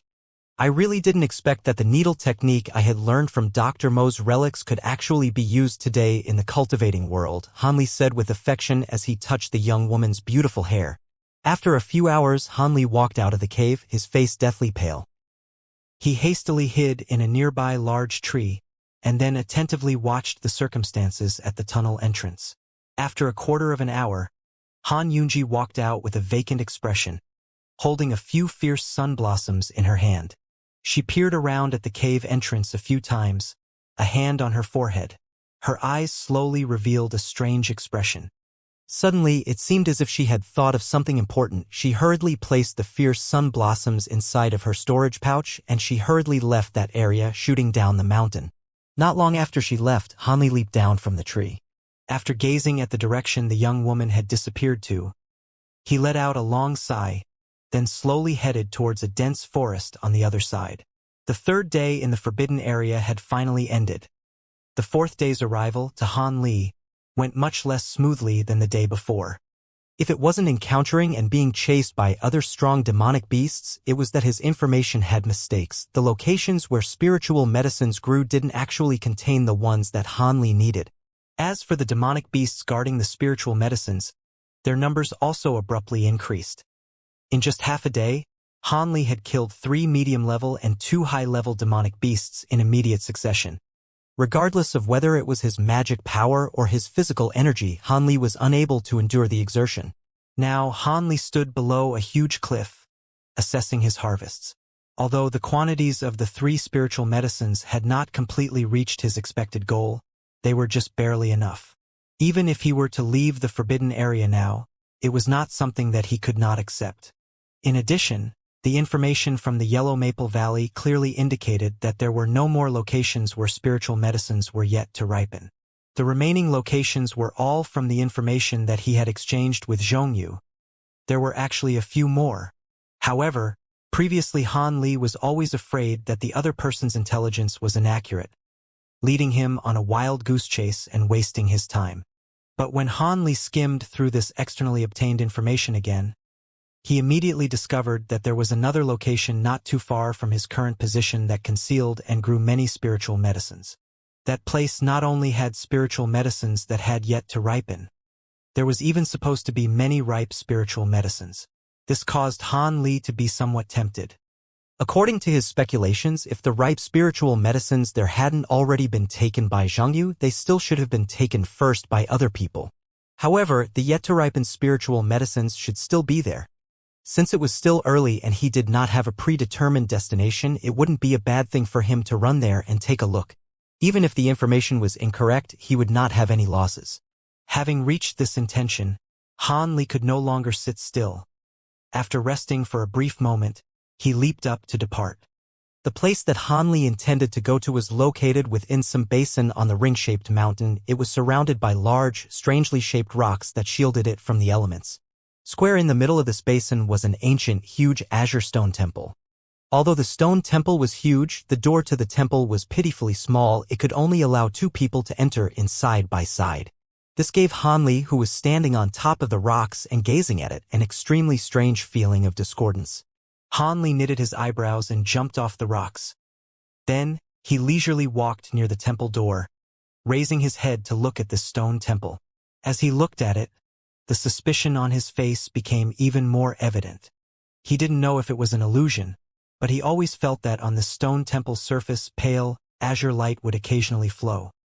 However, when he wanted to take a careful, close look at it, he was unable to see any difference. After doing this a few times, he began to quietly whisper to himself. Could people really have set some kind of magic technique here? Han Li lowered his head, scanning the ground around him. He was unable to find any traces of people arriving before him, causing him to squint his eyes. There's definitely something odd. Although this basin is somewhat remote, with this huge temple here, there's no way that other people haven't discovered it. Even more so, my own information was given to me by that guy Feng Yu. How could he not have arrived at this place before? In a moment, Han Li's heart had already run through numerous different ideas. He subconsciously felt that something was wrong, but he was also somewhat unwilling to leave this place just like that. Thus, he retreated a few steps, feeling around inside his storage pouch. A golden blade appeared in his hand, and he flung it into the air. It became a streak of golden light, fiercely striking a random azure stone on top of the temple door. With a pucci, the azure stone flooded with azure light, safe and sound. While the golden blade flipped a few times in the air, having been reflected tens of meters away, Han Li shook his head and turned around, about to leave this place. The main goal is to avoid pointless dangers and walk out of the forbidden area alive. The stone temple is so strange, it's best if I don't go in there, Han Li thought, his expression unchanging. But Han Li had just taken 2 steps when the color of his face dramatically changed. His figure flashed, and he disappeared into the air. Then, Han Li's figure appeared again inside of the temple door, but it immediately disappeared again into the stone temple. At this time, a huge flock of masked moon sect disciples suddenly appeared on some of the rocks of the basin to the side. The leader was the seemingly young fairy woman, who was actually a martial ancestor of the masked moon sect. At this moment, the young woman gazed at the temple door where Han Li had disappeared with a trace of suspicion. She had felt that there was someone in this place, but now she saw that there was not a single person in sight. Could her instincts have been wrong? The young woman stood still, unwilling to believe any falsehoods. She gently closed her eyes and released her tremendous divine sense all at once. In the end, other than their group of people, she did not sense that there were any other cultivators nearby the basin area. However, when her divine sense swept over the stone temple, it was repelled outside by some kind of strength, causing the young woman to be shocked. However, she immediately began to rejoice, a trace of laughter hanging on her face. Upon first glance, she had already discovered that this stone temple had already had a restrictive technique cast on it by someone. This did not surprise her, because the 10 or so demonic beasts they had swept aside all had a restrictive technique cast on their secret acupuncture points. This could not amount to much. However, the restrictive technique here could not be penetrated even by her divine sense. This was the first time she had encountered such a situation. The superficial restrictive techniques from before simply could not compare. In a moment of excitement, the young fairy woman did not want to pursue the matter from before anymore. She trusted that even if there really were 1 or 2 disciples from other sects nearby peeping, they would definitely not be willing to create a disturbance with so many people from the masked moon sect. Thus, She took the lead to walk towards the stone temple. Han Li, at this time, was standing in the large lobby of the stone temple, so anxious that he was spinning around frantically in circles. He had just been about to leave. Thus, he had first let out his divine sense to assess the situations in his surroundings and prepare to leave. However, he had never expected that just as he had released his divine sense, he would immediately sensed a huge group of cultivators so close to him. He was so surprised that all of the blood in his body almost congealed, and so he flashed into the stone temple without thinking. Regardless of which of the other 6 sects these people outside were from, if they saw him here, one would not need to think too much to know what his fate would be. In reality, if it weren't for his energy expenditures being too high in these past 2 days, he completely could have used his extremely speedy movement techniques and unabashedly shake off these cultivators from his sleeve and leave. Unfortunately, based on his current condition, this kind of movement technique could not be used many more times. Even if he wanted to run, he wouldn't be able to run very far. Currently, he was safe, hiding inside the stone temple. However, he also had been blocked in by that group of cultivators with no way of leaving anymore. Actually, this stone temple's construction was too simple. After entering the temple door and walking through a serpentine, winding hallway, an empty, large lobby appeared in front of his eyes. The entire hollow, large lobby actually did not have even a single place for him to hide. Upon looking at the attitude of the flock of people outside, they definitely came for this stone temple. Wishing for those people not to come inside was purely a vain attempt. In actuality, to say that there definitely was no place for him to go was not entirely true. In front of Han Li's eyes, in the center of the large lobby, was a black tunnel surrounded by jade railings. The tunnel entrance had a row of stairs, directly slanting into the ground from the entrance. It was also incessantly blowing out warm, humid air. It was truly difficult to imagine where this tunnel would lead one to. However, Han Li could also guess without thinking that the place this tunnel led to would definitely not be a nice place. It would definitely be extremely ruthless, which was why he had been hesitant to enter. However, there truly were no other places for him to hide in this large temple. This caused the cold sweat on Han Li's forehead to gush out all at once with a schwa. And at this time, the sound of chaotic footsteps came floating over from the temple entrance. It seemed that group of cultivators had already entered the stone temple and would enter this lobby in the time it takes to roll one's eye. Seeing this, bitterly sighed in his heart. Then, gritting his teeth, he lightly jumped over the railings and slipped into the tunnel. After entering the tunnel, Han Li's surroundings were pitch black. He used his hand to reach into his storage pouch and retrieve the moonlight stone, and only then did his surroundings light up. The entire tunnel could not be considered to be large. It was entirely built out of azure stone and could allow one person to barely pass through it. Han Li touched the stone wall in passing. It was somewhat damp and slippery. He did not dare to tarry at all, fearful that the people behind him would catch up to him. Thus, he walked downwards carefully. After following the stone steps underneath his feet one by one for a few hundred steps, the originally narrow tunnel slowly began to widen, and it could already fit 2 people side by side with no issues. However, the humid wind blowing from in front of him became increasingly hot, causing Han Li to sweat profusely. He had long been drenched with sweat from head to toe. After walking down close to another 100 steps, Han Li estimated he was already roughly 100 or more steps below the Earth's surface. The azure tunnel finally disappeared. When he walked out of the tunnel's entrance, what appeared before his eyes was actually a strange swampy world. This underground world was only 300 meters or so high, but its circumference reached the length of a few kilometers. With a glance, sludge-emitting black water bubbles was everywhere. That hot, humid wind was being generated in the air above the swamp, speedily flowing through the tunnel behind Han Li. Then it would bring back in more clean air from outside the tunnel, thus actually forming an equilibrium of flow rate. All around the swamp were these tall, large mounds of black dirt. At the other end of the swamp grew a few tens of differently colored strange spiritual herbs. The few kinds of spiritual medicines that Han Li required were also in this group, and their quantities were truly not low either. However, all of this was not as attractive of Han Li's attention as a small white jade pavilion in the middle of the swamp. This was because a golden, huge chest, roughly 10 to 20 meters long and 5 meters wide, was floating in midair in the pavilion. Its lid was tightly shut and its body had faint golden light flowing around it. One glance and one could tell it was definitely not a common object. Han Li only glanced at it a few times before immediately shifting his gaze. This wasn't because Han Li was not moved by the treasures inside of this golden chest, but rather because a huge group of malicious people were about to arrive. It would be best to quickly find a hiding place, since this was the truly pressing matter. Otherwise, his small life would be lost. What use would the treasures be to him?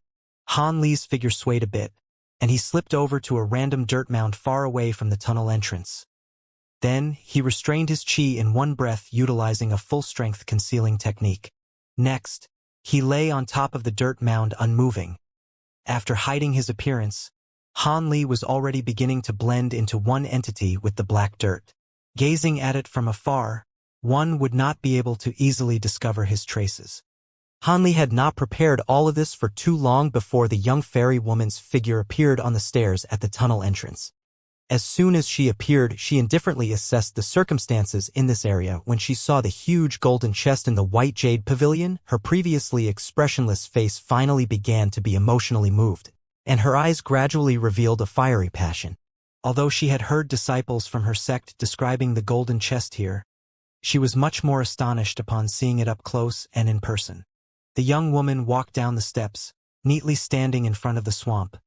The male and female disciples of the Masked Moon sect following closely behind her all clambered and surged forth in an instant, forming a straight line behind the young woman.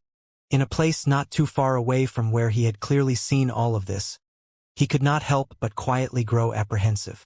At the same time, his curiosity was greatly aroused regarding that leading young woman's identity. Is this where the black scaly python is hidden? The young woman's voice delicately sounded out, yet it was filled with an unspeakable dignity. Reporting to Martial Ancestor, that huge python is hidden inside of the swamp. It has previously swallowed 10 or so disciples from various sects who had wanted to obtain the treasure chest. Its vicious reputation is widespread, and it has caused this place to become a forbidden area where disciples from the various sects no longer dare to come. However, this demonic beast truly is much stronger than regular top-level demonic beasts. This one still hopes that Martial Ancestor takes special care. A young woman replied respectfully, lowering her head. Hang, did you think that I would be unable to even deal with a grade 1 demonic beast? The young woman's delicate small face fell, and she adopted a ridiculous elderly air. However, this caused the expression of the white-clothed woman who had replied to drastically change, repeatedly saying, I do not dare. You can withdraw.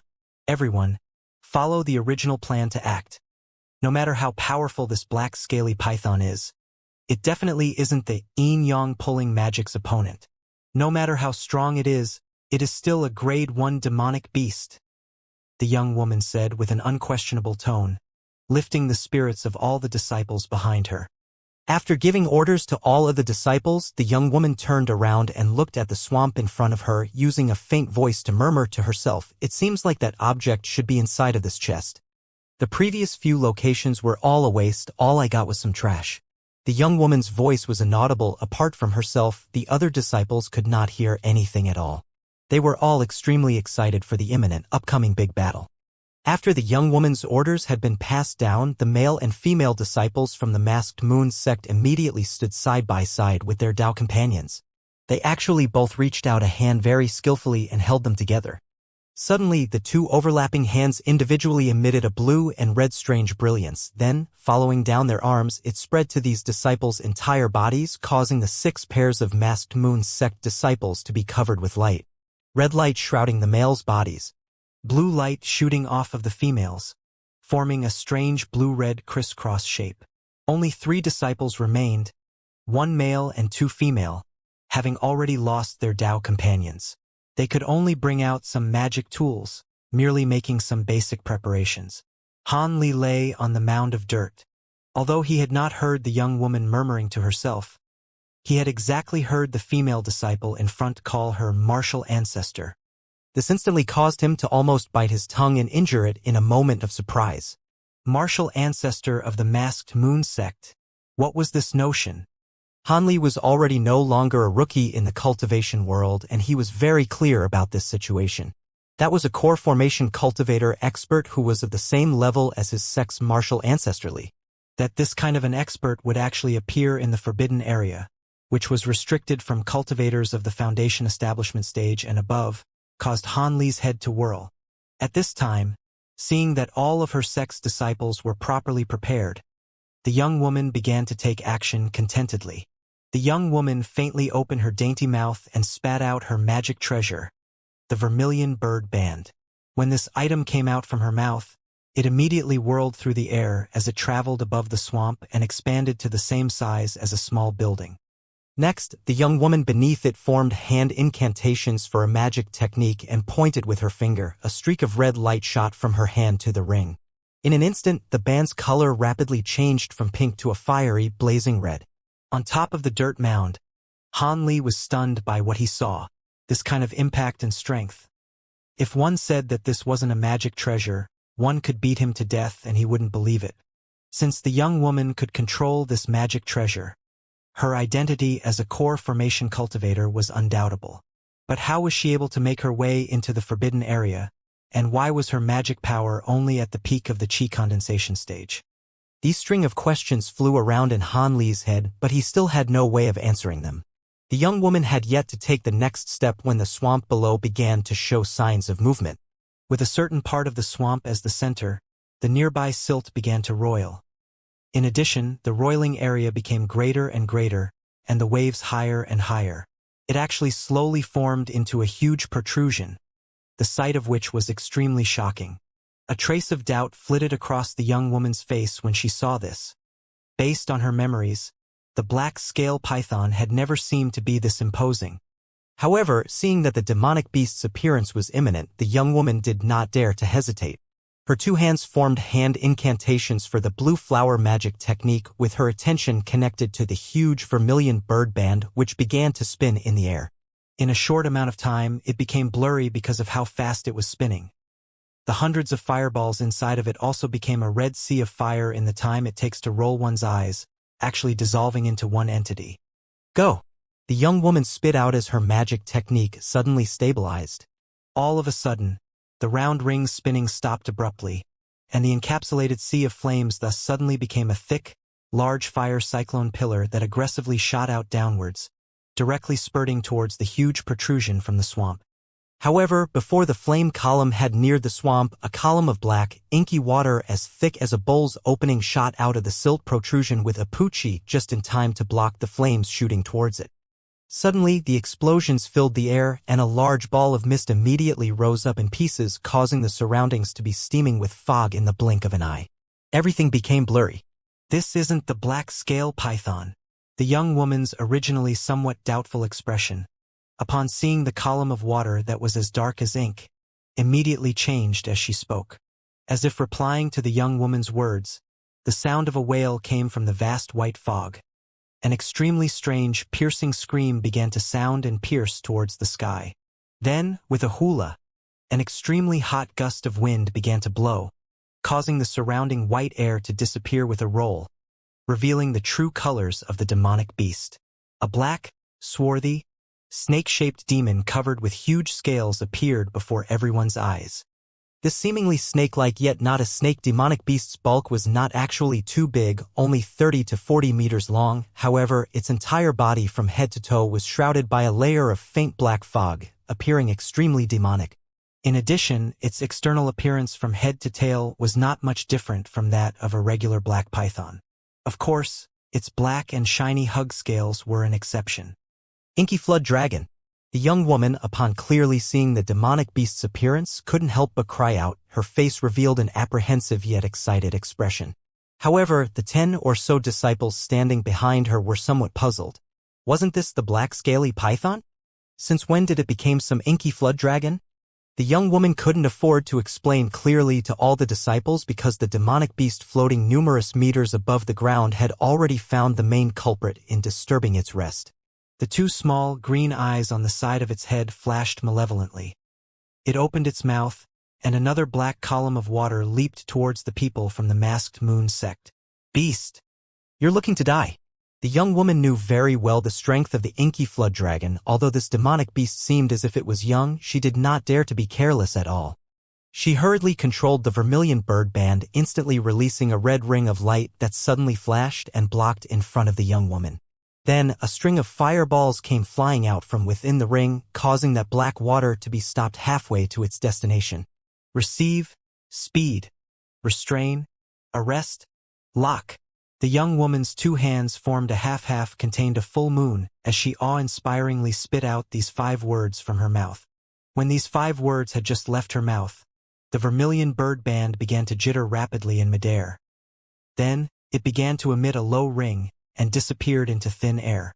This caused the spiritually wise inky flood dragon to blink its small eyes, staring blankly because of it. But the next instant, the ring actually directly appeared on the demonic beast's forehead while humming. It took advantage of the demonic beast's slowness to react and instantly sank down, then rapidly became much smaller. In the blink of an eye, the vermilion bird band actually abruptly wrapped around the inky flood dragon's midsection, and then a fiery light rose up rapidly on the ring.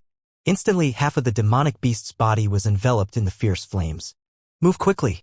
I can't contain this inky flood dragon for too long.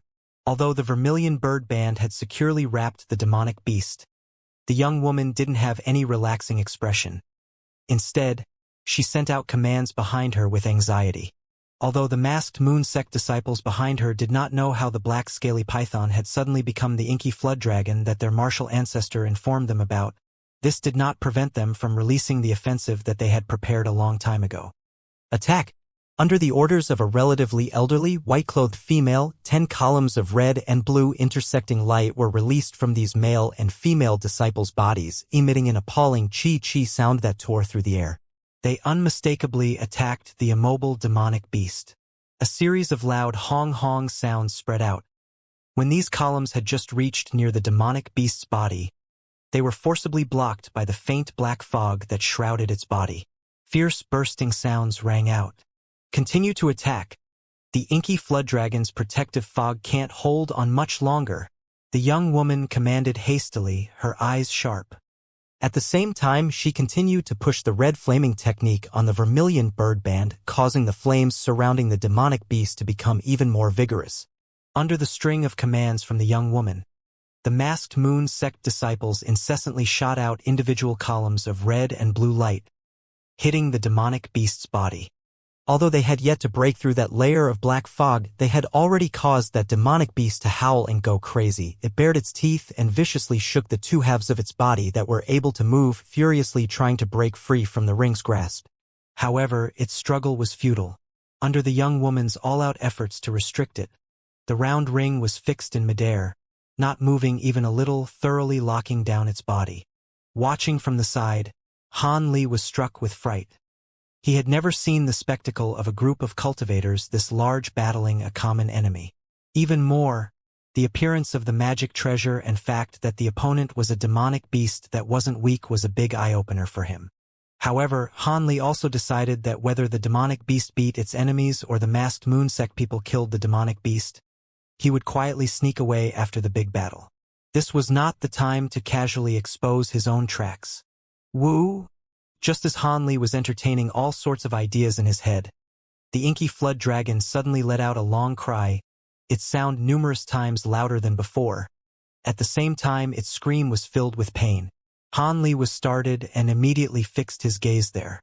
He saw that the black fog on the demonic beast had already completely dissipated, and a bowl-opening wide bloody hole had appeared on the area of its body covered by the huge scales. Evidently, it had been hurt by the red and blue columns of light.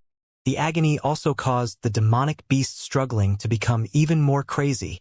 It seems that the people from the masked moon sect are of a higher skill level. Han Li couldn't help but think after seeing this. Not good. Everyone, be careful. I can't contain this inky flood dragon any longer. Han Li was stunned when he heard the young woman. It was difficult to tell who the winner would be.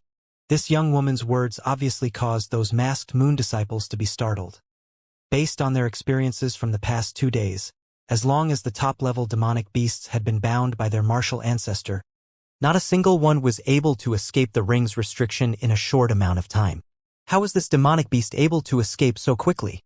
Although their hearts were filled with doubt, they did not dare to ignore the young woman's warning, and they immediately became extremely cautious. Of course, the attack of the red and blue columns of light from their hands became even more fierce. In the time it takes to roll one's eyes, 10 or so more bloody holes appeared on the inky flood dragon's body. The fresh, red flood dragon blood stained a large part of the swamp below it red. Of course, this enraged the flood dragon even more. It opened its mouth and let out a piercing, endless howl, causing the entire underground area to quake and drone. This caused all of the people there to be hit by a sudden bout of dizziness as everything seemed to spin. With a rip, a strange tearing sound rang out in midair. When everybody regained consciousness and focused on taking a look, their expressions drastically changed. The round ring magic treasure was still floating in midair unmoving. However, the inky flood dragon demonic beast within it had disappeared into thin air, leaving behind its tattered skin which hung on top of the round ring and fluttered incessantly.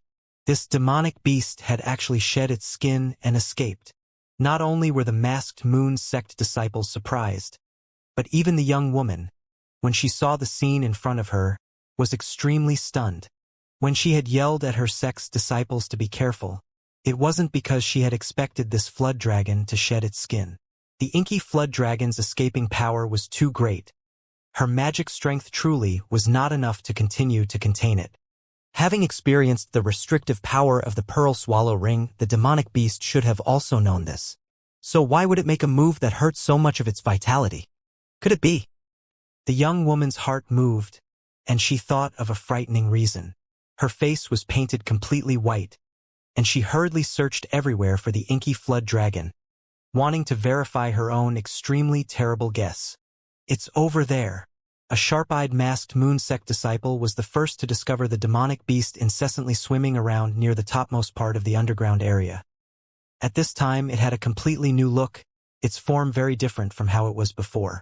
Its black body had become snow white without scales, and its originally 30 to 40 foot long body had increased to 50 to 60 feet, and it also widened significantly. Only faint scars remained where it had been injured, so faint that it was almost invisible. The most shocking thing was that the triangular snake body had grown an inch long, jet black sharp horns, a faint light shining through it. Its midsection had also grown an extra pair of incomparably sharp white claws. This demonic beast had actually turned from a snake into a flood dragon, and its form had become exactly the same as the legendary flood dragon. Seeing this form of the inky flood dragon, the people from the masked moon sect were naturally extremely shocked. However, before they were able to make any moves, the young woman standing at the very front gave out an order with an ashen face that caused them to feel very stunned. Everyone immediately retreat. The inky flood dragon has already reached grade 2. Its strength is far above core formation cultivators. All of us combined are not its opponent. Immediately escape this area. I can delay it for a short while. After the young woman said this solemnly, she immediately waved her hand, causing that pearl swallow ring to return in front of her. She then assumed a completely defensive posture. When the male and female disciples behind her heard this, they started to hesitate somewhat. Although that inky flood dragon had shed its skin and its appearance had drastically changed, they were just inflicting heavy wounds on it. It was hard for them to believe that the strength of this demonic beast could become vastly different in the blink of an eye. But in the moment that they hesitated, it was enough for them to regret it for life. This was because the white inky flood dragon suddenly moved its body and rushed like lightning towards the space above all of the masked moon sect people. Then it opened its mouth wide, and an endless torrent of purple liquid spurted out of its mouth. "Quickly hide, you can't receive it." The young woman hurriedly yelled out, her expression one of anxiety. At the same time, the pearl swallow ring immediately increased multiple times in size, and it flew out and blocked the greater half of the purple liquid. Hearing this, some of the more quick-witted disciples either immediately turned around and slipped into the azure stone tunnel or advanced a few steps and hid within the cover of the round ring magic treasure. The remaining 5 or 6 disciples, however, were confident in the strength of their magic tools. Not only did they not hide, but they actually released 1 or 2 shiny objects, protecting their own foreheads. It seemed as if they decided to face it head-on. Idiots! The young woman, seeing some of the disciples not listening to her words, revealed a furious expression, green light flashing across her face. However, her magic power was limited, and she had no way to increase the cover of the magic treasure. She could only leave them to fend for themselves. As expected, what happened afterwards proved that what the young woman had said was true. The purple liquid that didn't land on the round ring magic treasure fiercely spurted towards those disciples' foreheads. Those magic tools that, at a glance, did not seem common, flashed a few times, then emitted a few plumes of azure smoke and disappeared under the onslaught of purple liquid, having been completely melted. Those few masked moon sect disciples only had time to yell out before disappearing without a trace under the onslaught of purple liquid. Only a large hole a few tens of feet deep remained where they had once stood. This caused the faces of the surviving masked moon sect disciples to become deathly pale. At this time, having wiped out those few disciples, the oppressive feeling from the inky flood dragon slightly dissipated, and it finally closed its mouth and stopped spitting. Instead, it gazed at the young woman with cold eyes. It was as if it was very clear that this martial ancestor from the masked moon sect was its formidable adversary. "Why are you still staring? Still not quickly leaving? This beast just turned from a snake into a flood dragon. It should not have too much damn liquid remaining, and it won't lightly spit it out." The young woman coldly commanded with a chilly face, not pay attention to the gaze of the inky flood dragon. Then, she bitterly said to herself, "You're only a small snake that just reached grade 2, yet you still dare to act so arrogantly in front of me. If I had recovered the magic power that I originally had, I would have captured you long ago to have you guard my immortal's cave." Ignoring the young woman's unwilling expression, how could the other masked moon sect disciples, having seen the tragedy that befell those few people, dare to stay even for a moment? They immediately and obediently retreated into the tunnel with Ahula and then rushed wildly towards the outside. Not long afterwards, sounds of a demonic beast's roars came from behind them, as well as the young woman's gentle scolding and the rumbling sounds of a battle. These disciples scrambled wildly up the stairs, while at the same time being filled with fear. Their martial ancestor had clearly said that she could only entangle it for a short while. If they walked too slowly and were caught again by the inky flood dragon, each person would receive a mouthful of that frightening purple liquid. There was no room to dodge in this tunnel, so they would die an unjust death. At this time, the young woman was flying back and forth in the air and incessantly harassing the inky flood dragon, her fragrant sweat dripping from her body. That pearl swallow ring magic treasure was superbly used by her, provoking the demonic beast to roar in anger continuously. However, the flood dragon was also unable to do anything to the young woman, whose movement techniques were extremely abrupt. The young woman obviously had yet to use her full strength, only using one hand to control the pearl swallow ring while the other hand held a fire-red spirit stone, continuously sucking out its spiritual chi in an attempt to recover her own magic power. After the young woman felt that enough time had passed, she retrieved the fire attribute spirit stone and took out a bright gold talisman. Without saying anything else, she took advantage of when the inky flood dragon's attention was fully attracted by the pearl swallow ring to raise her hand, and that talisman became a streak of golden light, shooting towards the demonic beast. When it arrived in front of its body, the golden light suddenly separated into countless golden strands, suddenly and securely binding that demonic beast. It was unable to move even a tiny bit, angering it and causing another burst of wild roars. A trace of mockery flitted across her eyes when she saw this. Then, she reluctantly glanced at the golden chest floating in the white jade pavilion before gritting her teeth and flying back to the tunnel entrance and landing there. She was very clear that this intermediate mid-grade golden strands talisman could not bind the demonic beast for too long. It would be best for her to leave this place early. As for the treasures inside of that golden chest, she would think of ways to obtain them later. The young woman landed, wanting to raise her leg and step into the azure stone tunnel, but a deafening cry suddenly came thundering from the tunnel. This cry came closer and closer and grew louder and louder, causing the young woman to be a little alarmed and uncertain. The elegant foot that she had raised actually did not dare to enter the tunnel for a while. A dazzling azure light suddenly appeared within the tunnel, sweeping through the tunnel like a torrential tide.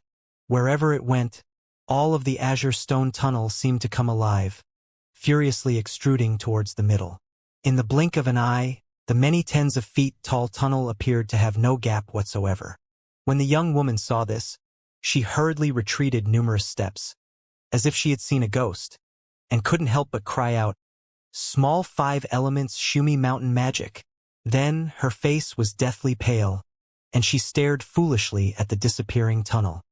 The self-confident expression she had always had disappeared completely in an instant. At this time, in midair behind the young woman, the golden strands on the inky flood dragon's body began to tear inch by inch.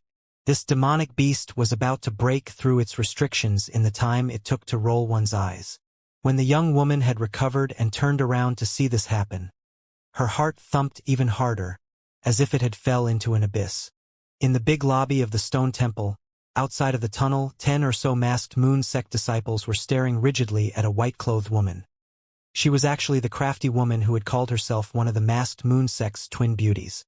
However, at this moment her face was pale and she seemed to be completely at a loss. "Junior Martial Sister Zhao, what exactly did you do just then? Why is it that after you threw a strange talisman into the tunnel opening disappeared? Could you wanted to murder the Southern Palace martial ancestor?"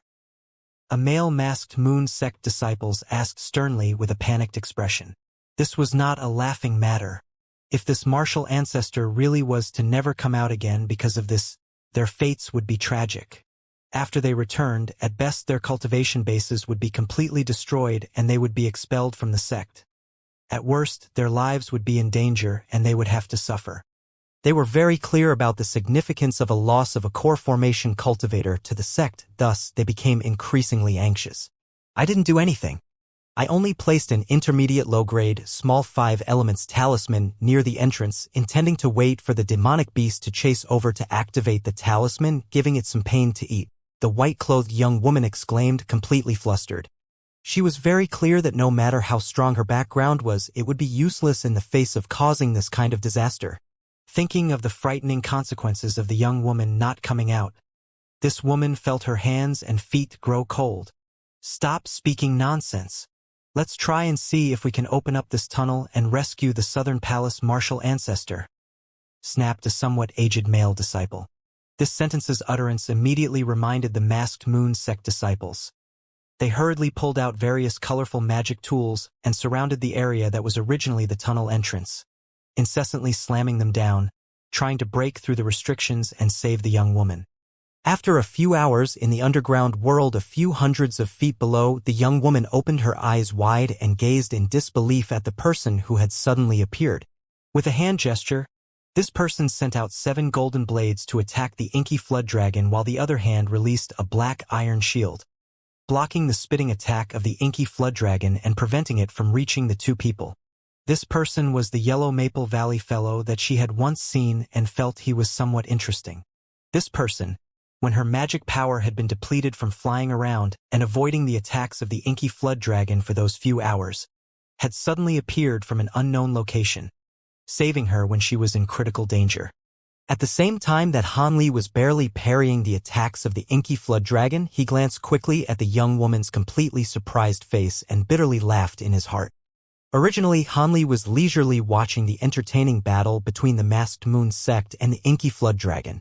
In fact, after the inky flood dragon had evolved and leveled up, apart from being very stunned, he did not feel panicked at all.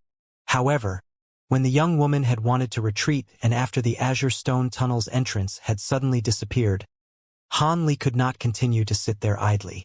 Wasn't the disappearance of the tunnel entrance implying that no matter whether it was the young woman or the demonic beast, he would be unable to leave regardless of who was left? This caused Han Li to begin to panic. At this time, the inky flood dragon that had escaped and the young woman began to fight again. Obviously, this masked moon sect martial ancestor was completely at a disadvantage. Even if she continued to coax that round ring magic treasure into attacking the inky flood dragon, the defensive ability of the demonic beast with new skin had reached the point where it was unbelievably strong. Regardless of whether she used the round ring magic treasure that spurted out fierce flames to incinerate the flood dragon or directly used the body of the magic treasure to attack, she was unable to inflict any serious wounds to it. At most, she would bruise or burn a small section of its body, causing this beast to become even more berserk. Its chase of the young woman also became more frantic, even forcing the young woman into desperate situations numerous times. However, this masked moon sect martial ancestor carried many intermediate talismans on her, which caused Han Li to gain a significant amount of enlightenment. Rarely seen talismans like the Fleeing Earth Talisman, Water Prison Talisman, Firebird Talisman, etc., were used in a row and were each clearly seen once by Han Li. Whenever the young woman was about to be injured by the demonic beast, she would throw one out, immediately resulting in strange effects that turned peril into safety. Unfortunately, the young woman obviously did not have any talismans with great destructive power, so every time she could only barely preserve herself. It seemed like relying on talismans to injure the inky flood dragon would not be possible. The struggle inside of Han Li's heart became even more fierce upon seeing this young woman being thrown into a panic by the inky flood dragon. If the tunnel was still intact like before, Han Li naturally would not be concerned with the survival of this martial ancestor of the masked moon sect. However, having seen the tunnel mysteriously disappear, this place had become a dangerous location, and Han Li's mentality naturally would be greatly different from before. In addition, he had heard the masked moon sect martial ancestor call out some small 5-elements Shumi forbidden technique with his own ears, as if she was very clear as to what had caused the disappearance of the tunnel. Thus, the hope of escaping from this place still had to lie with this woman. He knew nothing about forbidden techniques and the like, so this young female expert absolutely could not die right now. However, Han Li also refrained from moving rashly, fearing that the young woman would have some kind of lethal last resort. Thus, it wasn't until the young woman had exhausted her energy and threw out all kinds of talismans, reached her wit's end, and her face revealed an expression of hopelessness, that Han Li made a move to save this young woman. The young woman, apart from rejoicing at Han Li's sudden appearance, felt somewhat upset. She had seen, exceptionally clearly, Han Li's intention to allow the battle with the inky flood dragon to proceed to this point. However, no matter what, dealing with the increasingly ferocious inky flood dragon was the most pressing matter, so after the young woman had rested for a moment, she wordlessly began to coax her magic treasure to attack. When Han Li brushed with the inky flood dragon, he began to quietly complain. When he had been watching the young woman battle with this beast, he had not seen at all that this demonic beast was so strong. It wasn't until now, when he had personally taken the stage, that he experienced the inky flood dragon's terror. His gold beetle swarm mother blade could be considered to be a premium product even among top-grade magic tools. But when those streaks of golden light got close to the inky flood dragon, they were carelessly swatted away by its 2 claws and its tail, immediately flying backwards roughly 100 feet away. They had no strength to hold their own at all. Even if Han Li relied on quantity, using a few golden blades at one time was enough for 1 or 2 golden blades to stab the inky flood dragon's body as a fluke. But apart from leaving a white mark, there was no other effect, leaving Han Li completely silent. In addition, Han Li didn't dare to be sloppy against the inky flood dragon's attacks, not to mention allowing the opponent's claws or tail to come into contact with him. Han Li would even use the iron shield to block every drop of the black water that the opponent occasionally spit out. Just like that, this magic tool that had saved Han Li numerous times was also corroded by the unremarkable black water, forming many holes. One truly did not know how much longer it would be able to last. If the strength of this black water was already this frightening, wouldn't that even more ruthless purple liquid be even more unreasonable? No wonder those masked moon sect disciples had died so straightforwardly. Magic tools were of absolutely no use. The more Han Li fought with the inky flood dragon, the more apprehensive he became. He virtually completely relied on his movement techniques to dodge the demonic beast's fierce attacks. Those golden blades simply could not block the opponent at all. No wonder the young woman had told her sect's disciples to immediately leave this area. Apart from people with outstanding movement techniques like himself, Han Li really could not find many chi condensation disciples who could deal with this demonic beast even for one moment. It was at this time that the young woman's pearl swallow ring came up, instantly decreasing the pressure on Han Li by a great amount. After all, this round ring magic treasure was still able to create some pain for the inky flood dragon, causing it to be somewhat wary of it. "Little fellow, you hid there for so long, why didn't you make a move earlier?" If you had made a move earlier, perhaps I would still have an opportunity to inflict a heavy wound on this beast, the young woman asked resentfully as she controlled her magic treasure's attacks. I was worried you would kill me and steal my treasures. Han Li replied very obediently, instantly stifling the young woman from speaking for a while. Han Li was very clear that despite this woman's apparent youth, if one were to discuss her true age, she would definitely be old enough to act as his grandmother with some more to spare, so he should display less of his cleverness. It would be best for him to speak his thoughts frankly, to allow both sides to ally with one another and fight the enemy instead of being a hindrance to each other. As for the other person's identity as a core formation expert and the discrepancy between his status and hers, Han Li purposefully feigned ignorance and ambiguously passed over it. At any rate, based on the other person's current power, she were still unable to control him. Han Li held no fear in his heart today for this young woman who had lost most of her magic power.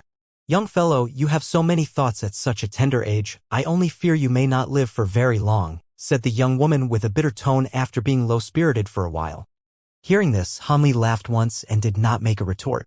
However, he quietly said in his heart, if I had thought any less, I might have died many times already, not to mention in the future. Seeing that Han Li did not continue to speak, allowing her to say that much, the young woman lost some of the anger in her heart and began to consider a plan to deal with the enemy. Do you have any way of inflicting a heavy wound on this flood dragon? If you do, quickly say it. The young woman, seeing that the two of them, even after forming an alliance with Han Li for a short while, were still being chased around everywhere in disarray with no spare room for retaliation, finally could not endure it and asked, I do have one, but it requires for the opponent to be bound for a short amount of time. You cannot allow it to move. Han Li hurriedly replied as he used the iron shield to block another spitting attack by the inky flood dragon, while his figure leaped around incessantly, attempting to widen the distance between him and the inky flood dragon. Okay, I'm going to use the last magic power I have. I can still bind it for a short moment. Hopefully it's enough for you to use. But is your method reliable? The young woman's eyes lit up when she heard that, and she closely followed the flood dragon that was chasing after Han Li, using the pearl swallow ring to fiercely bash the flood dragon's body before hurriedly saying, I have a very powerful treasure talisman. It definitely can break through this flood dragon's defenses, Han Li said with full self-confidence. He did not believe that this demonic beast would still be able to block the full force attack of the golden light brick. Treasure talisman? When the young woman heard this, her heart was filled with joy. She had never expected that the Yellow Maple Valley young man in front of her eyes actually could obtain such a rare item. Although she also had a few treasure talismans, their strength was not even on par with her pearl swallow ring. Since the other person had so much self-confidence, it seemed like it should be a purely destructive treasure talisman. This was definitely an extremely rare object. Since she realized that Han Li's method was feasible, the young woman immediately stopped in midair, then started the incantation that had once bound the flood dragon before. The pearl swallow ring securely wrapped around the demonic beast's body again, causing it to start struggling in anger. Han Li, seeing this golden opportunity, immediately placed the flying dark iron shield in front of his body. Then he pulled out the golden light brick treasure talisman and sat down cross-legged. Under Han Li's control, the golden light brick treasure talisman manifested the magic treasure's material existence after a brief moment. A golden, foot-long brick floated into midair, light shining in all directions. The spiritual power inside of Han Li, like flooding river water, poured unstoppably into this brick. Not long after, 1/3 of his magic power had been sucked away. This caused the gold light above his head to become even more dazzling. One simply would not dare to look at it directly. While the young woman was using all her energy to enclose the inky flood dragon, she was closely watching Han Li's every movement. When she saw that gold brick emerge, she finally let go of her originally somewhat perturbed state of mind.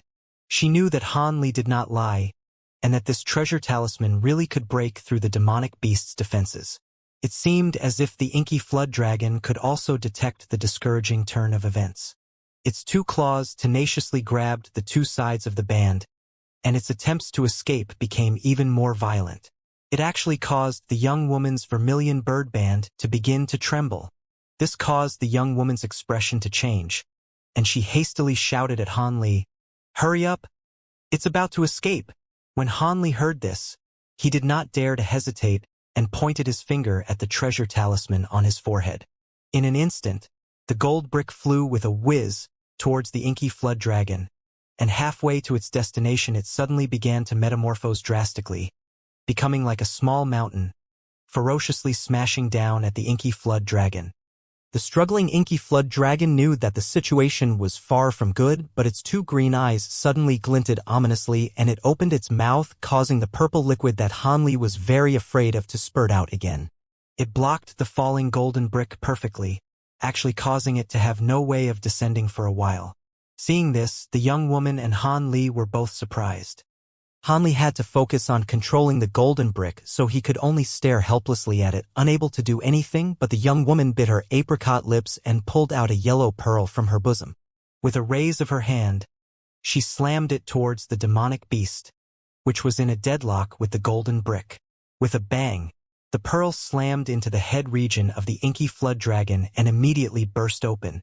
Instantly, a small cloud of yellow fog shrouded the flood dragon's body, causing the inky flood dragon to begin to howl in panic. Naturally, the purple liquid that was being shot out also stopped. Without the purple liquid to block, the somewhat weakened tip of light from the golden brick descended at once, perfectly and solidly slamming onto the flood dragon's body. A huge, earth-shaking sound exploded out and a dazzling gold light lit up the entire underground area in a flash, but it immediately became pitch black again, reverting to its normal state. Next, the golden brick that had returned to its original size turned again into a streak of gold light, flying to Han Li's side. Only the dying demonic beast was left in midair. Half of the inky flood dragon's head region had been smashed to a pulp, and a flood dragon eye had completely burst out of its socket, flying to an unknown location. The other eye naturally was still there, but it was also incessantly bleeding. The entire inky flood dragon seemed to be incredibly miserable. It seemed like this demonic beast was not far from dying. Seeing this, the young woman rejoiced in her heart and hurriedly pulled out a small crystal vase from her storage pouch, then muttered some words at the small vase. Then, she pointed at the inky flood dragon, and a few strands of black air came flying out of the lip of the vase, eerily wrapping around the inky flood dragon's body. Not long after, a small green flood dragon completely different from the previous inky flood dragon was forcibly shot out from within the inky flood dragon's body. Although it bared its fangs and brandished its claws, struggling fiercely, it was still slowly pulled into the small vase. When the young woman closed the vase, she closely assessed the miniature flood dragon inside of the few eyes vase and was unable to conceal the smile on her face. Her entire person began to beam with joy.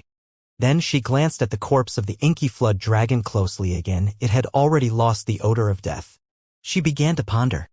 Han Li, seeing the young woman's activity, immediately realized that she had collected the primordial spirit of that flood dragon, although he didn't know what the inky flood dragon's primordial spirit could be used for. Based on the young woman's elated reaction, he knew it was considerably valuable. At this time, the young woman reached out her hand and retrieved the vermilion bird band. The inky flood dragon's corpse immediately fell from midair, happening to land right in front of Han Li's eyes. Since I took this flood dragon's primordial spirit, its corpse can be left for you. After all, it was killed by the two of us, the young woman said calmly, flying and landing next to Han Li's side. When Han Li heard this, he glanced at the perfectly satisfied young woman, then lowered his head and looked at the fleshy body of the inky flood dragon. He said melancholically in his heart, "It's easy for you to say. Giving this corpse to me, perhaps it's because you reckon that I have no use for it. In addition, this inky flood dragon is as sturdy as a turtle shell, and both you and I are very clear about this. It seems like you want to watch me make a fool out of myself." Thinking to this point, Han Li caused a cold light to flash across his hand, and a huge silver sword appeared in his hand. It was precisely the extremely strong magic tool from the barefooted man from earlier. Han Li wordlessly stabbed the huge sword with force. With a pucci, this silver sword actually sank 3 inches into the inky flood dragon's corpse. Although it wasn't stabbed too far in, it had finally broken through the flood dragon's defenses, causing the young woman to the side's jaw to drop in astonishment, unable to close it for some time. Han Li, seeing the young woman's expression, found it to be laughable in his heart and continued to wave around this sword, about to stab down again. "Halt! Let me see this sword," said the recovered young woman slowly, staring at that silver sword with a look of amazement, causing Han Li to become startled. "What is there to be afraid of? I am a dignified core formation cultivator. What kind of treasures have I not seen before? It's just that this sword of yours is really somewhat strange and I'm somewhat curious is all," snapped the young woman, seeing that Han Li was somewhat hesitant, and rolled her eyes at him. Although the young woman's appearance was young, her charming, flirtatious gaze actually caused Han Li's heart to speed up, unable to control himself. "This sword really does have some problems after I obtained it. I don't know why, but I have no way of controlling the sword. Otherwise, we would not have been in such tough straits when dealing with the inky flood dragon earlier." Since the young woman said so, Han Li could only force himself to hand over that sword to the young woman as he slowly explained. As of right now, he was still unwilling to fall out with the young woman. After all, based on her unhurried movements in the face of desperate circumstances, she should know how to get out of this place and should have a well-thought-out plan in her heart. And the young woman did not seem to be on guard against him. It seemed like she was somewhat clear about his thoughts, not afraid that he would attempt some kind of sneak attack. "Ziz. Sure enough, it's true. It really is too extravagant." The young woman sighed with regret after receiving the sword. After she had closely caressed it and identified it, her face revealed an expression of extortion. "What's the matter?" Han Li couldn't help but ask, seeing that the young woman had seemingly noticed something. "Nothing really. The reason why this silver sword is so sharp is only because silver essence was added into it, which is usually only used when refining magic treasures. In addition, its quantity is not small, more than enough to allow this item's quality to reach that of normal magic treasures," said the young woman indifferently, carelessly returning the sword to Han Li's silver essence. Said Han Li, a bit surprised. "Even if I told you, you wouldn't understand. Only true fire from a core formation cultivator or above would be able to extract raw materials for magic treasures in large quantities from pure silver. It's extremely precious. My vermilion bird band also contains this kind of material," said the young woman somewhat impatiently. Hearing this, Han Li cursed again in his heart. "I asked you precisely because I didn't know. If I knew, would I need to ask?" Although he had clearly seen the young woman's unwillingness to speak any further, Han Li still turned a blind eye and continued to ask, "Why can other people use this sword to meet enemies while I simply have no way to control it?" Seeing Han Li's manner of asking until the end, the young woman became somewhat unhappy in her heart. But she still replied indifferently. The original owner of this sword had used a heart-refining technique to refine it. This kind of method is extremely corrupt, so of course other people have no way of using it. Unless you were to melt down this sword and re-refine it, this sword can only be a useless object to other people.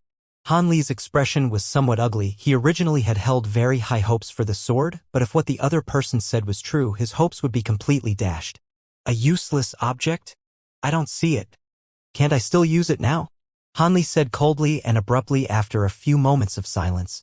Then he began to control the silver sword in an unrestrained way, wildly stabbing at the flood dragon corpse. In the time it took to roll one's eyes, he had cut open the inky flood dragon.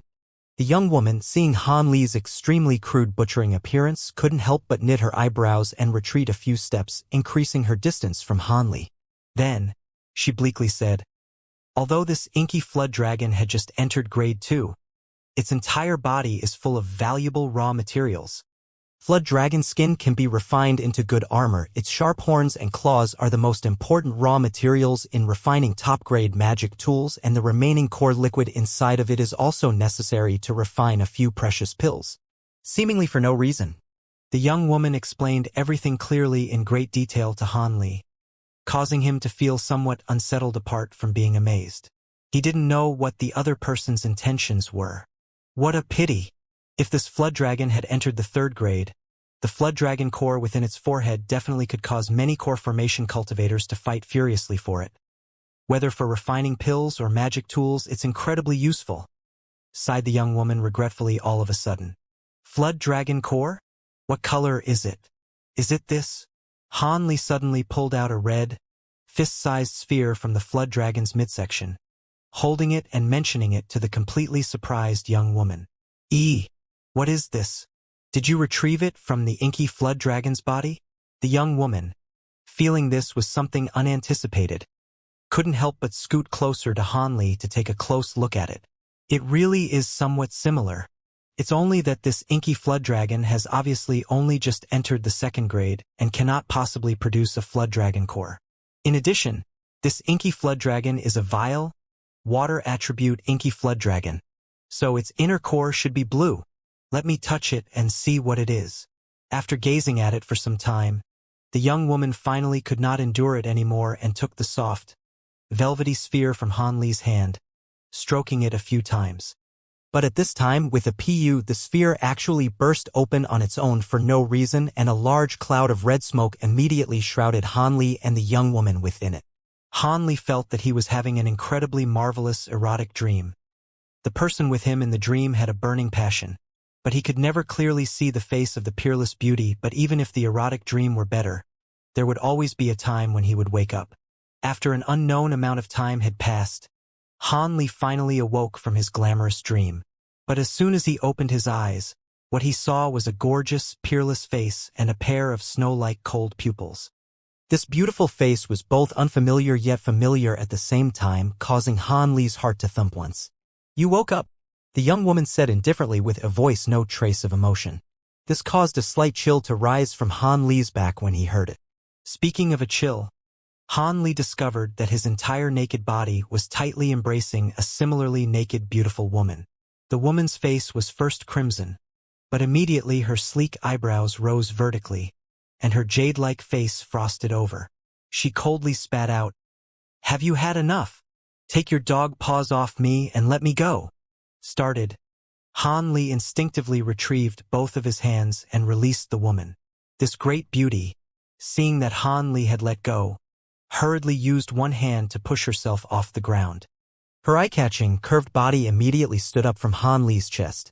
But just as the extremely beautiful young woman's slender waist had straightened, she yelled out, her flowery face losing its color with pain. Her body shook once, and then she fell again into Hanli's chest, causing Hanli to again experience the feeling of soft jade covering his torso. Hanli did not consider himself to be a base person, but he definitely did not consider himself to be a person with noble character. So when this beautiful woman had thrown herself into his arms, he regained his focus and immediately rode his hands up, pressing the woman up against his body. He gently kissed the woman's tender, alluring lips, causing the words that the woman had wanted to berate Hanli with to be forcibly shocked away. Underneath Hanli's hot kisses, her slender eyebrows slowly smoothed out, and she began to fall into a trance. What followed was a case of, when conditions are right, success will naturally follow. Hanli and the young woman wordlessly enjoyed the taste of ecstasy between a man and a woman once again. This, compared to the experience they had when the two of them were in a state of semi-consciousness, caused them to become even more intoxicated and made them even more crazy and forgetful. Today, the beautiful woman's two eyes were tightly pressed up against Hanli's chest. Her two cheeks flushed red, her chest rising and falling indefinitely. Evidently, she had yet to awaken from the greatest stimulus. Hanli embraced this beautiful woman with one hand, and the other hand was incessantly fondling the woman's round and well-developed area with a desire to continue.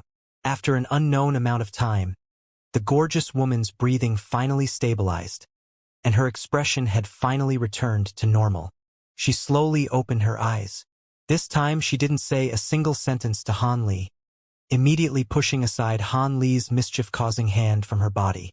She stood up with a bleak expression and walked towards a nearby storage pouch. Hanli slightly started, but after a moment of hesitation he did not obstruct this woman. The young woman retrieved a set of snow-white garments from the storage pouch and gently put them on. Not too long afterwards, she finished getting dressed, causing her entire temperament to change in an instant. She began to appear graceful and poised. At this time, she turned her head around to glance at Hanli, then stared blankly for a moment. This was because Hanli had long since stood, neatly clothed, not too far behind her. He was currently gazing at her with an admiring and tender gaze, causing this woman's state of mind to stir. A trace of a strange feeling crept into her heart. You should be very clear about what kind of person I am. The things that happened between us were only mistakes. Just pretend it was all a dream, the young woman said faintly, gently curling her sleek hair. I know, Han Li answered peacefully after a moment of silence, rubbing his nose. If a third person finds out what happened today, I will kill you, the young woman suddenly stated in a cold tone. I will not breathe a word. If this matter travels to the outside world, you can just kill me. Han Li warmly responded with a faint smile. Humph. As long as you know. Seeing that Han Li agreed instantly, the woman did not actually feel happy in her heart. In fact, she began to feel somewhat vexed, and her tone became even more vile. After saying this, the woman and Han Li remained silent in a stalemate for some time. Neither of them uttered another sentence. Although the woman was a core formation cultivator, she had always spent her time cultivating as a child. As for the affairs between males and females, she was not much different from normal young women. Thus, although she had instinctively forced Han Li to not transmit this matter to the outside world, her thoughts were still in turmoil, unsure of how to face this matter. Han Li was not much better than the woman. He had never expected that his first intimate relationship with a woman would actually be with a female core formation cultivator. In addition, it was with this kind of a peerless talent and beautiful person, completely different from the sweet-tempered, pretty daughter from a humble family that he had imagined. This caused him to laugh bitterly. Would this one-night affair be a blessing or a curse to him? But regardless of what it would be, Han Li had already seen that the woman did not harbor the malevolent idea of killing him to silence him, causing him to let out a sigh of relief. Many favorable impressions spawned towards this great beauty, with whom he had already experienced the affairs of a husband and wife. But these were only favorable impressions. If the other person still wanted to become hostile and make a move, Han Li decided that he would not resign himself to death. What exactly was that sphere? How could it cause you and me to? Han Li was the first to open his mouth, but after saying half of the sentence, he did not continue. However, he trusted that the other person would be able to understand his meaning. That was the inky flood dragon's prostate capsule. I didn't expect that this beast actually was a very rarely seen male flood dragon, and I actually carelessly forgot this matter. This capsule contains an aphrodisiacal fog. When it contacts any female, it will immediately erupt. So it was like that. Hearing this, Han Li was finally enlightened. The riddle in his heart was finally resolved. Then your current appearance. Why is it different from before? I practice a sect-unique cultivation technique, the female essence incarnation technique. This magic technique, although somewhat strange, can allow a person to remain perpetually young. Every 10 years, this magic technique will cycle through once. My magic strength would have gone through the cycle, and I thus naturally would have restored my young appearance. But after what happened between us, this technique was temporarily broken and I slightly aged, the young woman explained casually after a moment of silence. Then you won't have any troubles, right? Han Li didn't know why he couldn't help but ask this question. It's not a problem. My magic technique is already at great success stage. Even if my virginity has been broken, I will only lose 5 to 6 years of magic power. This to me does not count for much, said the woman coldly, glancing at Han Li with a complicated expression. Hearing this, Han Li became silent. He knew that the other person's heart still contained a significant amount of resentment towards losing her virginity. He could only remain silent and face it. This woman truly felt that she had been extremely wronged. She had just then secretly sized up the other person a few times and had confirmed once again that this Yellow Maple Valley disciple was truly completely average, whether in terms of appearance or natural talent. And she had actually done things that should only be done between a husband and wife with this person. How could this not cause her, who had always been proud and arrogant, to feel incredibly dejected? But she was also somewhat reluctant of the idea of killing this person to relieve the hatred in her heart. After all, the other person was the male who had taken away her virginity, and she inevitably had a few strange feelings towards this person. This caused her to feel both anger and hatred. What time is it now? It shouldn't have passed the time limit of 5 days, right? Han Li couldn't help but ask after suddenly recalling something. Upon hearing this, the woman, whose state of mind was already unstable, felt an abrupt fright spring up in her heart. But immediately afterwards, she calmed down and said calmly, "It shouldn't have been that long. The sedative contained in the inky flood dragon's aphrodisiacal smoke should be very low in concentration. At most, we were unconscious for 5 to 6 hours. But if we want to leave, we also must make our preparations now. This dangerous area is not so easy to exit from, added the woman, knitting her eyebrows. However, before all of that, you have no opinions on me taking this treasure chest, right? Inquired the young woman as she glanced coldly at Han Li, her almond lips opening slightly. Hearing this, Han Li bitterly laughed. Although at the moment he could not sense the depth of that woman's magic power, it was definitely above the Foundation establishment stage. How could he dare to fight with her over the treasure chest? The woman, seeing that Han Li did not utter a word, coldly smiled and leaped towards the white jade pavilion. In the end, she very smoothly retrieved the golden chest into her storage pouch, then flew back to Han Li's side. Those spiritual medicines. Seeing that the woman had not harvested those spiritual medicines, Han Li stammered, somewhat baffled. I have no need of them. If you like them, you can harvest them all. The woman glanced at Han Li and said without geniality after hearing this. Hearing these words, Han Li became very happy in his heart. He had just been worrying that, after exiting the forbidden area, he would not have enough spiritual medicines to turn into his sect and would seem suspicious to others. Thus, he unhesitatingly immediately flew over, and in the time it took to roll one's eyes he retrieved tens of spiritual medicines. The woman stood in the same spot and coldly watched Han Li's movements without making a sound. Only after Han Li harvested the medicines in return did she slowly and solemnly say, "To break free from this place requires cooperation between the two of us. We cannot successfully leave this place if one of us is missing." Inside the large stone temple hall, the sound of rumbling continued to echo. The masked moon sect disciples were strenuously using magic tools, smashing open a large tunnel many meters deep. However, regardless of what magic tool stuck inside the stone tunnel, they could only pound away a chunk of rock about an inch wide. This caused everyone to become even more discouraged as they pounded away. After several hours, all of the disciples blankly sat on the ground and wordlessly looked at the large hole as if they were all lifeless. As of this moment, they had wanted to rescue their martial ancestor, but they didn't hold the slightest confidence in doing so. All of them started to think about the fearsome consequences of losing their martial ancestor and started to think of their path to escape. Right at this moment, a large sound came from outside the stone hall, and the earth rumbled for a moment more, as if there was a tremendous battle occurring outside. This caused the disciples to be faintly surprised. What's going on? A few disciples looked at each other in dismay. 2 male disciples immediately exited the stone hall with quick steps to see what was happening. Martial ancestor. Soon, the sound of great rejoice came from the disciples outside the hall.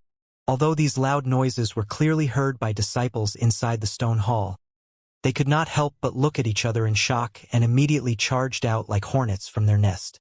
Over 30 meters away from the hall entrance, there was a large hole several meters wide. Nearby, there was a remarkably beautiful woman wearing fluttering white clothes. From her appearance, it truly seemed she was the young female martial ancestor.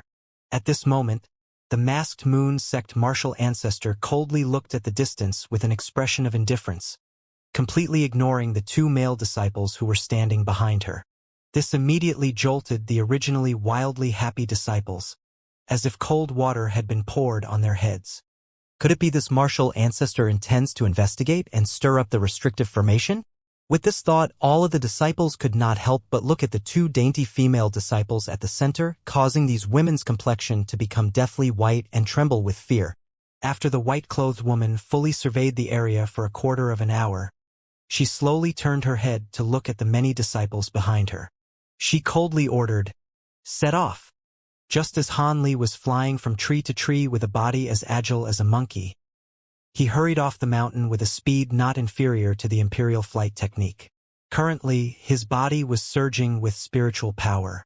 His body actually contained magic power of the 13th layer. Han Li felt a bit infatuated with this fantastic feeling of greatly increased magic power. However, he was unable to persistently release this great amount of spiritual power for a long period of time.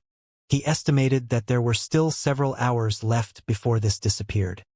In order to leave the underground swamp, that woman had reason to cooperate with him and used some kind of secret magic to temporarily send a portion of the restriction spell's magic power to Han Li, causing Han Li's originally 11th layer power to ascend to the peak of chi condensation. The two then used the vermilion bird band and the golden light brick treasure talisman to forcibly break open a tunnel from underground to the surface. During these course of events, whenever Han Li's magic power was exhausted, the woman silently transmitted more magic power toward Han Li. As a result, when the two were able to leave from underground, Han Li had completely exhausted the golden light brick treasure talisman and turned it to waste paper, whereas the young woman had used up 20 to 30 years of cultivated power. These losses couldn't be considered anything but disastrous. With this said, the woman's female essence incarnation technique was truly strange. Within the incarnation cycle, she was able to transmit the restrictive spell's magic power to another male, but was unable to remove the restriction off herself and pass it onto a female. Furthermore, the magic power that could be transmitted was limited to the cultivation of the male. As Han Li was only at chi condensation, the amount of magic power he could contain was the 13th layer of his foundation cultivation technique. It was impossible for him to enter the realm of foundation establishment. Because Han Li had just received magic power from the woman prior to breaking their way to the surface and separating, he still had the magic power of 13th layer cultivation for the moment, allowing him to experience this wondrous sensation a while longer. Nan Gong Wan. In his heart, Han Li softly said this.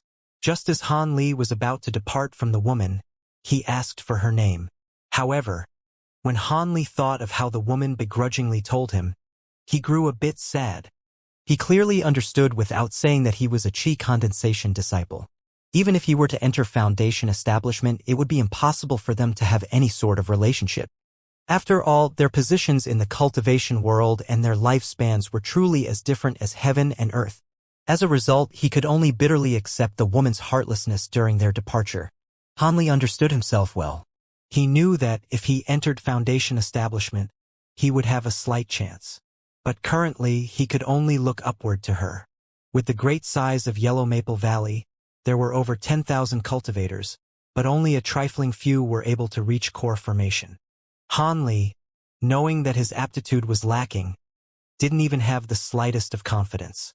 Just as Han Li was thinking this, his expression suddenly grew dark. Whoosh! His body suddenly disappeared into the air. A few moments later, however, his body appeared where he originally was, but now he was holding a storage pouch. At this time, the headless corpse of a spirit beast mountain disciple fell off a nearby large tree.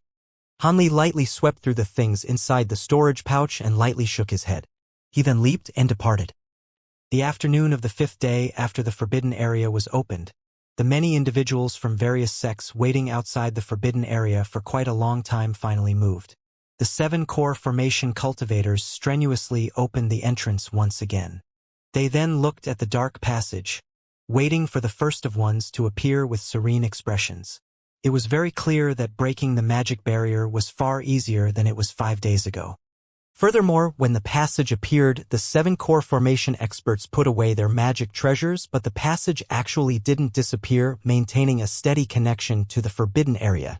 Behind the 7, there were several tens of foundation establishment leaders with somewhat nervous expressions. This was related to the next distribution of foundation establishment pills, so this event was quite important to these stewards. As for the masked moon sect's senior eccentric Qiong, it was unknown when he appeared on the large rock nearby, but he was watching the several people with glee. When he saw those he made a bet with, his gaze became rather peculiar. After half an hour after the passage opened, a middle-aged Taoist priest with a calm expression walked out. His clothes were lined with ash and dirt and had several notable holes and bloodstains. It seemed that he had left the forbidden area after fighting a bitter battle. After the middle-aged Taoist priest appeared, he saluted the clear void sect's core formation cultivator and quietly sat down cross-legged to the side. When the core formation cultivator saw this, he looked at the middle-aged Taoist priest with a smile and lightly nodded his head repeatedly. Martial Ancestor Li's expression was peaceful without the slightest of emotion, but senior eccentric Qiong rolled his eyes and gave a dissatisfied snort.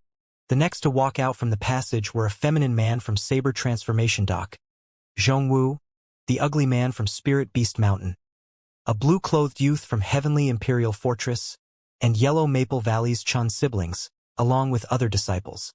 All of them more or less had traces of injury. Every one of them walked to their sect elder's location with expressions of exhaustion and sat down cross-legged to rest. After the time it took to eat a meal, another large batch of disciples walked out. This group of people were different from the loners who had previously emerged. They were all in groups of 2s and 3s. Furthermore, every person's face had greatly varying expressions. There were those who were greatly joyful, those who were completely dispirited, and those who had an expression of great relief. Adding this group of people to the several that arrived before, more than 20 of the 7 sects' disciples had already returned. However, they still didn't see a single person from the Masked Moon sect. This caused the other 6 sects to wear an expression of astonishment. However, Senior Eccentric Chong's expression along with Celestial and Ichong and the rest of those from the Masked Moon sect did not change in the slightest, as if they had a card up their sleeve. After another hour passed by, aside from 2 disciples who appeared, there were no other traces of those from the Masked Moon sect. There were still only 2 hours left before the passage closed. At this moment, Senior Eccentric Xiong and Celestial Ni Chang glanced at each other, slightly revealing an expression of unease. The appearance of a person suddenly flashed at the passage entrance. A youth from Yellow Maple Valley appeared. This person had a common appearance with neat clothes, and hurried on his way, having the appearance of an unstoppable thunderbolt killing several people in succession. This person was Han Li. When the Masked Moon sect members saw the image of a person at the passage entrance, their faces wore an expression of joy. But when they clearly saw that it was someone from Yellow Maple Valley, they immediately became greatly disappointed. At this moment, Hanli took a look at the surrounding situation and slowly walked to his sect's position. He copied the others and sat in formation. Coincidentally, he happened to sit next to the Chun siblings. It appeared that compared to the other 6 sects, Yellow Maple Valley disciples numbered the greatest among those who left the forbidden area alive. Apart from brother and sister Chun, there were also the old man as well as the youth. With the addition of Han Li, there were actually 5. Compared to the 3 to 4 survivors from the other sects, especially the trifling 2 from the Giant Sword sect, it could be considered much greater in number. This caused martial ancestor Li to be unable to conceal the joy in his heart as he wore a spring wind on his face. When the Chun siblings and the other 2 saw that Han Li, an 11th layer disciple, was actually able to leave the forbidden area completely intact and without injury, they could not help but show an expression of amazement. However, as if they immediately thought of something, they looked at Han Li with a gaze of contempt and did not pay further attention to him. Obviously, they all believed that Han Li was a coward, concealing himself and hiding from battle. He certainly harvested nothing. As the time for the passage to close grew closer, those from Masked Moon sect appeared one by one. This caused Senior Eccentric Qiong and Celestial and Ichong to be unable to sit still with an expression of unmistakable worry on their faces. This caused martial ancestor Li and the Taoist priest at the side to become secretly delighted. It seemed the Masked Moon sect truly had a mishap. Han Li, who saw all of this, wrinkled his brow and felt a bit of surprise. He definitely escaped from the underground swamp with Nangong Wan. Why did the others from the Masked Moon sect not yet appear? He could not help but be a bit worried about that woman. Han Li suddenly thought of the other young woman that he had encountered inside the forbidden area and couldn't help but glance in the direction of Spirit Beast Mountain. In the end, he discovered that Han Yunji was cutely sitting cross-legged on the ground, her expression very even. There did not seem to be anything unexpected, causing Han Li to let out a sigh of relief. Near the closed tunnel entrance, those from the Masked Moon sect appeared increasingly unsightly from worry. As for the people from the other sects, although they outwardly appeared to be anxious for the Masked Moon sect disciples, flower of happiness had contrarily bloomed in their hearts. After all, the Masked Moon sect was State of U's strongest sect and had long attracted the jealousy of others. These few were naturally happy to see an opportunity to weaken its power. Perhaps because their wishes had gone awry, the opposite of their desires occurred. When the passageway was only a quarter hour away from closing, a white shadow flashed within the passageway, and a group of 10 or so Masked Moon sect disciples walked out in an orderly fashion. Their leader was the extremely alluring beauty Nangong. Seeing them walk out, the senior eccentric Qiong's reaction was acceptable, only letting out a long sigh. That celestial Ni Chong couldn't help but pounce at her, tugging on the arm of the beautiful celestial Nangong. She began to ask her questions with extreme concern, her face revealing an expression of anxiety. The other sex felt puzzled upon seeing this. This was no surprise. Although Nangong Wan had met with these core formation cultivators several times, she had worn a veil and never revealed her true appearance. Thus, these people did not actually know that the beautiful, flowery young woman before them was actually the celestial Nangong that they had met with numerous times. Seeing this woman had safely returned, Han Li was also very pleased. After all, she was the first person he had joined bodies with. Even if he clearly knew that there was no way to continue their relationship, in his heart he still couldn't help but worry about her. However, the smiles on martial ancestor Li and the Taoist priest's face had become somewhat forced. This was not unexpected. Ignoring how many spiritual medicines the masked moon sect had harvested, even the number of people that had walked out of Forbidden Area alive had surpassed the combined numbers of the people from their two sects. How could this not cause the two of them to be extremely depressed? All of the disciples should have emerged by now. The ones who didn't appear, muttered the leader of the Spirit Beast Mountain, clearing his throat. But before he had finished his sentence, a person came scrambling out of the tunnel that was just about to close. It was actually that old, crafty Xianxia from Yellow Maple Valley. Only the giant sword sect and the young Taoist priest originally harvesting the spiritual medicines with him had disappeared without a trace.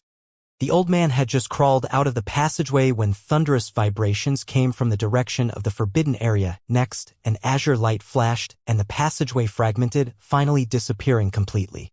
At this time, even if there were still people inside the forbidden area who had yet to come out, it would only be a dead end for them. This was because any disciple who had not exited in time in the past never appeared again, even at the next opening of the forbidden area. They had all disappeared for an unclear reason, and this was also the reason why other people were not willing to waste time. However, the fact that this old, crafty Yellow Maple Valley 10th layer cultivator could actually escape at the very end was truly beyond expectation. They couldn't help but size up Xianxia. Brother Li, I didn't expect that your esteemed valley actually had so many talents.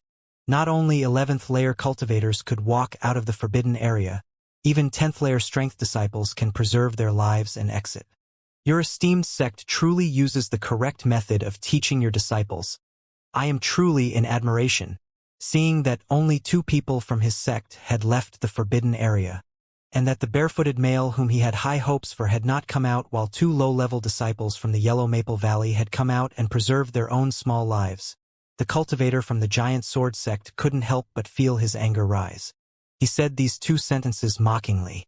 When martial ancestor Li heard this, his face fell. He also reckoned that Han Li and Xianxia had both stayed in hiding and did not reveal themselves, wanting to seize any opportunity available. He could not help but bitterly glare at the old, crafty man, but he still had no choice but to protect the 2 of them with his words. The cultivation technique of these juniors is too superficial. Being able to preserve their own lives can also be considered to be their own good fortune. As for what method they used, the others and I, as their senior generation, have no need to add on any blame. Humph! The giant sword sect expert, seeing martial ancestor Li put on such an act, found it extremely objectionable and wanted to say something else. However, senior eccentric Qiong opened his mouth, somewhat impatiently. What is there for you 2 to argue about? Since the person could survive, this is the skill of the junior generation. Do you want them to stubbornly charge forwards even if they clearly know it is impossible? However, little fellow Li, quickly examine the results of the bet. The earlier we know, the earlier our hearts will be at ease. Do you want the elderly me to wait here for even longer? This old man was clearly taking advantage of his age, but martial ancestor Li and the man from the giant sword sect actually really did not dare to make this person unhappy. They could only glance at each other before laughing the matter off. Otherwise, if this old freak started holding a grudge against them, they would have some really bad luck. Thus, under senior eccentric Qiong's urging, Fu Yunzi of the Clear Void sect and martial ancestor Li could only pinch their noses and move closer to him. Then, each of the disciples from the three sects that had come out of the forbidden area individually displayed the harvest that they had in order to determine the winner and loser of the bet. The Clear Void sect's Taoist priests who had walked out from the forbidden area were only 4 in number. However, when the middle-aged Taoist priest that had been the first to walk out of the forbidden area brought out his spiritual medicines, the faces of all the people present changed slightly. Fully mature 300-year-old blood blue pearls, 2 300-year-old sky spirit fruits, 3 400-year-old chalcedony mushrooms. The Taoist priest brought out 11 or 12 spiritual medicines in a row, individually placing them on the ground. The quantity was extremely high, greatly astonishing the surrounding people. Only Fu Yunzi, who had made the bet, was lightly smiling with content as if he was very satisfied by the stunned looks of the others.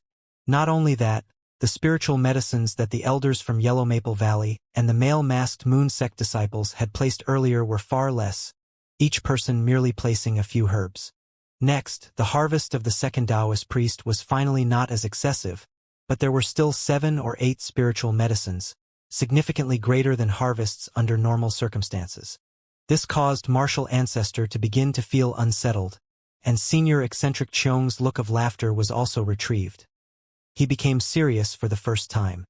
Hearing of the matter concerning the bet, the experts from the other 4 sects naturally became interested and individually came forward to take a look. When they saw this scene, they also quietly considered it amazing. However, the spiritual medicines of the Chun clan brother and sister pair after them finally allowed martial ancestor Li to be somewhat delighted, since their combined harvest neared 20 herbs, already roughly the same as those 2 Taoist priests. The next Clear Void sect disciples' harvest was finally normal, only 4 herbs. As for the masked moon sect disciples, they maintained an average quantity.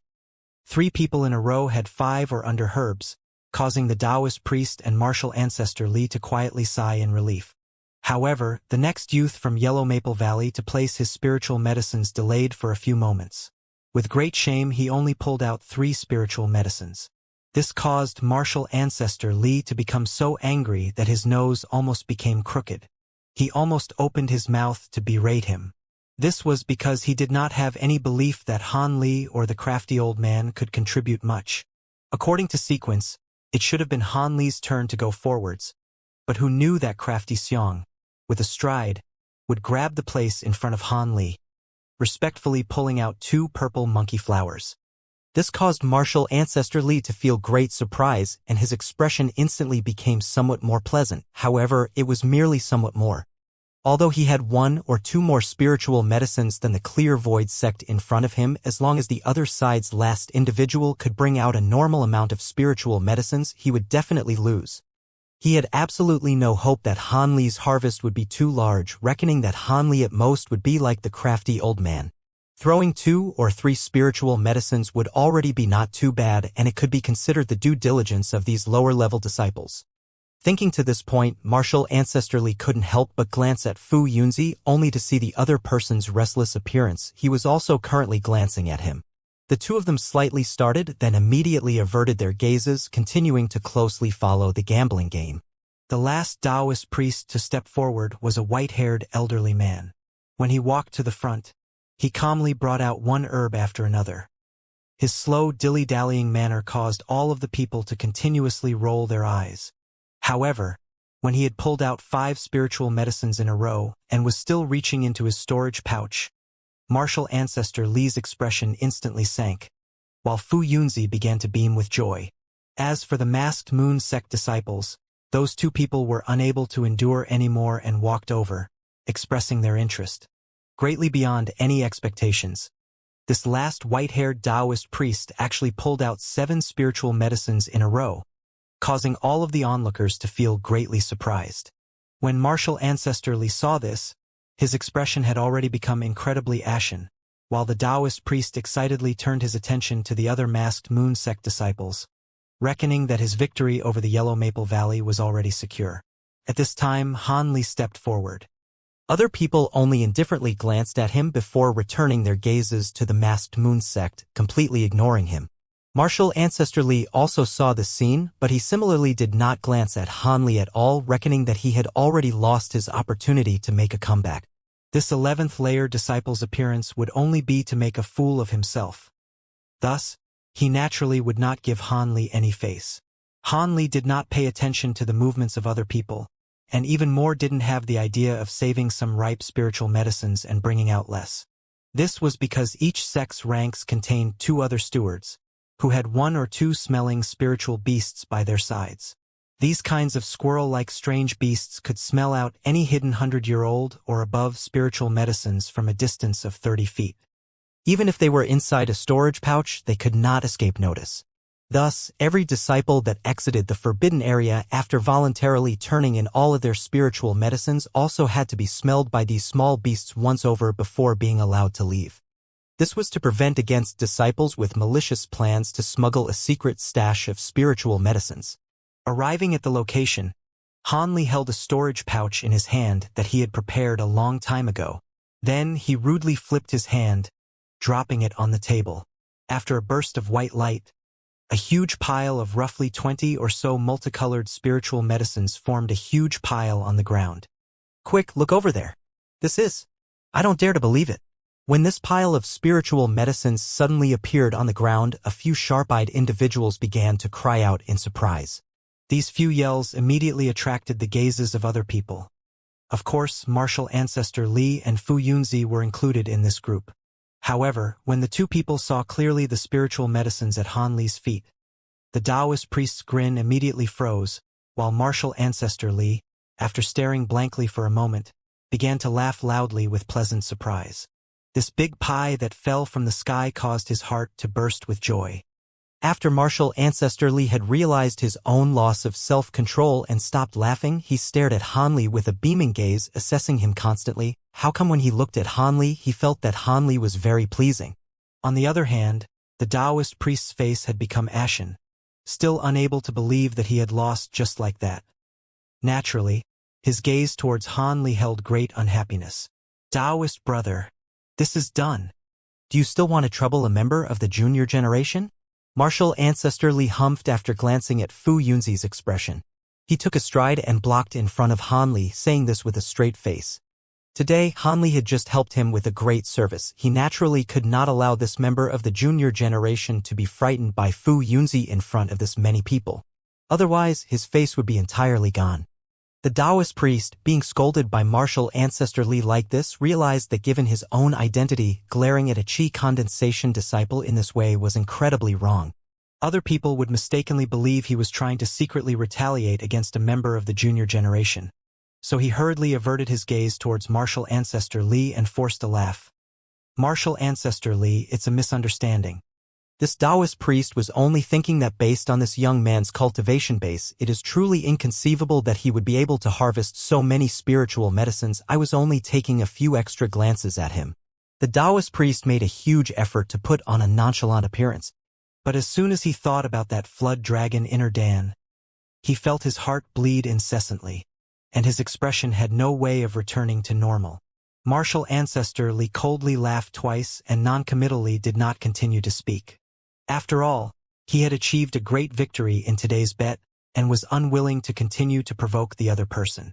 However, he was also somewhat suspicious of Han Li's ability to obtain so many spiritual medicines, but in front of so many people from other sects, Martial Ancestor Li was unwilling to interrogate Han Li now and could only turn a blind eye to it. Not to mention, at this moment his heart was on fire. As long as he could triumph again over the masked moon sect people, he really would have made it big on this expedition to the forbidden area. Naturally, he could not deal with these trivial matters. As long as he could win this gambling game, he couldn't care less about what stealing methods Han Li used to get the spiritual medicines. The Taoist priest, seeing Martial Ancestor Li's appearance, naturally realized the other person's thoughts.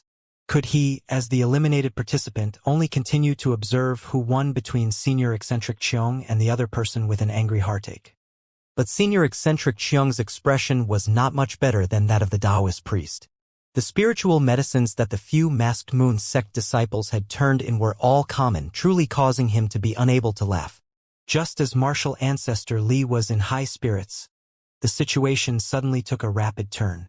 The quantities of spiritual medicines that the last few masked moon sect disciples turned in suddenly all reached 10 or so in number, in an instant surpassing even the sum of the Yellow Maple Valleys and Clear Void sects harvest by 5 or 6 herbs, winning the last round of the bet. This turn of events immediately knocked Martial Ancestrally into a stupor while Senior Eccentric Xiang let out a long sigh of relief and began to laugh strangely. Bring it, turn over that demonic flood Dragon Inner Dan. I was just wanting to refine a furnace of good pills. And this Inner Dan is the best medicinal catalyst. Senior Eccentric Xiong impolitely demanded his betting spoils from Fu Yunzi on the spot. Upon hearing this, the Taoist priest Fu Yunzi forced a smile and opened his mouth, as if he wanted to say something, but nothing came out of his mouth.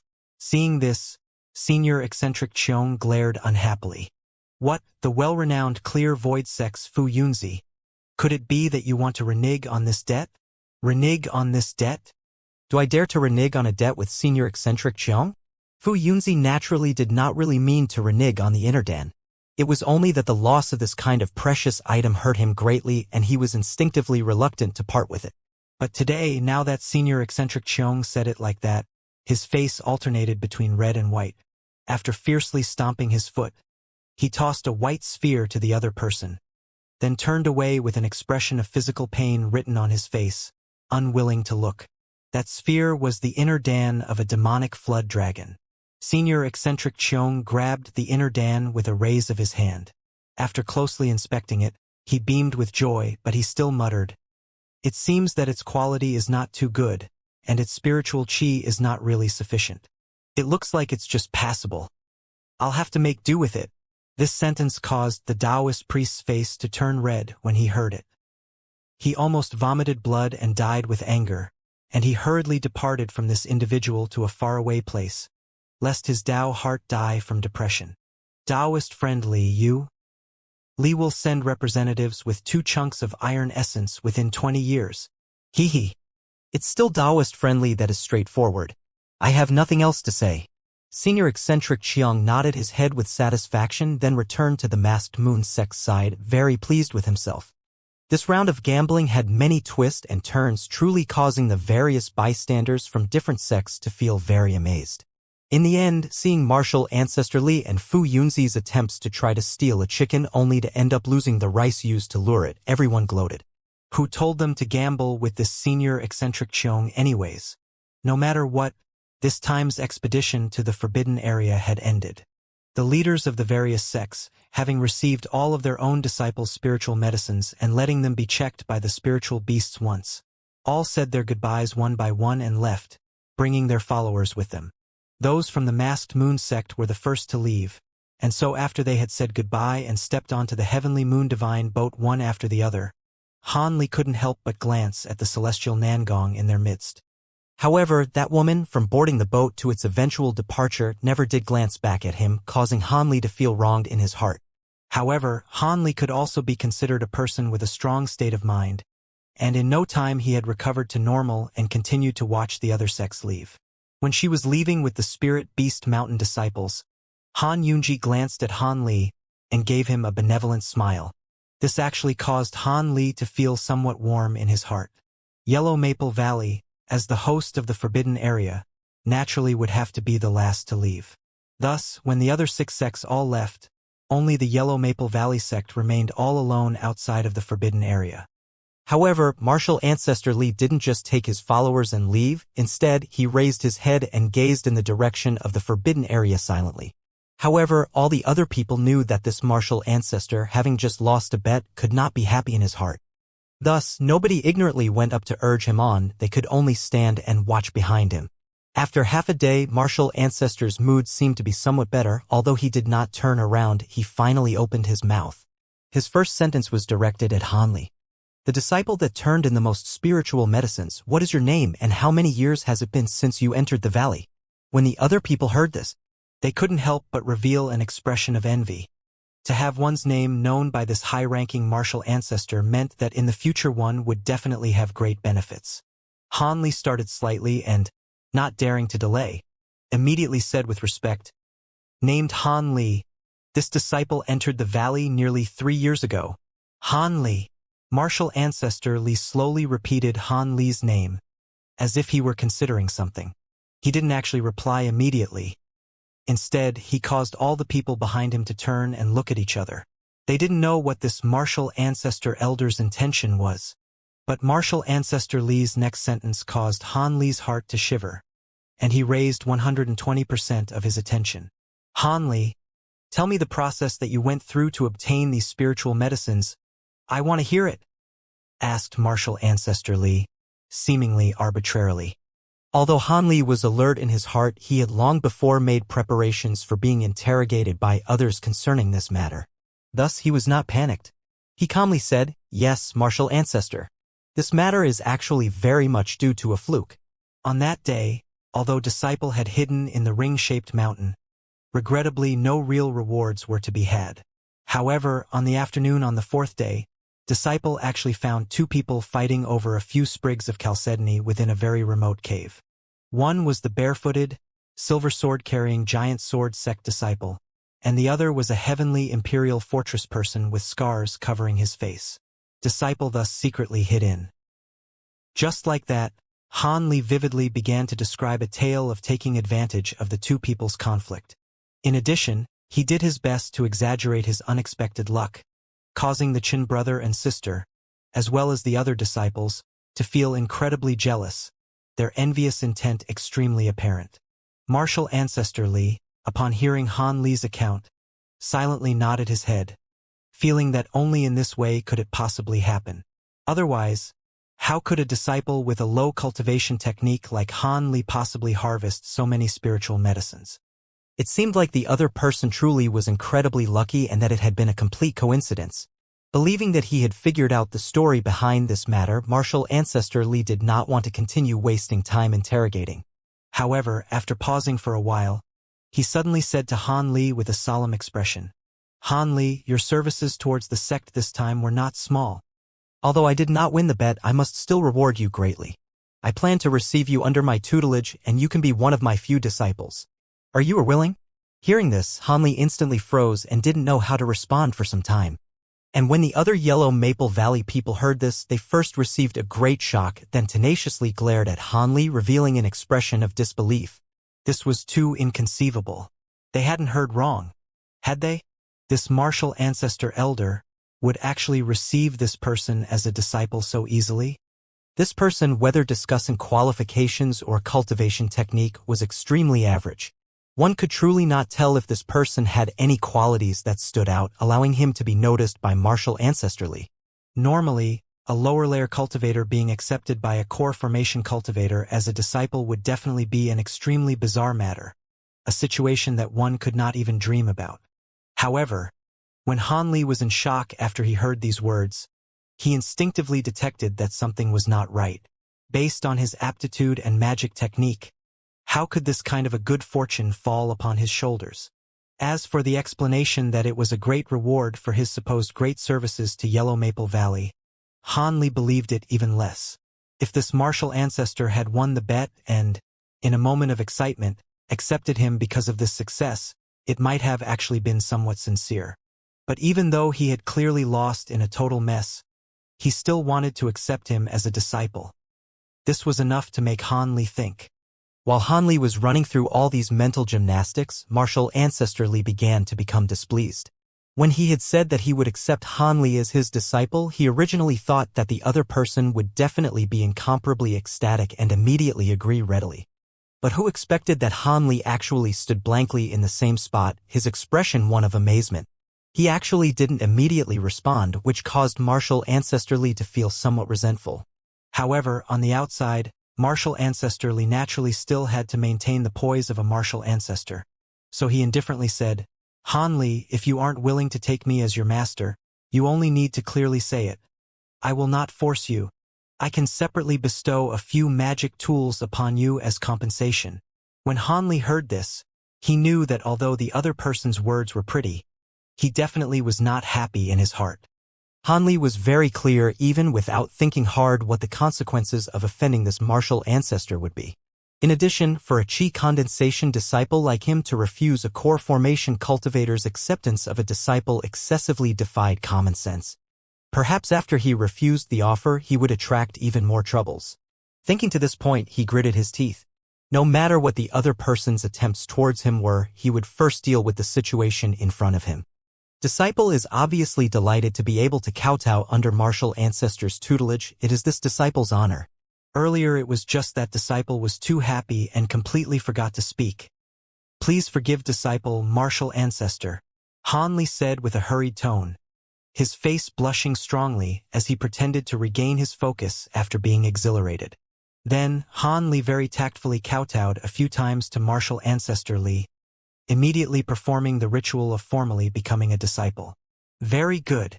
From today onwards you are my, Li Huayuan's, disciple. This jade light saber magic tool can be regarded as a greeting present. A smiling, exuberant expression appeared on Li Huayuan's face, and he reached his hand out to support Han Li. Then, he handed him a long, greenish jade saber. Judging from the spiritual light flickering on it, it definitely was a top-grade magic tool. Han Li solemnly received the long saber with his 2 hands, then kowtowed again to express his respect before standing up again, pretending to be unable to contain his joy. The other disciples watched dumbstruck, fires burning in their eyes. Their gazes towards Han Li were extremely peculiar, wishing that the person to receive the magic tool was themselves instead of Han Li, whom they had long considered to be unpleasant to their sight. Although Han Li was unclear about the thoughts inside other people's hearts, the provocative gazes individually landing on his body allowed him to roughly guess it, and he couldn't help but bitterly laugh in his heart. If it was possible, he actually hoped that the attention of this martial ancestor could have been placed on another person instead of himself, an unlucky bastard. One had to know that he still remembered very clearly the lesson he had learned from his previous master, Dr. Mo. Even better, today another master with even greater ability and many schemes had come. This caused Han Li to be speechless. When after a period of time your foundation establishment succeeds, I will come take you to my place personally and receive you as an official disciple. It doesn't matter if your foundation establishment has not yet occurred, I will also give you some pointers on your cultivation technique, martial ancestor Li instructed Han Li. Yes, master. Han Li, naturally having no more opinions, very obediently complied. Okay, the time is not early. Let's return to Yellow Maple Valley, declared martial ancestor Li after glancing at the color of the sky. Next, everybody once again climbed onto martial ancestor Li's silver python and, after a few days of flight, returned to Yellow Maple Valley. As soon as they had entered the valley, martial ancestor Li Huayuan brought 2 stewards with him and went ahead to the official hall. The other people dissipated one by one, returning to their own homes, awaiting the prizes that would be awarded a few days later. Within a small cottage in the Yellow Maple Valley's 100 Medicine Garden, the little senior martial Uncle Ma opened his eyes wide, staring at Han Li as if he had seen a ghost. He muttered in his mouth nonstop, "This is impossible. Not only did you not die, you also picked up a fortune in the forbidden area, turning in 20 or so spiritual medicines in an instant, and you were accepted by martial ancestor Li as an in-name disciple. Yes, senior martial Uncle Ma. Isn't my good fortune deep and my good luck stunning?" Han Li said, smiling yet not smiling, as he sat opposite the little old man as if he were very pleased. The little old man's facial expression returned to normal upon hearing Han Li's words, but he began to gaze at Han Li with a strange expression in his eyes. His gaze caused Han Li to feel somewhat apprehensive, unsure of what the other person's intentions were. "Little fellow Han, your harvest from this time's expedition to the forbidden area truly is not small. It has far exceeded all of my expectations," said the little old man with a long sigh. "I also did not expect it," Han Li leisurely responded. "But do you know the real purpose for why junior martial Uncle Li accepted you as an in-name disciple?" The somewhat sympathetic tone revealed in the little old man's next sentence caused Han Li to jolt, but immediately after he began to rejoice. However, he was still strongly resisting the movements in his heart. He pretended to be confused and asked in astonishment, "Senior martial Uncle Ma, could it be that martial ancestor Li's accepting of disciples has another reason? Senior martial uncle? Hee.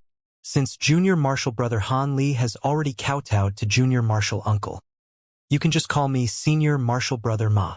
I no longer dare to respond to the title Senior Martial Uncle, said the little old man slowly and methodically, gently shaking his head. Cough. Why does Senior Martial Uncle Ma laugh at Junior Martial Nephew, who doesn't know that seniority in the cultivation world is assigned by cultivation technique? As long as I have not yet entered the foundation establishment stage for one day, Senior Martial Uncle Ma is naturally still my senior, said Han Li very sincerely, and immediately poured a cup of medicine flower tea for the little old man, handing it to the other person. Not bad, not bad. You indeed can be taught. It seems like you have not yet lost your wits because of this matter, so I will tell you now beforehand. In reality, even if I don't say it, you will know in 3 to 4 more days, said the little old man faintly, nodding his head in satisfaction. Hearing this, Han Li was slightly startled, but he concentrated his attention on hearing the other person's next utterance. One had to know that he had always been on edge with regards to the matter of martial ancestor Li's sudden acceptance of him as a disciple. Thus, he naturally would not pass up an opportunity to get the inside story beforehand. What rewards do you think you can get, having turned in this many spiritual medicines? The little old man suddenly asked, changing the subject. It should be exchangeable for 2 foundation establishment pills. I had asked around earlier. If one turns in around 10 spiritual medicines, one can exchange them for 1 foundation establishment pill. Han Li responded obediently. He knew that the other person would definitely have a reason for asking this kind of a question. Humph. In a few days, when the rewards are granted, you will only have the portion of 1 foundation establishment pill. You can stop dreaming about getting 2, said the little old man somewhat mockingly. What? How could it be this way? Could there be people who embezzle the rewards? Han Li almost bounced up, an expression of disbelief on his face. There isn't any embezzlement. No one dares to do that. Only your rewards have decreased. All the others should be receiving their entire reward. Otherwise, who would be willing to participate in the next trial by blood and fire? The little old man explained with a slanted mouth. Could the reason be due to martial ancestor Li? Han Li asked seriously after tilting his head and thinking for a moment. You can't be considered to be too stupid, since you found the heart of the matter so quickly. It really is because martial ancestor Li accepted you as a disciple that it would be this way. The little old man nodded, admiration flashing through his eyes. This sect has an unwritten practice. If there is any clear master-disciple relationship, the master has the right to take half of the disciple's tribute to the sect as a gift to thank the master. Of course, this is limited to the first time and cannot be repeated. The spiritual medicines you harvested in the forbidden area can be considered to be a kind of tribute to the sect. Thus, I reckon that the reason why martial ancestor Li so zealously accepted you as a disciple is most likely because he wanted your 10 or so herbs as a gift. The spiritual medicines that are passed on are halved, and so your rewards are naturally also halved, so you should not hope for 2 foundation establishment pills anymore. The little old man explained thoroughly to Han Li. Han Li knitted his eyebrows, but he revealed no traces of anger or dissatisfaction, only lowering his head soundlessly. This caused the little old man to feel somewhat shocked and sense that something was off. He naturally did not know that not only was Han Li not angry, he actually let out a long sigh and relaxed the heart that had always been tight. It turned out that this new master had wanted his spiritual medicines. This had really been outside of his expectations, but it also caused Han Li to begin to relax. To Han Li, who was about to refine these pills, 1 foundation establishment pill could not amount to much. As long as he could succeed in refining these pills, he couldn't care less about the loss of merely 1. The little old man didn't know Han Li's attitude. Seeing that Han Li didn't make a sound, he thought that Han Li was holding in a stomach of stuffiness but was good at controlling it and didn't let it leak out. Thus, he lightly laughed and began to comfort Han Li. Although you get 1 less foundation establishment pill, you exchanged it for being accepted as martial ancestor Li's in-name disciple. You haven't suffered a huge loss, so it's not too bad. One has to know that your talent is not very good. Even if you were to use 2 foundation establishment pills, your hopes of successfully entering the foundation establishment stage are not too high. It's more worth it to use 1 in exchange for gaining martial ancestor Li as an influential backer. This way, even if in the future you are still in the chi condensation stage, pretty much no one in the sect will dare to provoke you.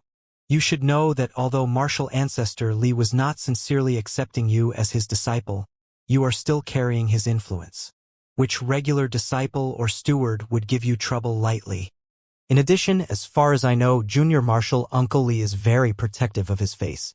When Han Li heard this, he was somewhat moved in his heart. When the little old man had sent him the 2 bottles of pills before he went to the forbidden area, he could already tell that the other person was someone with a cold exterior but a warm heart. This person's character truly was not bad. But with these words, Han Li remembered them in his heart even more. It seemed as if the other person was worth building a deep relationship with. Although Han Li thought this in his heart, outwardly he still pretended to be barely moved by what the little old man said, and after bitterly laughing a few times, he finally opened his mouth to speak and carelessly spoke with him for a bit. This senior marshal Uncle Ma, seeing that Han Li had seemingly recovered from this setback, was very happy in his heart, and not long after he said his goodbyes and left. The 100 Medicine Garden naturally was once again under Han Li's care. Although the journey to the forbidden area had only taken 10 days, Han Li felt as if several years had passed. Thus he lied down on his bed in the 100 Medicine Garden for a long while, basking in comfort and longing. Not only did he finally return with his life intact from this trip he gambled his life with, he had also perfectly accomplished his goals. Now he could indulge in a truly worry-free and sound sleep. It seemed that all of the struggles from the mortal world were far away from him in a flash as he slept. Han Li slept until the afternoon of the 2nd day before awakening. After Han Li woke up, he quivered with excitement. He immediately started to set up his plans for the future. His first matter of business would naturally be to mature the 3 main medicines as soon as possible and properly preserve them. As for the other auxiliary medicine ingredients, he would naturally leave them for last. However, complete preparation for all of this was not a matter of 10 days or half a month. According to Han Li's estimates, at the very minimum, he would need several years before being completely ready to start refining the pills. As a result, Han Li wasn't in a hurry with his spiritual medicines. Instead, he arranged his harvest from the forbidden area. The result was that he obtained over 10 mid-grade spirit stones, several hundreds of low-grade spirit stones, a large pile of magic tools of all grades, several chunks of the centipede demonic beast's outer shell, several materials from the inky flood dragon, and a bunch of rubbish. However, apart from these items, there were 2 items that Han Li were most interested in. A figurine holding a bow and arrow and a lustrous silver book page. This figurine was mainly carved from wood, with complete ears, nose, mouth, and eyes. It seemed gentle, as if it were alive. Furthermore, it was dressed from head to toe in an extremely realistic metal armor suit with a bronze bow in hand. This was the magic tool that Han Li previously acquired from his elders. It was the high-grade magic tool, Puppet Bowman. After he obtained the magic tool, Han Li did not make use of it. That was because this magic tool required a secret soul-splitting technique. The puppet required a sliver of spiritual sense to enter it in order to control it. This soul-splitting technique was not possible until one reached Foundation Establishment. It should be known that only cultivators at Foundation Establishment or higher have the sufficient spiritual sense to endure the pain of dividing one's soul. With the mere spiritual sense of a chi condensation cultivator, before even completing the soul-splitting, the person would have already fallen into demise and gone mad. It is often said that an immortal spiritual sense could be used to look in all directions and to scan through items. However, this isn't the true significance of splitting one's soul. Originally, spiritual sense was nothing more than a small external technique. However, after cultivating the secret technique to split one's soul, it would be equivalent to having one, even several separate individual divine senses, with each divine sense capable of controlling several tools. The more times one divided their soul, the more magic tools they could control simultaneously. It should be known that when chi condensation disciples normally confronted an enemy, at most they could use 2 magic tools at the same time. If they used any more, they would no longer be able to control them with ease. After all, who didn't have 5 or 6 magic tools on hand? If they were to throw them all at their opponent, it would definitely be ineffective and would cause the opponent to be baffled for a moment. After Han Li fiddled with the figurine for a good while, he placed it down and took a look at the silver book page. This silver book page was from the spoils Han Li obtained from the barefoot man of the giant sword sect. The top was bumpy, textured with many peculiar decorative designs. It seemed very mysterious. Han Li pondered over it for the majority of the day without even a clue and could only set it aside for the time being. Like that, in the following days, Han Li studied the silver book page while waiting for news from the upper echelon. He was seeing whether or not what the old man had said was true, that his reward had been reduced. On the afternoon of the fourth day, Marshal Uncle Wang and an unfamiliar steward went to find Han Li and only brought a single Foundation establishment pill as a reward. What they said was basically the same as what the small old man had said. Martial ancestor Li had taken away the spiritual medicines under the pretext of his disciples' filial tribute to his master. After Han Li heard this, he coldly chuckled to himself, but his exterior appearance didn't reveal the slightest complaint. Seeing this, the two stewards, who originally believed that they would have to waste time explaining clearly, let out a sigh of relief. Then they left, saying goodbye with beaming smiles. After Han Li saw the pair's departure, he laughed at himself for a moment and put away his newly obtained Foundation establishment pill. Now he could take the time to shut himself away and consume the Foundation establishment pills after he refined them. After all, for each day he couldn't refine medicine pills, Han Li would be unable to peacefully enter seclusion. Like that, month by month passed by. 3 years of time flashed by and Han Li's pill refining preparations were finally completed. Within this rather lengthy period of time, several matters had occurred. After junior martial sister Chun consumed her rewarded Foundation establishment pill, she bitterly cultivated for an entire year. In the end, she succeeded in establishing her foundation and entered Foundation establishment. However, her elder brother's luck wasn't very good. Although it was his second time consuming the Foundation establishment pill, he had failed to make a breakthrough and lingered just outside of Foundation establishment. It was said that this great young master of the Chun clan had lost complete confidence in the immortal path and simply left the sect, returning to his clan to handle affairs. Furthermore, Han Li's reputation in Yellow Maple Valley had gradually risen, and he could now be considered a minor celebrity. With regards to the tale of his great stroke of luck in the Forbidden Area, obtaining a large number of spiritual medicines and becoming the in-name disciple of martial ancestor Li, it had fluttered about through the sect on the first year of his return, causing other low-level disciples to burn with great envy. But by the second year, this matter had gradually settled down. However, there was still a small incident during this time. That old man Yi, who reneged on over half of the agreed items, suddenly sent over the rest of the long-overdue items without exception. There was even a bit extra. This caused Han Li to greatly experience firsthand the ease and confidence brought by having a greatly influential backer, and he could not help but be secretly pleased by his position. It seemed that his position of being an in-name disciple of martial ancestor Li had quite a few truly good benefits. However, with regards to paying his respects to his master, Han Li truly had no words to say. Apart from being assigned as an in-name disciple to the man and receiving a personally transcribed copy of the Azure Essence Sword Arts from him, Han Li did not hear anything else from him in these 3 years. It seemed that he had completely forgotten about Han Li long ago. Apart from a few unspoken complaints, Han Li was quite satisfied with his current situation. He currently was wholeheartedly throwing himself into the first steps of refining the Foundation establishment pills. He naturally did not wish for anyone to disturb him. However, his life of near seclusion had finally come to a close. About 3 days ago, Han Li finished maturing the last auxiliary spiritual medicine he required and thus possessed all his ingredients. All he needed was one last thing. After several days of ordering and packing, Han Li packed his ripened spiritual medicines in a neat order and headed toward Yulu Hall. Yulu Hall was exactly the same as Han Li had last seen it several years ago. Naturally, those who were guarding the transportation formation had already been replaced with another 2 Foundation establishment disciples. However, the procedure was the same along with the same intolerant gazes, causing Han Li to laugh inwardly. Regardless, he still entered Yulu Hall without any trouble. Walking along the signless passage, Han Li saw that ugly man who caused him much unhappiness. He was currently sleeping inside the stone room. Han Li wrinkled his brow. After muttering to himself for a moment, he took out a small bell magic tool. Then he walked up to the ugly man and lightly shook the bell next to his ear. This small bell wasn't much to Han Li's ear, but it caused the ugly man to act as if his buttocks were on fire.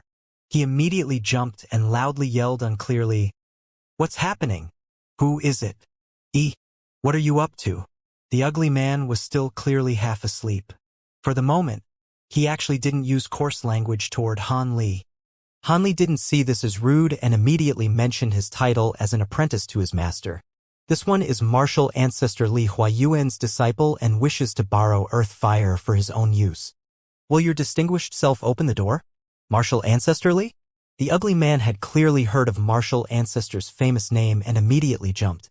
He hurriedly and repeatedly said several praises and turned around, walking to the stone door. After he had just walked 2 steps, he immediately thought of something and then turned around, sizing up Han Li with a doubting gaze. When Han Li saw this, he clearly understood the other man's intention. After a moment of hesitation, he took out the Azure Essence Sword Arts Li Huayuan had delivered to him and presented it to the ugly man. On it was Martial Ancestor Li's personal signature. He did not think that this ugly man not only knew of Martial Ancestor Li's name but also recognized a bit of his handwriting. After he looked at the book for a bit, he respectfully returned it to Han Li. He then said with a smiling face, "I don't know whether this junior martial brother wishes to refine tools or refine pills. I will certainly arrange it for junior martial brother." Han Li was originally relying on Martial Ancestor Li's name to see whether or not he could get a few special considerations with regards to earth fire.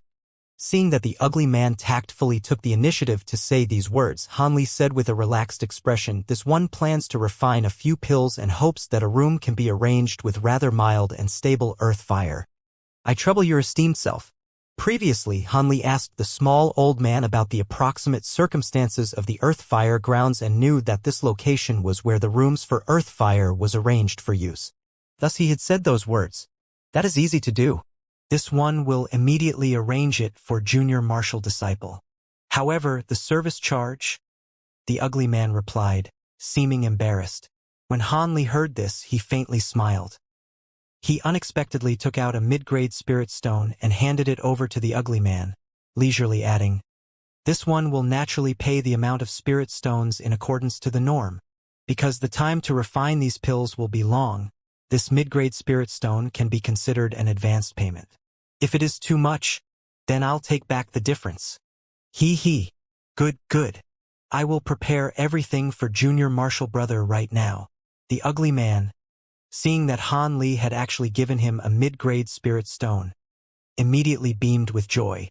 One had to know that although the generally accepted exchange rate in the world of cultivators was 100 low-grade spirit stones for 1 mid-grade spirit stone, in reality those willing to use a mid-grade spirit stone to exchange for 100 low-grade spirit stones were very few in number. This was because everyone knew that under the same circumstances, the speed of absorbing spiritual chi from a mid-grade spirit stone was much faster than when using low-grade spirit stones. Just based on this point, everybody wanted to keep a mid-grade spirit stone and naturally would not pay much attention to low-grade spirit stones. Of course, the situation when exchanging high-grade spirit stones with mid-grade spirit stones was the same. After the ugly man had happily received this fire attribute spirit stone, he treated Han Li even more obsequiously. He immediately led Han Li before a huge, 5-colored stone door and pulled out a purple command medallion from his waist, pointed it at the stone door, and shook it. Red light flashed across the purple command medallion and a wisp of rosy light shot from it, precisely hitting the door. This caused the 5-colored flowing light to rapidly gyrate. Finally, with a few ear-splitting creaks, the stone door slowly rose, revealing a black tunnel behind it. This tunnel was a few tens of feet high and was square in shape. "Junior martial brother, the room with earth fire is just past this walled stone path. Let's head over there now," said the ugly man to Han Li ingratiatingly as he squeezed out a few traces of a smile. Han Li nodded his head without saying anything, then took the lead to walk into the tunnel. Although this dark stone cannot be considered a rare item, it is still not a very common material in this world. To be able to find so much at one time and then use it as bricks to construct the tunnel and the room, it was only after a few martial ancestors with great ability from previous generations had spent a great deal of effort that it was constructed. Due to dark stone's ability to resist high temperatures and the strange effects of refining using earth fire, no big accidents have occurred yet ever since this earth fire began to burn, said the ugly man, showing off a little as he led the way. Han Li's interest was greatly aroused when he heard this. He couldn't help but touch the black stone wall off to the side and found that it was smooth and ice-cold. This dock stone, where is it produced? It can actually resist earth fire, which is 30% more powerful than true fire. It truly is something special. Han Li expressed his approval, a rarity, and casually asked, "This? I heard that although it isn't too rare of an item, our state of you really doesn't produce any of it. These were all obtained by the martial ancestors from a state extremely far to the west. It really was extremely troublesome," explained the ugly man. Just like this, Han Li followed behind the ugly man. In the time it took to roll one's eyes, they had passed the other two similarly large stone doors. Finally walking out of the dock stone tunnel, they appeared within an extremely large, round-shaped lobby. This large lobby was similarly constructed of dock stone, but it was 400 or 500 feet in diameter and was taller than 100 feet. It was shockingly enormous. Evenly distributed white stone doors of identical size surrounded the huge lobby, roughly 30 of them in total. There were no traces of other humans in the large lobby, only Han Li and the ugly man, both of whom had just arrived. Han Li, after curiously sizing up the place, heard the ugly man say with a laugh, "Underneath this large lobby is the location where the earth fire gathers and burns the brightest." Thus, the sect opened up a total of 36 earth fire refining rooms here. The best rooms for refining pills are number 18 and number 19. However, number 18 is already occupied by a senior martial uncle, so junior martial brother should use room number 19. Although it is somewhat worse than number 18, the flame intensity and stability are also extremely outstanding, said the ugly man with a grin.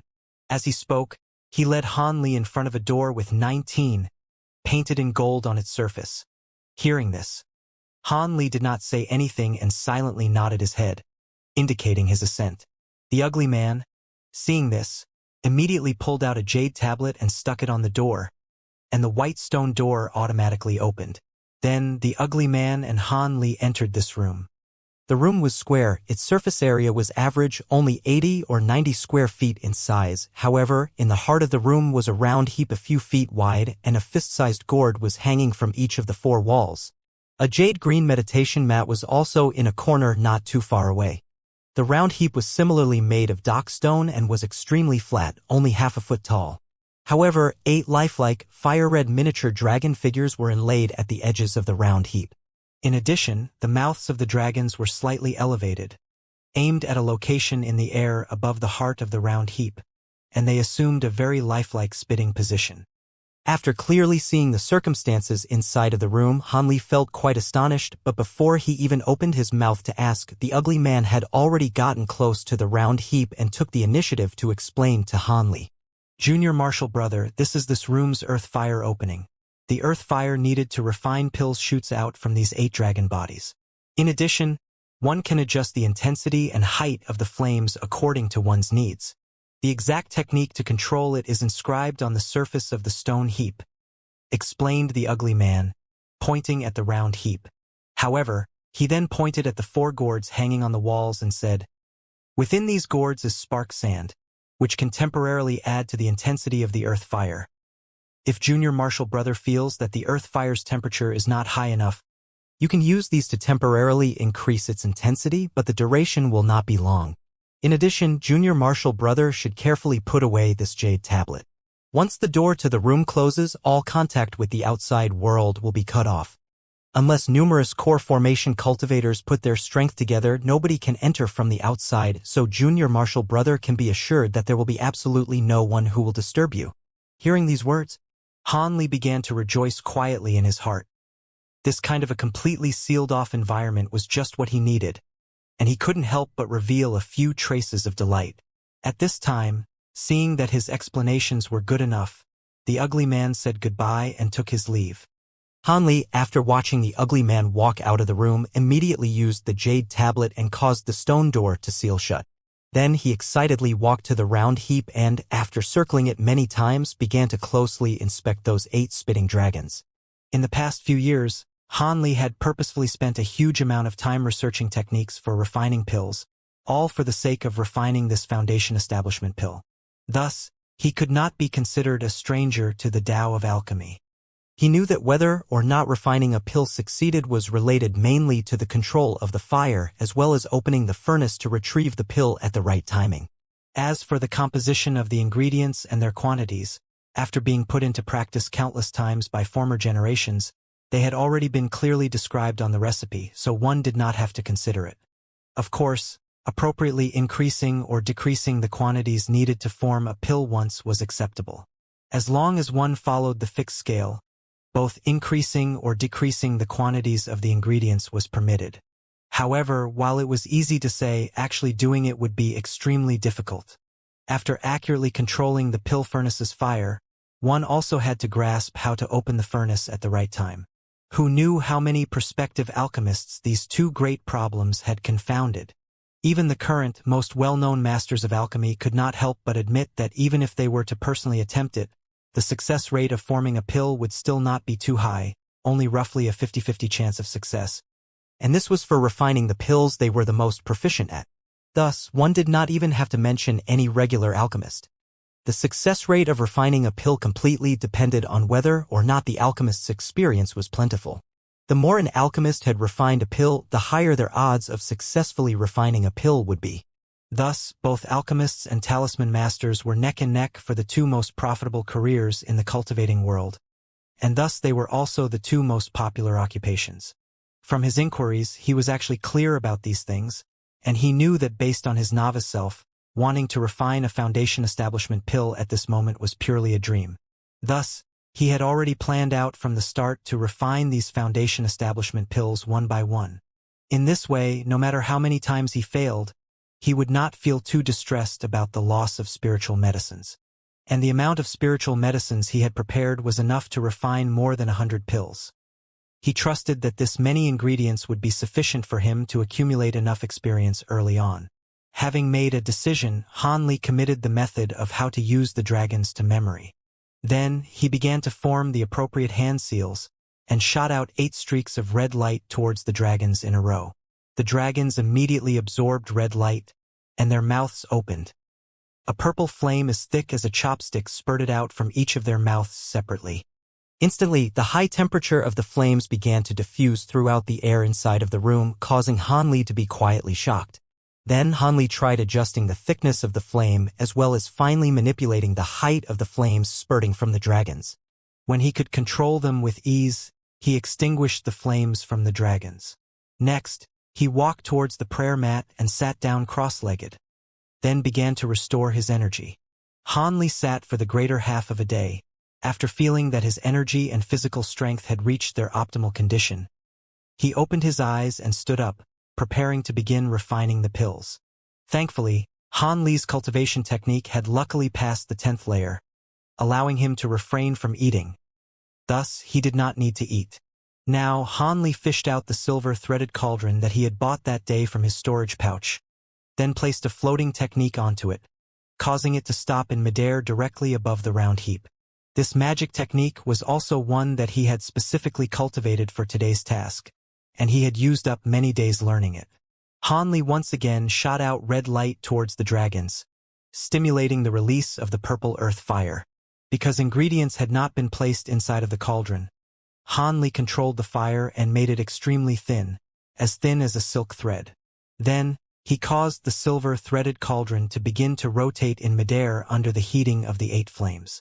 After a quarter of an hour, the silver-threaded cauldron was already blisteringly hot and emitted a shockingly high temperature.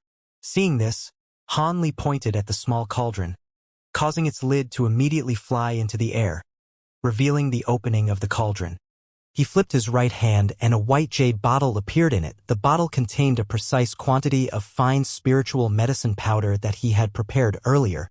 Controlling the small bottle, Han Li dumped the medicinal powder inside of the bottle completely into the silver-threaded cauldron. Then, he immediately tossed this bottle and retrieved another bottle from his storage pouch, continuing to repeat the same motion.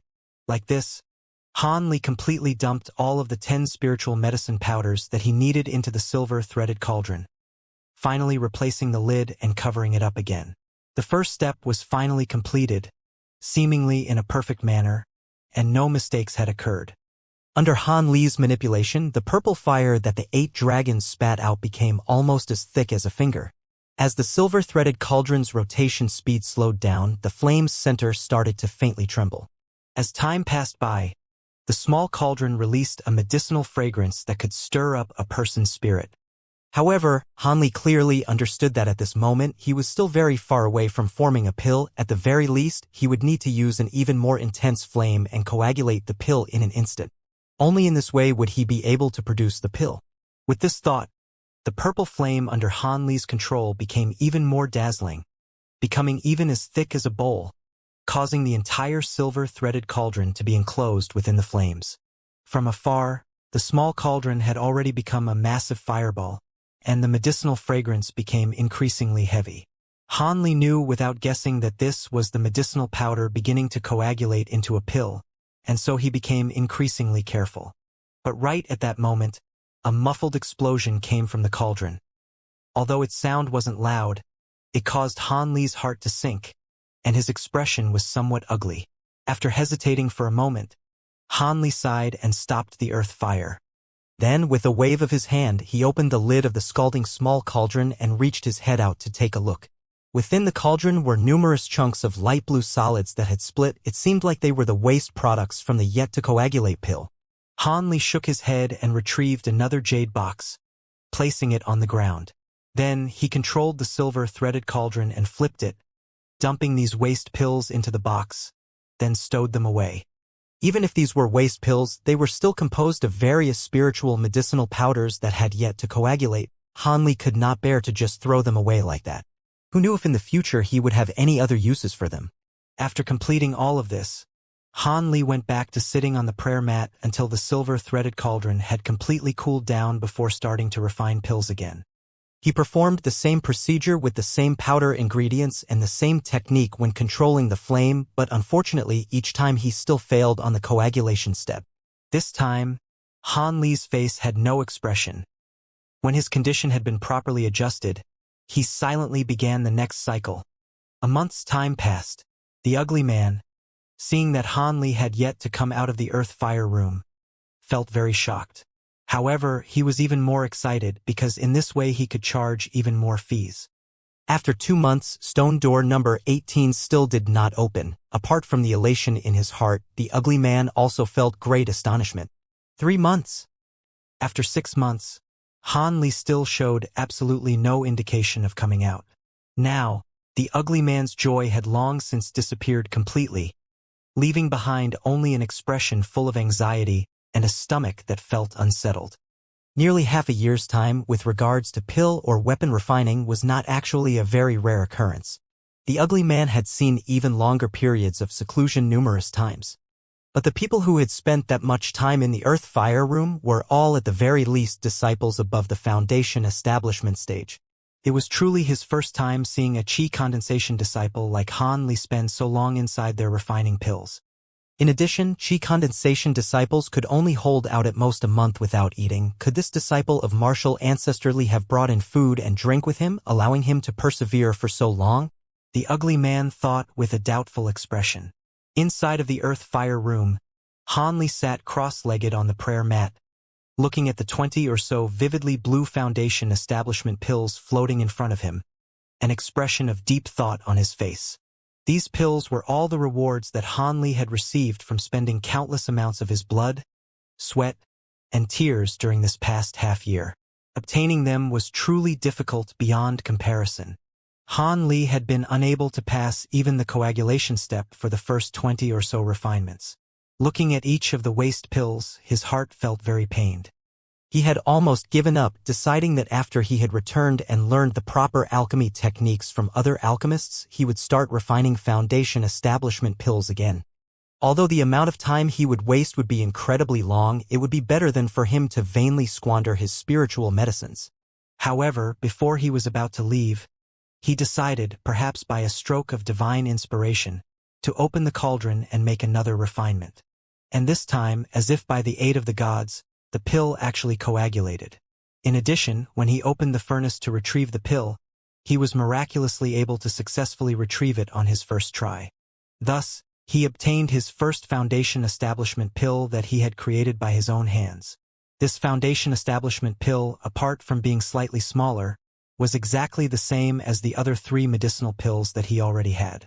This caused Han Li's spirit to be greatly stirred up.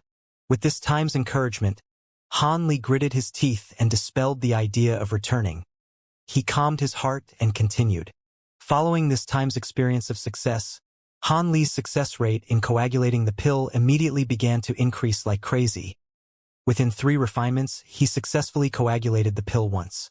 As for opening the furnace, Han Li had extraordinary innate skill. He successfully retrieved more than half of the medicinal pills from the furnace on his first try. This was something that Han Li had never expected could happen. During this period of time, when Han Li felt extremely hungry and thirsty, he would take out the bottle of fasting pills that he had received from the little old man and eat one. Then, he would be able to persevere for another month. He had obtained this bottle of fasting pills by exchanging them for a few hundred-year-old herbal medicines. Today, they just so happened to come in handy.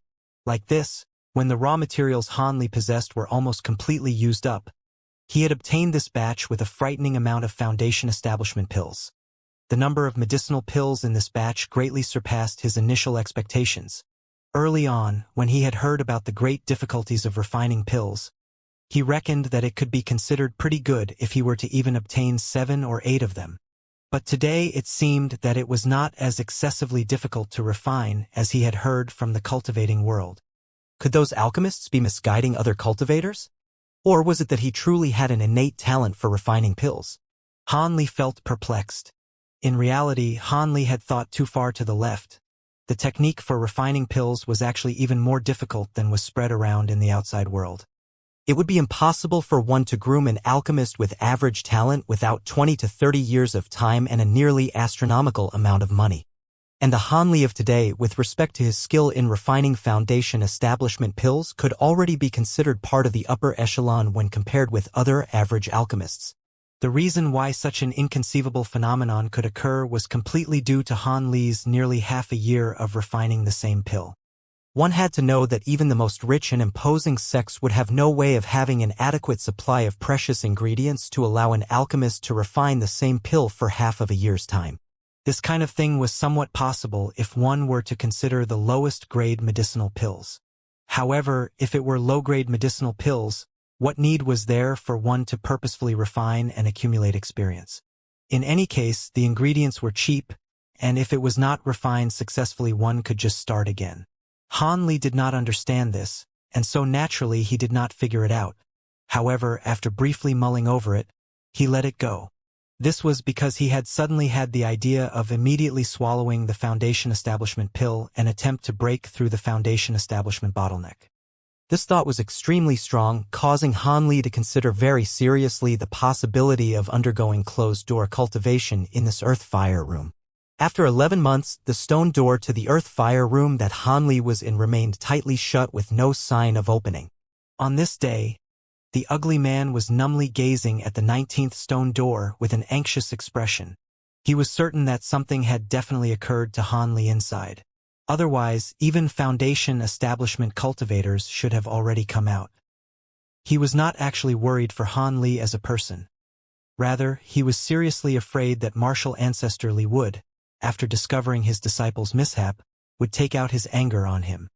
In addition, although he was a close relative of sect leader Zhang, which was the reason why he could watch over this area, the ugly man was very clear that if martial ancestor Li really became angry over this, his supporter would definitely not get him out of this predicament. Just as the ugly man's stomach was filled with anxiety, the stone door in front of him suddenly flashed with a white light, then it opened soundlessly. Next, a person walked out, flushed with success. This was Han Li, who had been inside of the room for close to a year.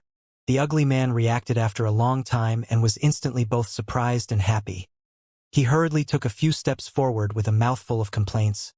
"Junior Marshal brother, why have you only come out now? If you hadn't come out, I would have." You! The ugly man had just spoken a few sentences when his eyes suddenly became round, as if he had seen a ghost. He pointed at Han Li, his mouth open and his tongue tied. He was unable to say anything. "What? Is there something wrong with me? Han Li asked with a slight smile, glancing at the light that suddenly flashed across the person's face. Your cultivation. Am I? Could you be in the foundation establishment stage? The ugly man regained his focus after a long time and asked while stammering with a confused and alarmed expression. Yes. After I refined the pill, I felt that the environment here wasn't bad, so I swallowed a foundation establishment pill and underwent closed-door cultivation. In the end, I successfully broke through the bottleneck. Now, I truly am a foundation establishment cultivator. Upon hearing the other person ask in this way, Han Li declared proudly while stretching lazily. Reach foundation establishment here? The ugly man glanced at the earth-fire room behind Han Li, then glanced at Han Li, still unable to believe it. Undergoing foundation establishment inside of an earth-fire room specifically for refining pills, this was truly his first time hearing of anything like this. However, after moving his lips a few times, he did not voice the questions that he had. Not only was the other person martial ancestor Li's disciple, simply based on his identity as a foundation establishment cultivator, he was already not someone that a chi condensation disciple like him could afford to provoke. What, is it not allowed? Han Li casually glanced at the other person and asked impolitely. He immediately emitted the pressure that only foundation establishment cultivators could release. This caused the ugly man, who was very close to him, to instantly be forced many steps backwards, and he began to sweat profusely. Of course it isn't. There are no such nonsensical rules from above. Congratulations to Martial Uncle on his great success during his seclusion. The ugly man was actually very clever, immediately nodding his head and bending over at the waist, saying this while laughing with him. Even his previous way of addressing Han Li as junior martial brother was immediately changed to martial uncle. Since the other person had successfully reached the foundation establishment stage today, he could be considered the ugly man's elder. To be somewhat more deferential was a necessity. The ugly man was able to adopt a very light-hearted perspective. He understood very thoroughly what the appropriate behavior should be towards those with greater power in the cultivating world. Seeing how careful the ugly man was, Han Li felt embarrassed from trying to find an opportunity from him. He had no better option than to revoke his original intention of teaching him a lesson. After all, apart from the ugly man's previous rudeness to him, he had made no other great offenses toward him. With this thought, Han Li's expression relaxed as he insipidly said, "Since there's nothing else, I will take my leave." With that said, Han Li departed, light as a feather. For a very long moment, the ugly man looked at Han Li's departing figure and finally gave a long sigh. He then mumbled to himself, "This is truly against reason." He hid himself inside the earth-fire room and casually secluded himself, succeeding in foundation establishment. As for me, how could I, who found a quiet room and a great amount of supplementary medicine pills, not actually succeed? No wonder. Since this person has been accepted as martial ancestor Li's disciple, it seems his aptitude is certainly beyond normal. The ugly man actually blamed Han Li's success on heavenly talent. If Han Li himself heard this, he would perhaps bitterly laugh without end. At this moment, Han Li had already left Lu Hall. The two individuals guarding the transportation formation had already been exchanged with two others. Otherwise, if they saw Han Li suddenly reach foundation establishment from chi condensation, they would have likely been astonished. Han Li slow drove his flying magic tool through the sky without the slightest of worry as he thought back to his experience of entering foundation establishment. When Han Li had finished refining the foundation establishment pills 5 months before, after some deliberation, he felt that undergoing foundation establishment in the earth-fire room wasn't a bad idea. At the very least, he wouldn't need to worry about others suddenly intruding and interrupting his seclusion, forcing him to leave things half-finished. Thus, with his mind made up, Han Li consumed one of his original 3 foundation establishment pills and then began to make use of medicinal power spreading throughout his body. The power of the foundation establishment pill flared very quickly. After several short hours, Han Li felt a small inferno roaring and steadily growing inside his dantian. All the other parts of his body felt colder than ice. Altogether, he felt a completely distinct feeling of ice and fire. However, This feeling only continued for a short amount of time before the inferno in his dantian disappeared without a trace. The rest of his body also returned to its normal temperature, causing Han Li to be a bit stunned. After a moment of bewilderment, Han Li's complexion greatly changed as he placed his hands against his dantian without letting go, because at that time, a fierce pain similar to 7 or 8 daggers simultaneously ripping into him occurred. Not prepared for this in the slightest, Han Li became incomparably pale, slack-jawed, and beaded with sweat the size of soybeans while his entire body bent into a complete curl. While Han Li was painfully curled into a ball on the floor, he was raining curses in his heart. Why did the people who gave the pill to him never mention the pain that came after taking the Foundation Establishment pill? But without even completing his curses, the sharp pain in his dantian suddenly turned into an explosion.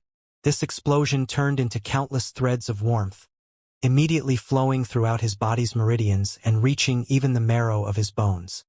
But the warmth then turned into a strange, unbearable itch as if there were countless ants crawling all over his body.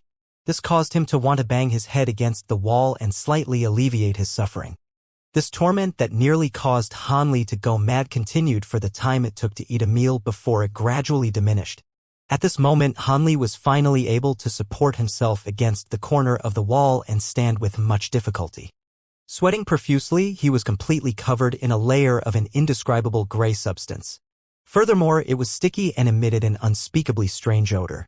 However, Han Li didn't care about this at all. What was on his mind was that his cultivation had progressed to the 12th layer. Furthermore, he was comfortably warm from head to toe without the slightest of discomfort. It was very clear that the Foundation Establishment pill from before had already improved his bodily structure, cleansing his marrow and replacing his tendons. As for the warmth in his body, it should be residual medicinal power of the Foundation Establishment pill. However, after he absorbed it, he used it to increase his magic power. This must be the reason why disciples seclude themselves for 3 months after taking the Foundation Establishment pill. Otherwise, this medicinal power would gradually fade away after time had passed. Han Li now started truly following the steps laid out by those in Foundation Establishment and sincerely sat down, absorbing the residual medicinal power. However, Han Li quickly discovered that the bits of residual medicinal power that remained in his body could only slightly deepen his magic power and could not again be used to improve his physique. If it were only one Foundation Establishment pill, after cleansing the marrow and replacing the tendons, none would naturally let this good opportunity to increase one's magic power pass by, so they would seclude themselves for 3 months to thoroughly absorb the medicinal power. They naturally wouldn't easily abandon it.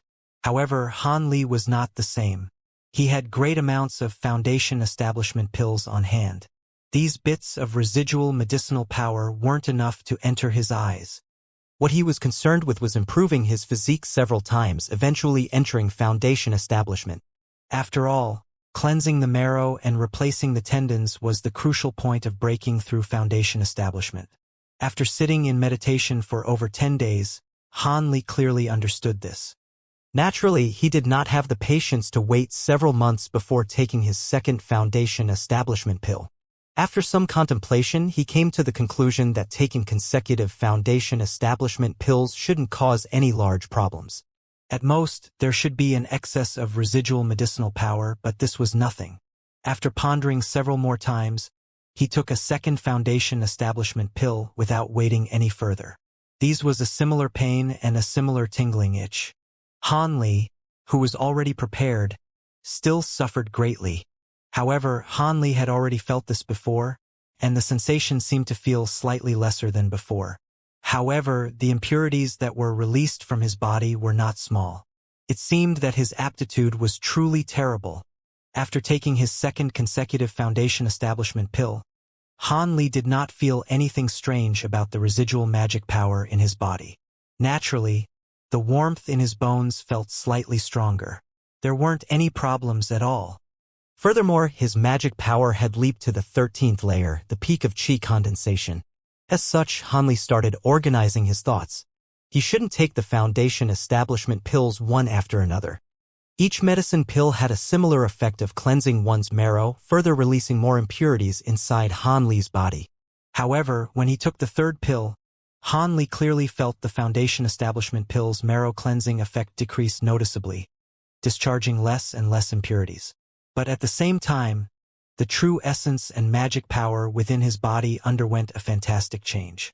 The original condition of his true essence, after undergoing several Foundation Establishment pill, had gradually consolidated, changing further into liquid. After his 7th Foundation Establishment pill, apart from a small area at the core of his dantian, his true essence had turned completely into liquid. However, after taking the 7th Foundation Establishment pill, the residual magic power in Han Li's body approached saturation. The original feeling of warmth throughout his body had now turned into a scorching heat, causing Han Li to hesitate.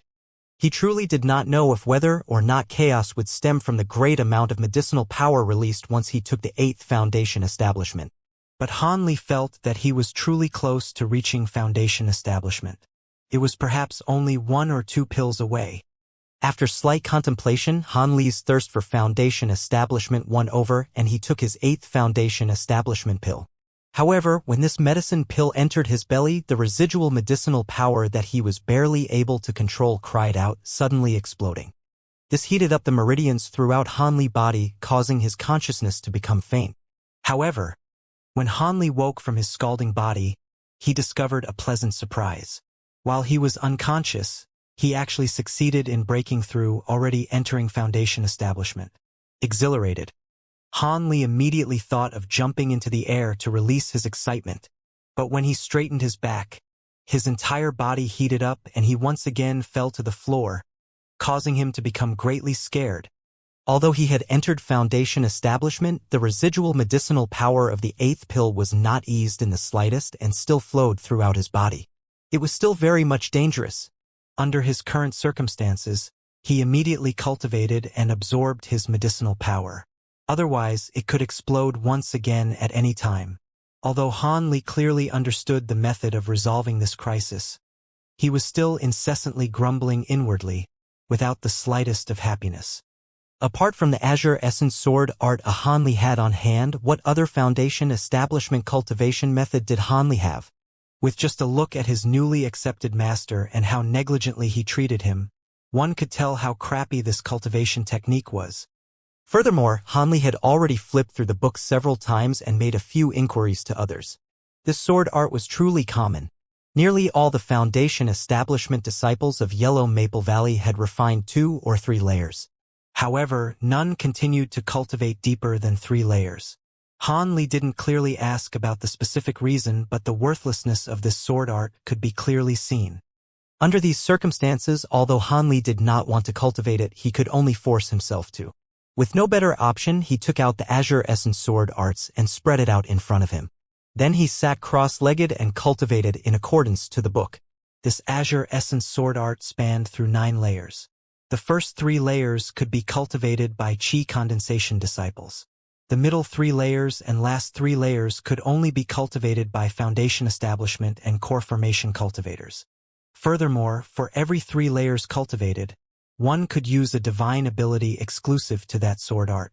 After cultivation the first 3 layers without using a magic tool, one could use a single palm to release a sword streak about 3 meters long. Its power wasn't bad, capable of contending against high-grade magic tools. After cultivating the middle 3 layers, one could release a protective sword shield on one's body in an instant. Although its defensive power was about the same as an elementary mid-grade defensive talisman, it could counterattack with a sword streak. When the sword shield received an attack, a sword streak would automatically be released to counterattack. As for the last 3 layers. As for the divine ability upon completion of the last 3 layers of the sword art, it was the Sword Shadow Phantasm technique. The prerequisite to cultivating it was the possession of a flying sword magic treasure. Of course, flying sabers were also acceptable. After completely cultivating it, when using this divine ability to deal with enemies, one could borrow the sword light from the flying sword to create an illusion of a sword shadow completely identical to the flying sword. This could interfere with the enemy's line of sight and attack the enemy along with the original sword. Although the sword shadow's initial formation had only 10% of the strength of the original sword, as one increased the sword art's layer, its strength could increase. When it reached the 9th layer, it would have reached 1/3 of the original sword's strength. In addition, when cultivating the sword shadow, one could produce not just one illusion. From the 7th layer onwards, every additional layer one reached would allow one to produce an additional sword shadow. In this way, once one reached the pinnacle of the Azure Essence sword art, one could have 3 shadows that appeared to be identical to the original sword, yet only had 1/3 of its strength. As such, it seemed that the divine ability, the sword shadow phantasm technique, was worth cultivating. But Han Li already knew that there definitely must be something fishy about this. Even though Yellow Maple Valley had so many foundation establishment cultivators, nobody had taken the time to deeply cultivate this technique. Thus, he deeply regretted not listening clearly back then to reason behind the sword art's lack of popularity, only believing that he definitely would not cultivate this Azure Essence sword art. Thus, he had casually and carelessly passed over it. Now, although Han Li clearly knew that this magic technique had a great problem, he couldn't help but to summon his courage and cultivate it at least once. He could only hope that this technique would not have any kind of consequence that would cause him to become obsessed. However, after thinking closely about it, although other people had not deeply cultivated it, they still succeeded with 2 or 3 layers. In this way, it seemed like there shouldn't be a big problem with cultivating it a little bit. Holding on to these self-assuring thoughts, Han Li helplessly took in the medicinal strength about to flare up within his body according to the method of the Azure Essence sword art. Han Li had only rotated his cultivation technique once before feeling a sudden rumble. The feeling that he got when his absorption of the medicinal power caused his magic strength to rise greatly almost made him cry out in happiness. Immersed in this kind of marvelous feeling, Han Li couldn't help but allow the magic technique to rotate one time after another, as his consciousness slowly slunk off to a faraway place. After sitting there for an unknown length of time and having cleaned out the last bits of medicinal strength in his body, Han Li finally regained consciousness from his wonderful experience. The now sober Han Li stared somewhat sluggishly for a moment, but immediately afterwards he stood up without saying anything. Then he squinted his eyes and tilted his head, thinking for a moment. He suddenly raised his arm and gestured in front of his body, and an azure, misty sword streak a few feet long instantly shot out of his finger. Its chilly aura was incredibly threatening, and it appeared to be incomparably sharp. Seeing this cold light, Han Li actually did not feel happy. Instead, he began to laugh bitterly. Then, with a sudden shake of his hand, the azure light actually expanded ferociously, in an instant becoming roughly 10 feet long, almost piercing the rock wall on the other side. Damn it! I didn't expect that the remaining medicinal power would be so strong. I actually cultivated to the 4th layer of the sword art in an instant. Who knows if there will be any big side effects? Han Li whispered to himself with a cloudy and uncertain expression on his face. No matter. At most I just won't cultivate this sword art in the future anymore. Han Li muttered, then let his arm fall. The azure-colored sword streak completely disappeared. However, Han Li's curiosity had been greatly piqued, and he still picked up the Azure Essence sword art manual and flipped through the sections related to using the sword as a shield to protect the body, committing them to memory. Then, Han Li lowered his head and contemplated in silence, closing his eyes. Immediately afterwards, he abruptly opened his eyes, and a strange shield appeared around his body. This azure-colored shield was very similar in size to other defensive items, but its outer appearance was not the usual smooth shape. Instead, it appeared to be like a porcupine, with sharp streaks protruding from it. In addition, it seemed to be emitting faint traces of some kind of evil spirit. This is the protective sword shield? Han Li carefully inspected the spiked shield in front of him with a certain amount of astonishment. The sword manual says this shield can autonomously send out sword streaks and counterattack opponents. What a pity that I have no way to test it out right now, Han Li thought regretfully. Next, Han Li moved his hands and feet, then closely inspected the true essence inside of his body. After discovering that there truly did not seem to be anything wrong, he relaxed and carefully put away his possessions, leaving the earth fire room. Then, he just so happened to directly run into the ugly man. When he thought of the ugly man's shocked expression towards him, Han Li couldn't help but laugh in his heart in midair. At this time, the sky was growing lighter, and Han Li returned to the 100 Medicine Garden. He didn't run into a single person the entire time. Back then, when he had used the excuse of finding a location to undergo closed-door foundation establishment cultivation, the medicine garden naturally returned to the hands of the little old man. This caused him to feel extremely unhappy, and he had spent much time blowing his beard and staring. When Hanli entered the garden, the little old man was absorbing the spiritual chi from his surroundings with his eyes closed in front of his cottage. Although he did not open his eyes, he still accurately yelled out Hanli's name.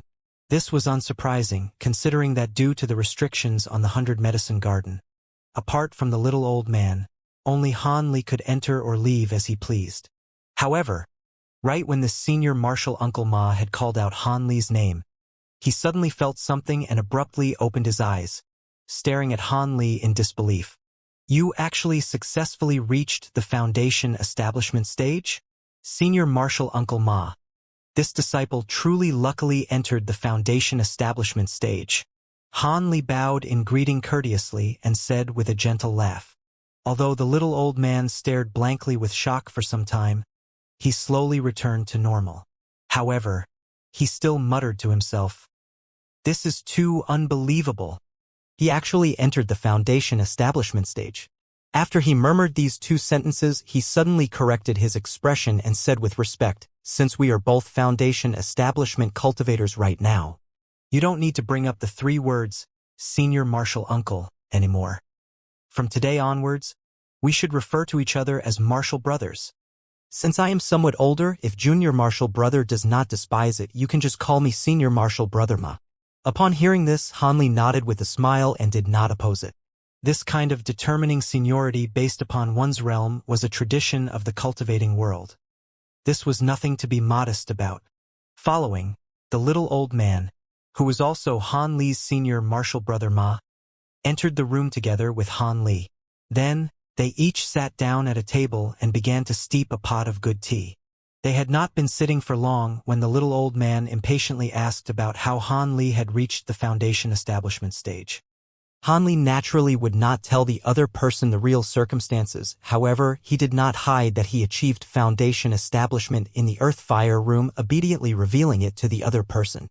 This was because if the other person investigated even a little, he would be able to easily discover this matter. He only said that he had rented an earth fire room from Yulu Hall, then swallowed the foundation establishment pill that the sect had given him and cultivated behind closed doors for near a year. He did not know how, but somehow he luckily succeeded. As he listened raptly to what Hanli said, the little old man clicked his tongue Z's, incessantly calling the situation strange. When he had heard the story that Hanli had told him, he blinked his eyes and said to him, "Junior Martial Brother Han, from what you said, your experience of reaching the foundation establishment stage is not too different from other people. Even you could reach foundation establishment with this kind of a natural ability. All I can say is that Junior Martial Brother was extremely lucky. Even a success rate of 1% is enough for you." In the past few years, the little old man had become very familiar with Han Li. So when he spoke, he was very direct and did not conceal his envy towards Han Li.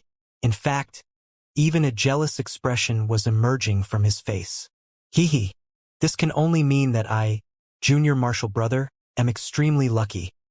I also did not expect that I could enter the foundation establishment stage so easily." Han Li laughed and said with a grin.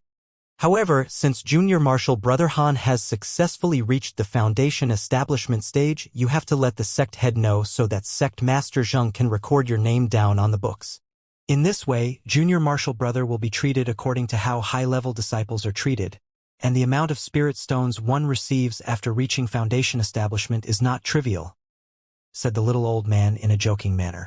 "Much thanks to Senior Martial Brother's pointers." When Han Li heard this, his expression changed, and he said this sincerely. "This can't count for much. No matter how you see it, we have known each other for so many years. The things that I should remind you of, I will do my best to tell you," said the little old man casually, waving his hand.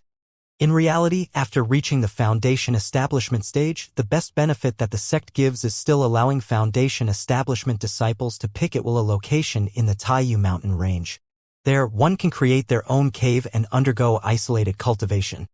Furthermore, following, the little old man explained to Han Li in detail many things that one should pay attention to upon entering the foundation establishment stage, causing Han Li to nod his head continuously as he listened. But when the other person had finished explaining these things and was leisurely conversing with Han Li couldn't help but ask him about the Azure Essence Sword Art. Azure Essence Sword Art. A surprised expression flashed across the little old man's face. But after he had deeply glanced at Han Li, he didn't question him further. He thought for a while and then opened his mouth. This Azure Essence Sword Art, I truly have heard others talk about it, and a few have actually cultivated it to the 3rd layer. This sword art is not actually a technique from our Yellow Maple Valley. Instead, it is a technique from a sect that we had extinguished many years ago called the Profound Sword Sect. In addition, it originally was not 9 layers, but rather 13. Reportedly, when the Profound Sword Sect's sect master saw that his sect was about to be extinguished, he wanted to destroy the sword art right then and there, but a few of the martial ancestors from our sect were not slow in making a movement, forcefully seizing half of the technique. The remaining half was destroyed and lost forever. Thus, the version of the Azure Essence Sword Art being circulated is only a fraction of the whole. At most, one can cultivate it to the core formation stage before there is simply no way to continue cultivating it. From hearsay, the complete sword art could be cultivated even up to deity transformation stage, but who knows if that is true or not. The little old man spoke up to hear while waggling his head, then reached his hand out and picked up the teacup in front of him to take a drink. Then he continued to say, although the Azure Essence Sword Art, missing its later stages, is somewhat inferior when compared to other first-rate cultivation techniques, its strength is truly still not bad. The instantaneous characteristics of the sword streak and protective sword shield are even more sought after by a significant number of Foundation establishment cultivators. Thus, if it was so easy to cultivate it, a significant number of people all over the sect would be willing to cultivate it as their main technique. After all, the techniques of the nascent soul stage are too far away from us and we would have no way of using them.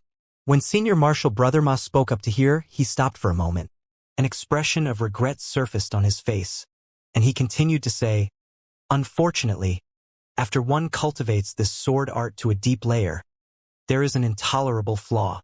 Starting from the 4th layer, when using the Azure Essence Sword Art to absorb spiritual chi from the environment, every few days the strange phenomenon of one's cultivation scattering will occur.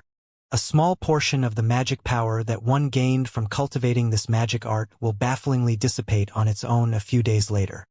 This has truly stumped many people. The speed of loss at the 4th layer of the sword art is not too frightening. Only 1/10 of the newly cultivated magic power will dissipate. If one were to spend even a little effort, common cultivators would still be able to make up for it. But if one steps into the 5th or 6th layer, the rate of loss of spiritual power would be frightening. An additional loss of 1/10 is added on every layer, causing one's bitterly cultivated magic power to continue to greatly dissipate. That is also to say, 20% of newly cultivated magic power will be lost at the 5th layer of the sword art, and 30% at the 6th layer. In this way, who would still dare to cultivate the Azure Essence Sword Art? In addition, the highest layer of the Azure Essence Sword Art that our sect's disciples used to cultivate was the 6th layer. Above the 6th layer requires that one must be at the core formation stage to cultivate it. However, when this kind of cultivation technique reached the 6th layer, one would already lose close to a third of one's spiritual power. How could these experts still dare to take this incredible risk? If at the 7th layer of the Azure Essence Sword Art one still continued to lose a huge amount of spiritual power, wouldn't these experts be incredibly wronged? One has to know that progressing one layer in a core formation stage cultivation technique is much harder. This Azure Essence Sword Art is already incomparably difficult to cultivate. Nobody would be willing to waste 10 or so years or even decades to take this incredibly stupid risk. Even more, this Azure Essence Sword Art is fragmented and incomplete, and it isn't some kind of divine technique. There simply isn't enough motivation for them to take this risk. However, this sword art's sword streak divine ability is truly very practical. Simply giving up on it like this is somewhat of a pity. Thus, some people will only cultivate the first 3 layers of the Azure Essence Sword Art, and it has since become a very successful supporting technique. Thus, one doesn't need to worry about losing one's cultivation and can still continue to use the sword streak divine ability.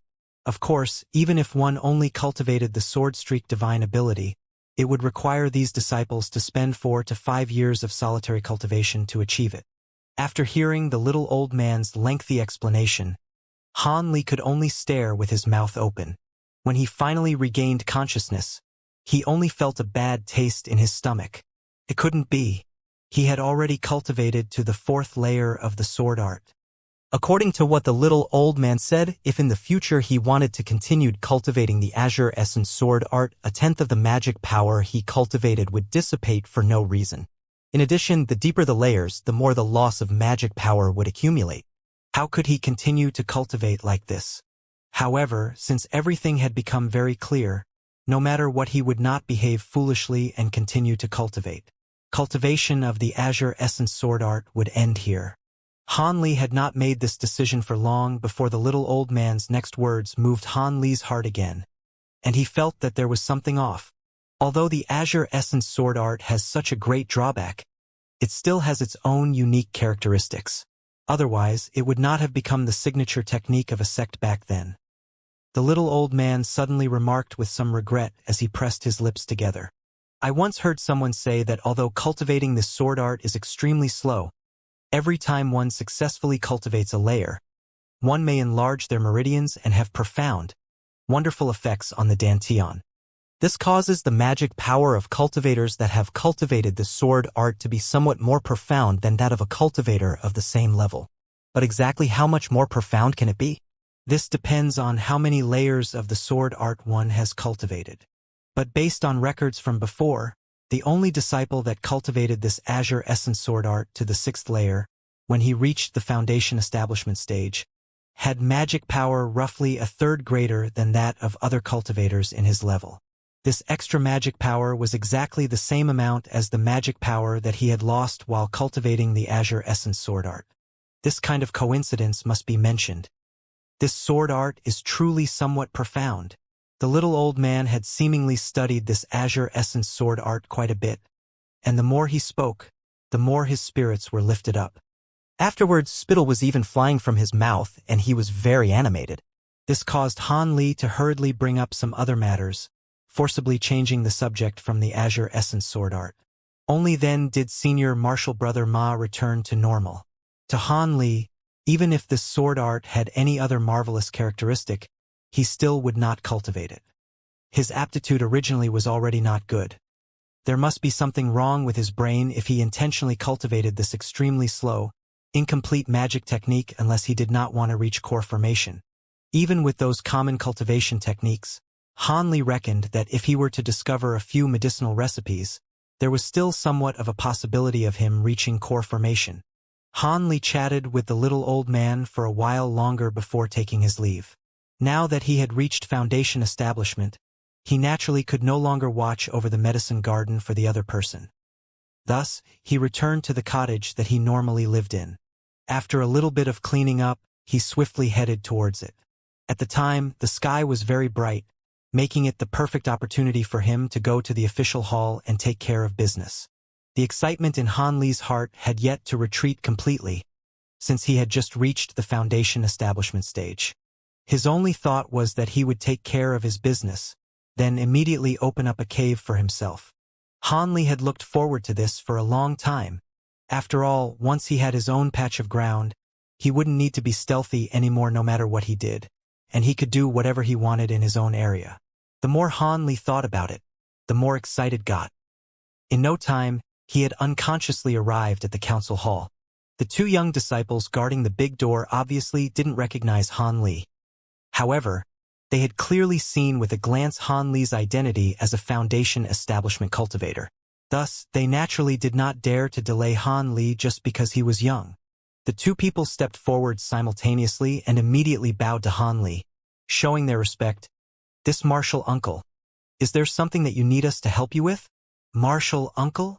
When Han Li heard this, he thought it was somewhat funny. If he had met these 2 people a year ago, perhaps he would even have to call them senior martial brother. Today, his status had greatly increased because he had reached foundation establishment, and he immediately became their senior. Han Li felt that he was not used to it. However, seeing these people whose ages were similar to his greet him with such respect, he felt pretty good. "Is Sect Master Zheng here? I have something I need to discuss with him," Han Li said arrogantly. These 2 Qi condensation disciples couldn't help but glance at each other after hearing Han Li say this. The person on the right then replied, Sect Master has gone to the 100 Opportunities Hall to take care of business. But he should be back quickly.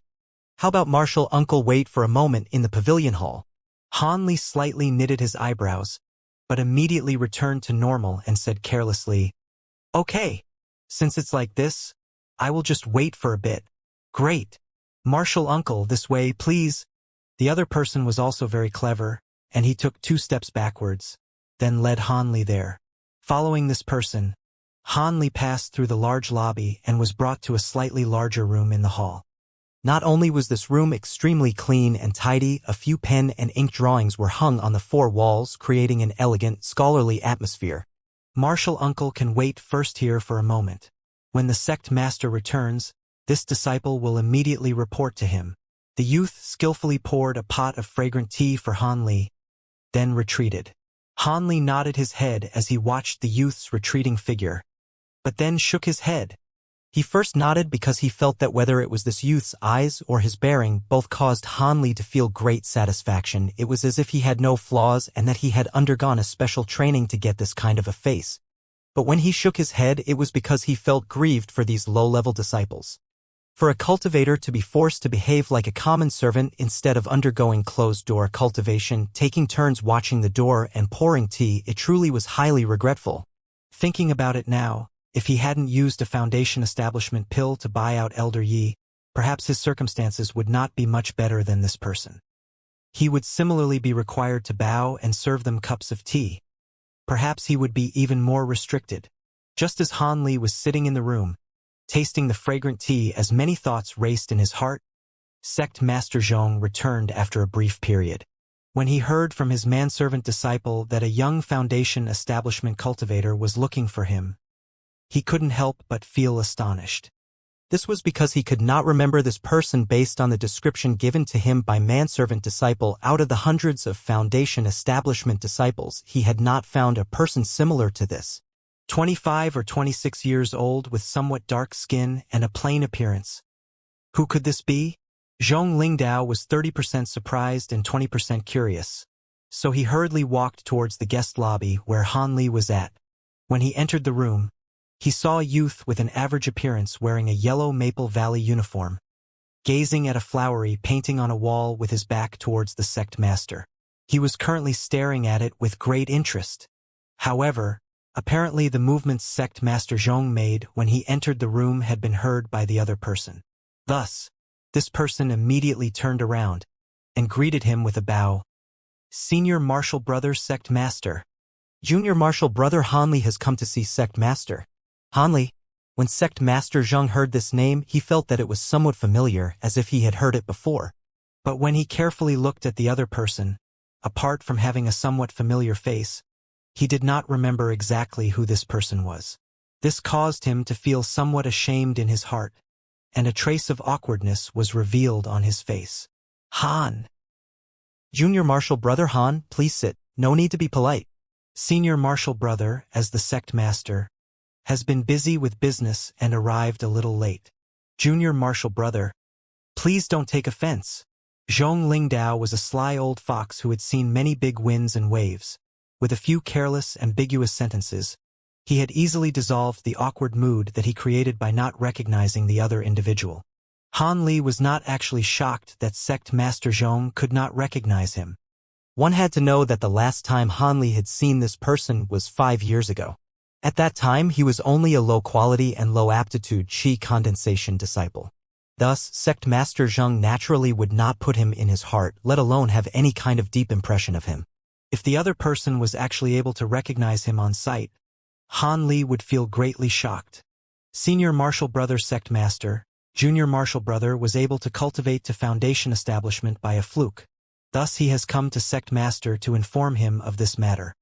I hope Sect Master could award me the privilege of establishing an Immortal's cave. Han Li was not long-winded, directly stating his purpose in coming. You've just cultivated to foundation establishment? Zhong Lingao first stared blankly before soon coming to realization. To receive a foundation establishment pill, then waiting until the most opportune moment before consuming and succeeding in foundation establishment was not a rare matter. This sect master Zhong considered Han Li to be one of those cases. Congratulations to junior martial brother Han on entering Foundation establishment. The sect's high-level disciples has increased by 1. This is truly a matter worth celebrating, Zhong Lingdao said with a faint smile as he twirled his long whiskers. This one was only lucky. This was thanks to the Foundation establishment pill bestowed by the sect. Han Li replied, gleaming with radiance. After Zhong Lingdao heard Han Li's courteous words, he carefully sized up Han Li. At this moment, he felt Han Li was becoming more and more familiar. He must have seen him before. But after a moment of thought, he could not remember when or where. As such, Zhong Lingdao could not help but nod his head and muttered to himself, bitterly entering deep thought. As Han Li saw this, he found this very funny and did not bother him. Minding his own business, he raised the teacup and slowly tasted the tea within. After a short moment, with a flash of realization, Zhong Lingdao actually thought of the matter of the writ of immortal ascension. He could not help but connect the youngster who originally stood in the main hall to the calm junior martial brother before him. Zhong Lingdao, having recalled Han Li's circumstances, could not help but sharply raise his head.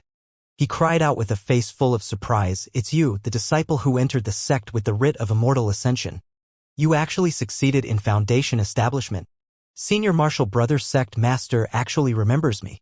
My matter of being able to enter the sect was truly thanks to sect master's assistance." When Han Li saw that the sect master had remembered him, he did not panic and instead lightly smiled toward Zhong Lingdao, expressing his thanks. Having heard the words, senior martial brother sect master, Zhong Lingdao realized this was no longer the rogue cultivator who originally entered the sect, but a Foundation establishment cultivator, such as himself. Thus, after a brief expression of astonishment, he resumed his calm expression and mildly remarked, "It was nothing. This sect master has handled affairs in accordance to the rules for many years." However, junior martial brother Han was actually able to cultivation to Foundation establishment with false spiritual roots. It is inconceivable. If this were to spread, junior martial brother would be immediately known throughout the cultivation world.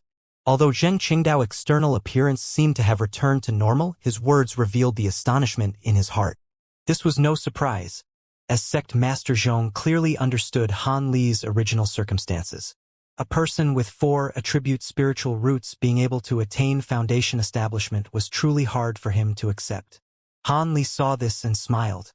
With a half-joking tone, he said, "This one did not expect when he took the Foundation establishment pill, he would actually reach Foundation establishment.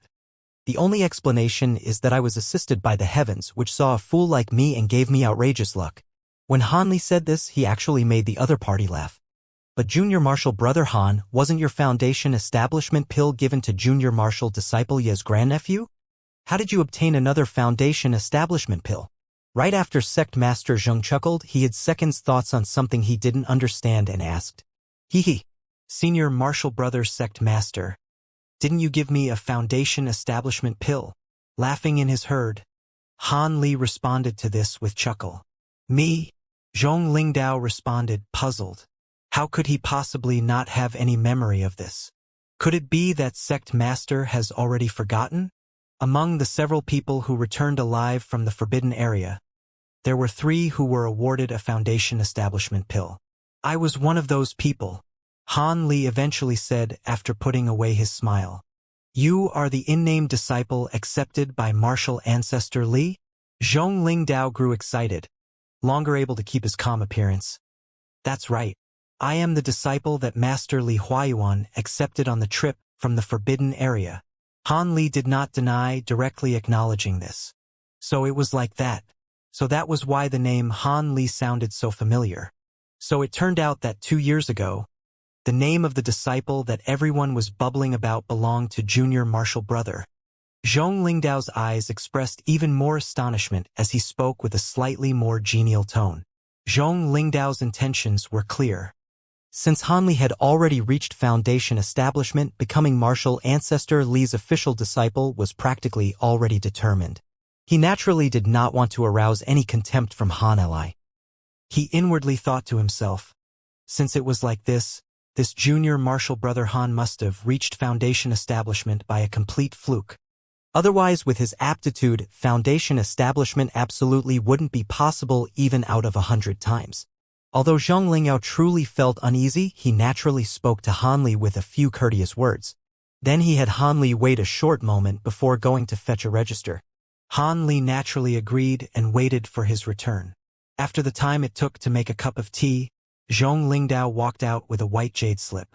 Then in front of Han Li, he used a golden brush to write Han Li's name at the very bottom of the densely written list of names. He was finally put into the record. When Han Li saw this, he grew delighted. He knew that he could now properly have his own Immortal's cave. Zhong Lingyao regularly conducted various matters for new foundation establishment disciples. When he saw Han Li's smiling face, he could somewhat guess what Han Li was thinking. Thus, after a faint smile, he took out 3 mid-grade spirit stones and 5 small and thin flags that were shrouded in white mist, handing them over to Han Li. "What is this?" Han Li could somewhat understand being given mid-grade spirit stones. This was the award for the sect's foundation establishment disciples. But whatever were these 5 palm-sized flags? There seemed to have spiritual chi and felt strange to the touch. It seemed as if they weren't ordinary magic tools. How strange. Without waiting for Han Li to ask, Zhong Lingyao held out his hand, handing over a jade slip to Han Li. He then explained, "These spirit stones are a one-time reward that is given to all new foundation establishment disciples. Every year from now on, you will receive a mid-grade spirit stone without having to do any menial labor. As for these several trace bewildering flags, they are an essential item for establishing your Immortal's cave.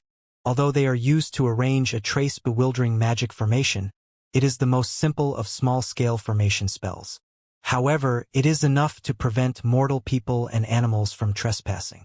Naturally, if Junior Martial Brother is proficient in formation spells, he will not need to use these small flags.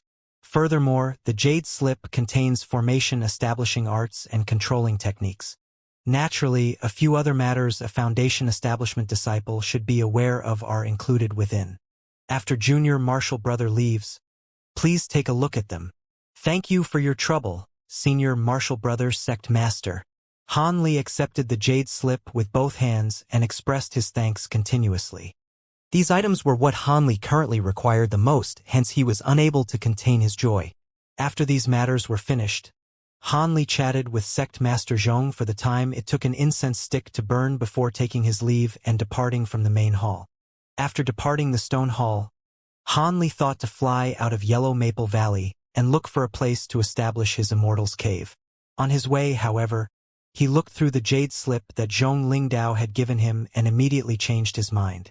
He then turned his flying magic tool to a different area. Qilin Pavilion, a rather grand and resounding name. It was one of Yellow Maple Valley's most important locations. That was because it was the sect's specialized area for raising and taming spirit beasts. Spirit beasts were actually demonic beasts. After these demonic beasts were tamed by cultivators, they would naturally be called spirit beasts. This Qilin Pavilion's spirit beasts were mostly of grade 1. Although there were a few individual grade 2 spirit beasts, they were left there by others and could not be ordered at will. However, although there were only grade 1 spirit beasts, they provided numerous convenient services to the sect's many disciples. For example, transporting people, guarding households, seeking spiritual medicines, aiding in attacking enemies, and so on. Han Li had charged over there asking for a spirit beast by the name of Twin Pupil Mouse. It resembled a common mouse, but it had the innate divine eyes of a spirit beast. This was what Zhong Lingdao's jade slip had recommended he use as an assistant for finding the optimal place to establish his Immortal's cave. This intermediate grade 1 spirit beast's twin pupils were able to easily see through dense fog, rivers, trees, and other obstacles hindering a cultivator's line of sight. Furthermore, it was innately fond of burrowing its nest in areas with dense spiritual chi. With some slight training, this twin pupil mouse was an optimal scout for finding spirit eye areas. They were a favorite among the sect's disciples. This was not the first time Han Li came to Qilin Pavilion. He had previously come several times to handle affairs. He hurried past the front gates, not finding this place to be all that unfamiliar. He suddenly appeared from the sky, dropping at the base of a small jade-green mountain belonging to the Qilin Pavilion, the Wondrous Beast Mountain's guest welcoming station. A low-level female cultivator immediately walked out to greet Han Li. "Martial uncle? Are you here to rent a spirit beast?" These words were sharp and clear. This 16 to 17-year-old female disciple could not help but look at Han Li with an expectant expression. Han Li saw this and faintly smiled, saying, "Right now, are there any twin pupil mice available? I wish to rent one for 2 days." "Yes, of course we do. I will go bring one for Martial uncle." When the female disciple heard this, she smiled and happily replied.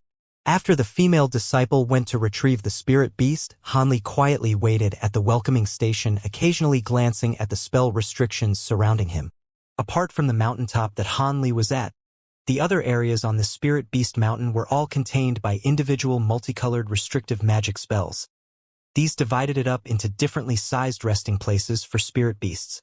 Every area sealed by the restrictive spells had a domestication place for one kind of spirit beast.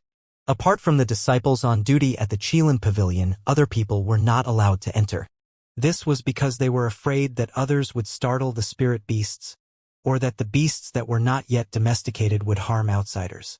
Thus, although the entire Spirit Beast Mountain seemed to be very quiet and peaceful, in reality at least nearly 1,000 different spirit beasts lived there. The scale was not so surprising.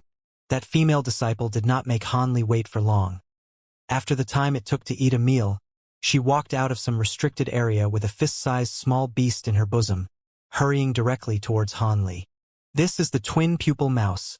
The price of renting it is 1 low-grade spirit stone every day," said the female disciple to Han Li respectfully, while using a hand to gently stroke the soft fur of the little beast. "Okay, here are 3 spirit stones. I will use it for 3 days," said Han Li indifferently to the female. "After 3 days, Junior Martial Uncle only needs to release this twin pupil mouse, and it will return to the Qilin Pavilion by itself.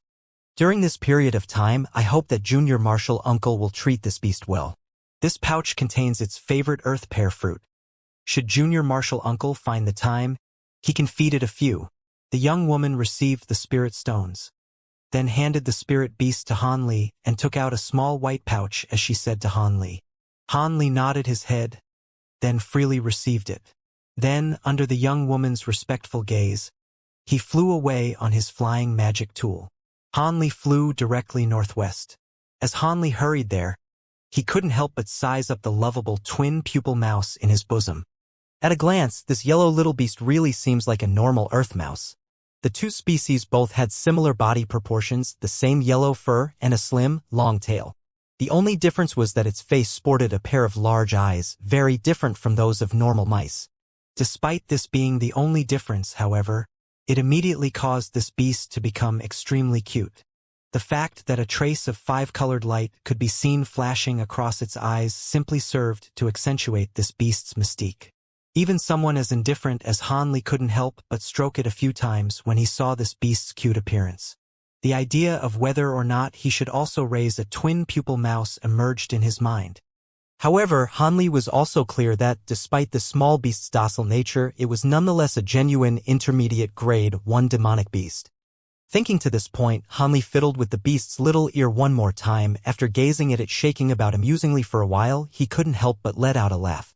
It was as if the child that had been buried inside of his heart for so long had broken out once again. Han Li flew in this manner for a day straight before finally stopping at the most northwestern part of the Taiyu mountain range. Another 50 kilometers north from this location, one would have entered the state of Yuanwu. That place was the territory of the state of Yuanwu's great sect, the Heavenly Star Sect. In addition, they had established a market city which rivaled that of the Yellow Maple Valley. 100 kilometers west was the smallest administrative district in the Jian province and state of Yuanwu, the boundary of the Shi province. This province was also the only place where the 7 great sects had not stationed a single garrison. This was because apart from incredibly tall, sandy slopes, the Shi province consisted of a boundless desert that took up greater than 3/4 of its area. The entire combined population of the province was only 100,000 people or so, thus it had no resources or people to use. Naturally, this place would not enter the eyes of the 7 great sects. There were two reasons why Hanli chose to open up a cave near this place. The first reason was that this desolate location of the Taiyu mountain range bordered the state of Yuanwu on one side and was near the Shi province on another side. They were both locations where very few disciples from his sect would pass through. In this way, he wouldn't have anyone to disturb his cultivation. Second was that this was not far from the Heavenly Star Sect's market city. If he wanted to sell some medicinal ingredients or buy something, he could easily make exchanges here without worrying about being recognized by others. It was with this train of thought that Hanli picked a location where the spiritual qi was not the best, unlike the caves of other Foundation establishment disciples, which were all densely packed into locations where the spiritual qi was the densest. Upon descending, Hanli wrapped a slim rope that he had prepared beforehand around the twin pupil mouse's neck to prevent it from running too fast, and thus keep him from losing the small thing. Then he pulled out a yellow, round fruit from the small storage pouch and tossed it to the small beast, allowing it to gnaw on it. After a moment, the twin pupil beast became energized, having demolished the pair. After gently calling out "Su Su" twice, it shot into a nearby patch of grass with a whiz, disappearing without a trace. Hanli leisurely followed the rope. Hanli stood on one side of the arduously steep mountaintop, gazing at the 300 or so feet tall mountain wall opposite him. He stared at the sight blankly. This was because the rope on his hand, passing through a narrow hole in the rock, directly extended into the mountain wall facing him. It was currently the afternoon of the second day. Having gone through 2 days of bitter searching, the twin pupil mouse suddenly began to frantically rush forwards the moment it drew near the mountain wall. After rushing Hanli to this location, it slipped into the mountain through the small crack. Hanli looked at the taut, thin rope in his hand, and his curiosity was greatly piqued. He thought for a moment, then instantly patted his storage pouch, and that huge silver sword appeared in Hanli's hands. Hanli grasped the rope tightly with one hand and swung the silver sword with the other. In an instant, as if he were cutting tofu, the narrow crack in front of him widened to a rough entrance that a person could crawl through. After crawling in headfirst, he immediately activated a protective barrier around his body. Then he followed the string, cutting open the mountain rock with each step, slowly progressing. All of the falling pieces of rock and dust were blocked by his water attribute barrier, keeping his entire body neat and tidy. This kind of physical work continued for more than an hour, and a 30-foot-long simple, crude stone tunnel slowly formed. When Hanli hacked again with his sword, a sudden crash sounded and the stone wall was finally broken open. Hanli was very happy when he saw this. He used enough effort to wildly stab a few times, causing the stone wall to be completely hacked open. Then he took a big stride out. A roughly 30-foot large, naturally formed cave appeared before his eyes. Hanli had just entered this area when a gust of dense spiritual qi pounced forwards, causing him to feel greatly stunned. However, his gaze still followed the rope in his hand, only to see that the thin rope stretched all the way to the center of the cave. There was actually a miniature spring mouth that gurgled with spring water. The twin pupil mouse was actually lying in the middle of this waterbed that was a few feet large, contentedly swimming around in it. This time, Hanli was truly shocked. This was because almost all of the dense spiritual qi in this cave came from this spring. He hurriedly walked over, scooped up a handful of spring water, and began to carefully examine it. This is a spirit wellspring, there definitely can't be a mistake. Without expending too much effort, Hanli confirmed the guess in his heart. Even though the spiritual qi contained in the spring water is not as exaggerated as rumors suggest, and this spring mouth is very small, it truly is a rarely seen spirit wellspring, Hanli muttered to himself in disbelief, his two hands sticking into the water. Then he closed his eyes, feeling the strands of spiritual qi being emitted from the water. The grin on his face couldn't help but grow wider. Speaking of spirit springs, one also had to mention spirit veins and spirit wells in the cultivating world. The spiritual qi in the world was not actually evenly distributed. Some places were denser in spiritual qi, while others were more sparse. Thus, after a long period of time, spirit veins of varying sizes would usually form in areas with dense spiritual qi. Large spirit veins could be tens of thousands of kilometers long, while small ones could be as small as a few kilometers, truly pitifully small. But regardless of size, when these spirit veins were formed, they would automatically release faint amounts of spiritual qi, causing the location's spiritual qi to circulate unceasingly. Resources in such areas would never dry up. But in locations with different spirit veins, the amounts of spiritual qi produced were not necessarily even either. Those locations with the densest accumulation of spiritual qi were naturally the most suitable for cultivators to meditate and cultivate at. Thus, they were called spirit wells by the cultivating world. The so-called spirit wells were generally invisible, and their existences could only be realized by a cultivator's spiritual sense. However, when a location was designated as a spirit well, it was the location in the spirit vein where spiritual qi was at its greatest. This was undoubtable. Although spirit wells were formless under normal circumstances, only acting as a substitute name for any given location if a spirit well's spiritual qi was excessively dense and could be preserved for a long period of time. It would gradually produce a true physical form and become a spirit well object, such as a spirit well pearl, stone, fountain, or the like. There were even the legendary supreme spirit well trees. The appearance of a spirit well's physical manifestation was a very rarely seen occurrence.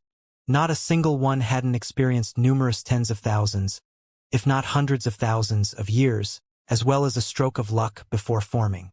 Thus, the spiritual qi emitted by these true spirit well objects was much denser than that of common spirit wells. Meditating and cultivating near them would definitely have the profound effect of increasing one's rate of cultivation. The best spirit well objects could even increase one's cultivating speed by 20 or 30%. In addition, when these true objects were formed, even spirit well trees or fountains could all be moved away by a person's magic power without having its effectiveness diminished.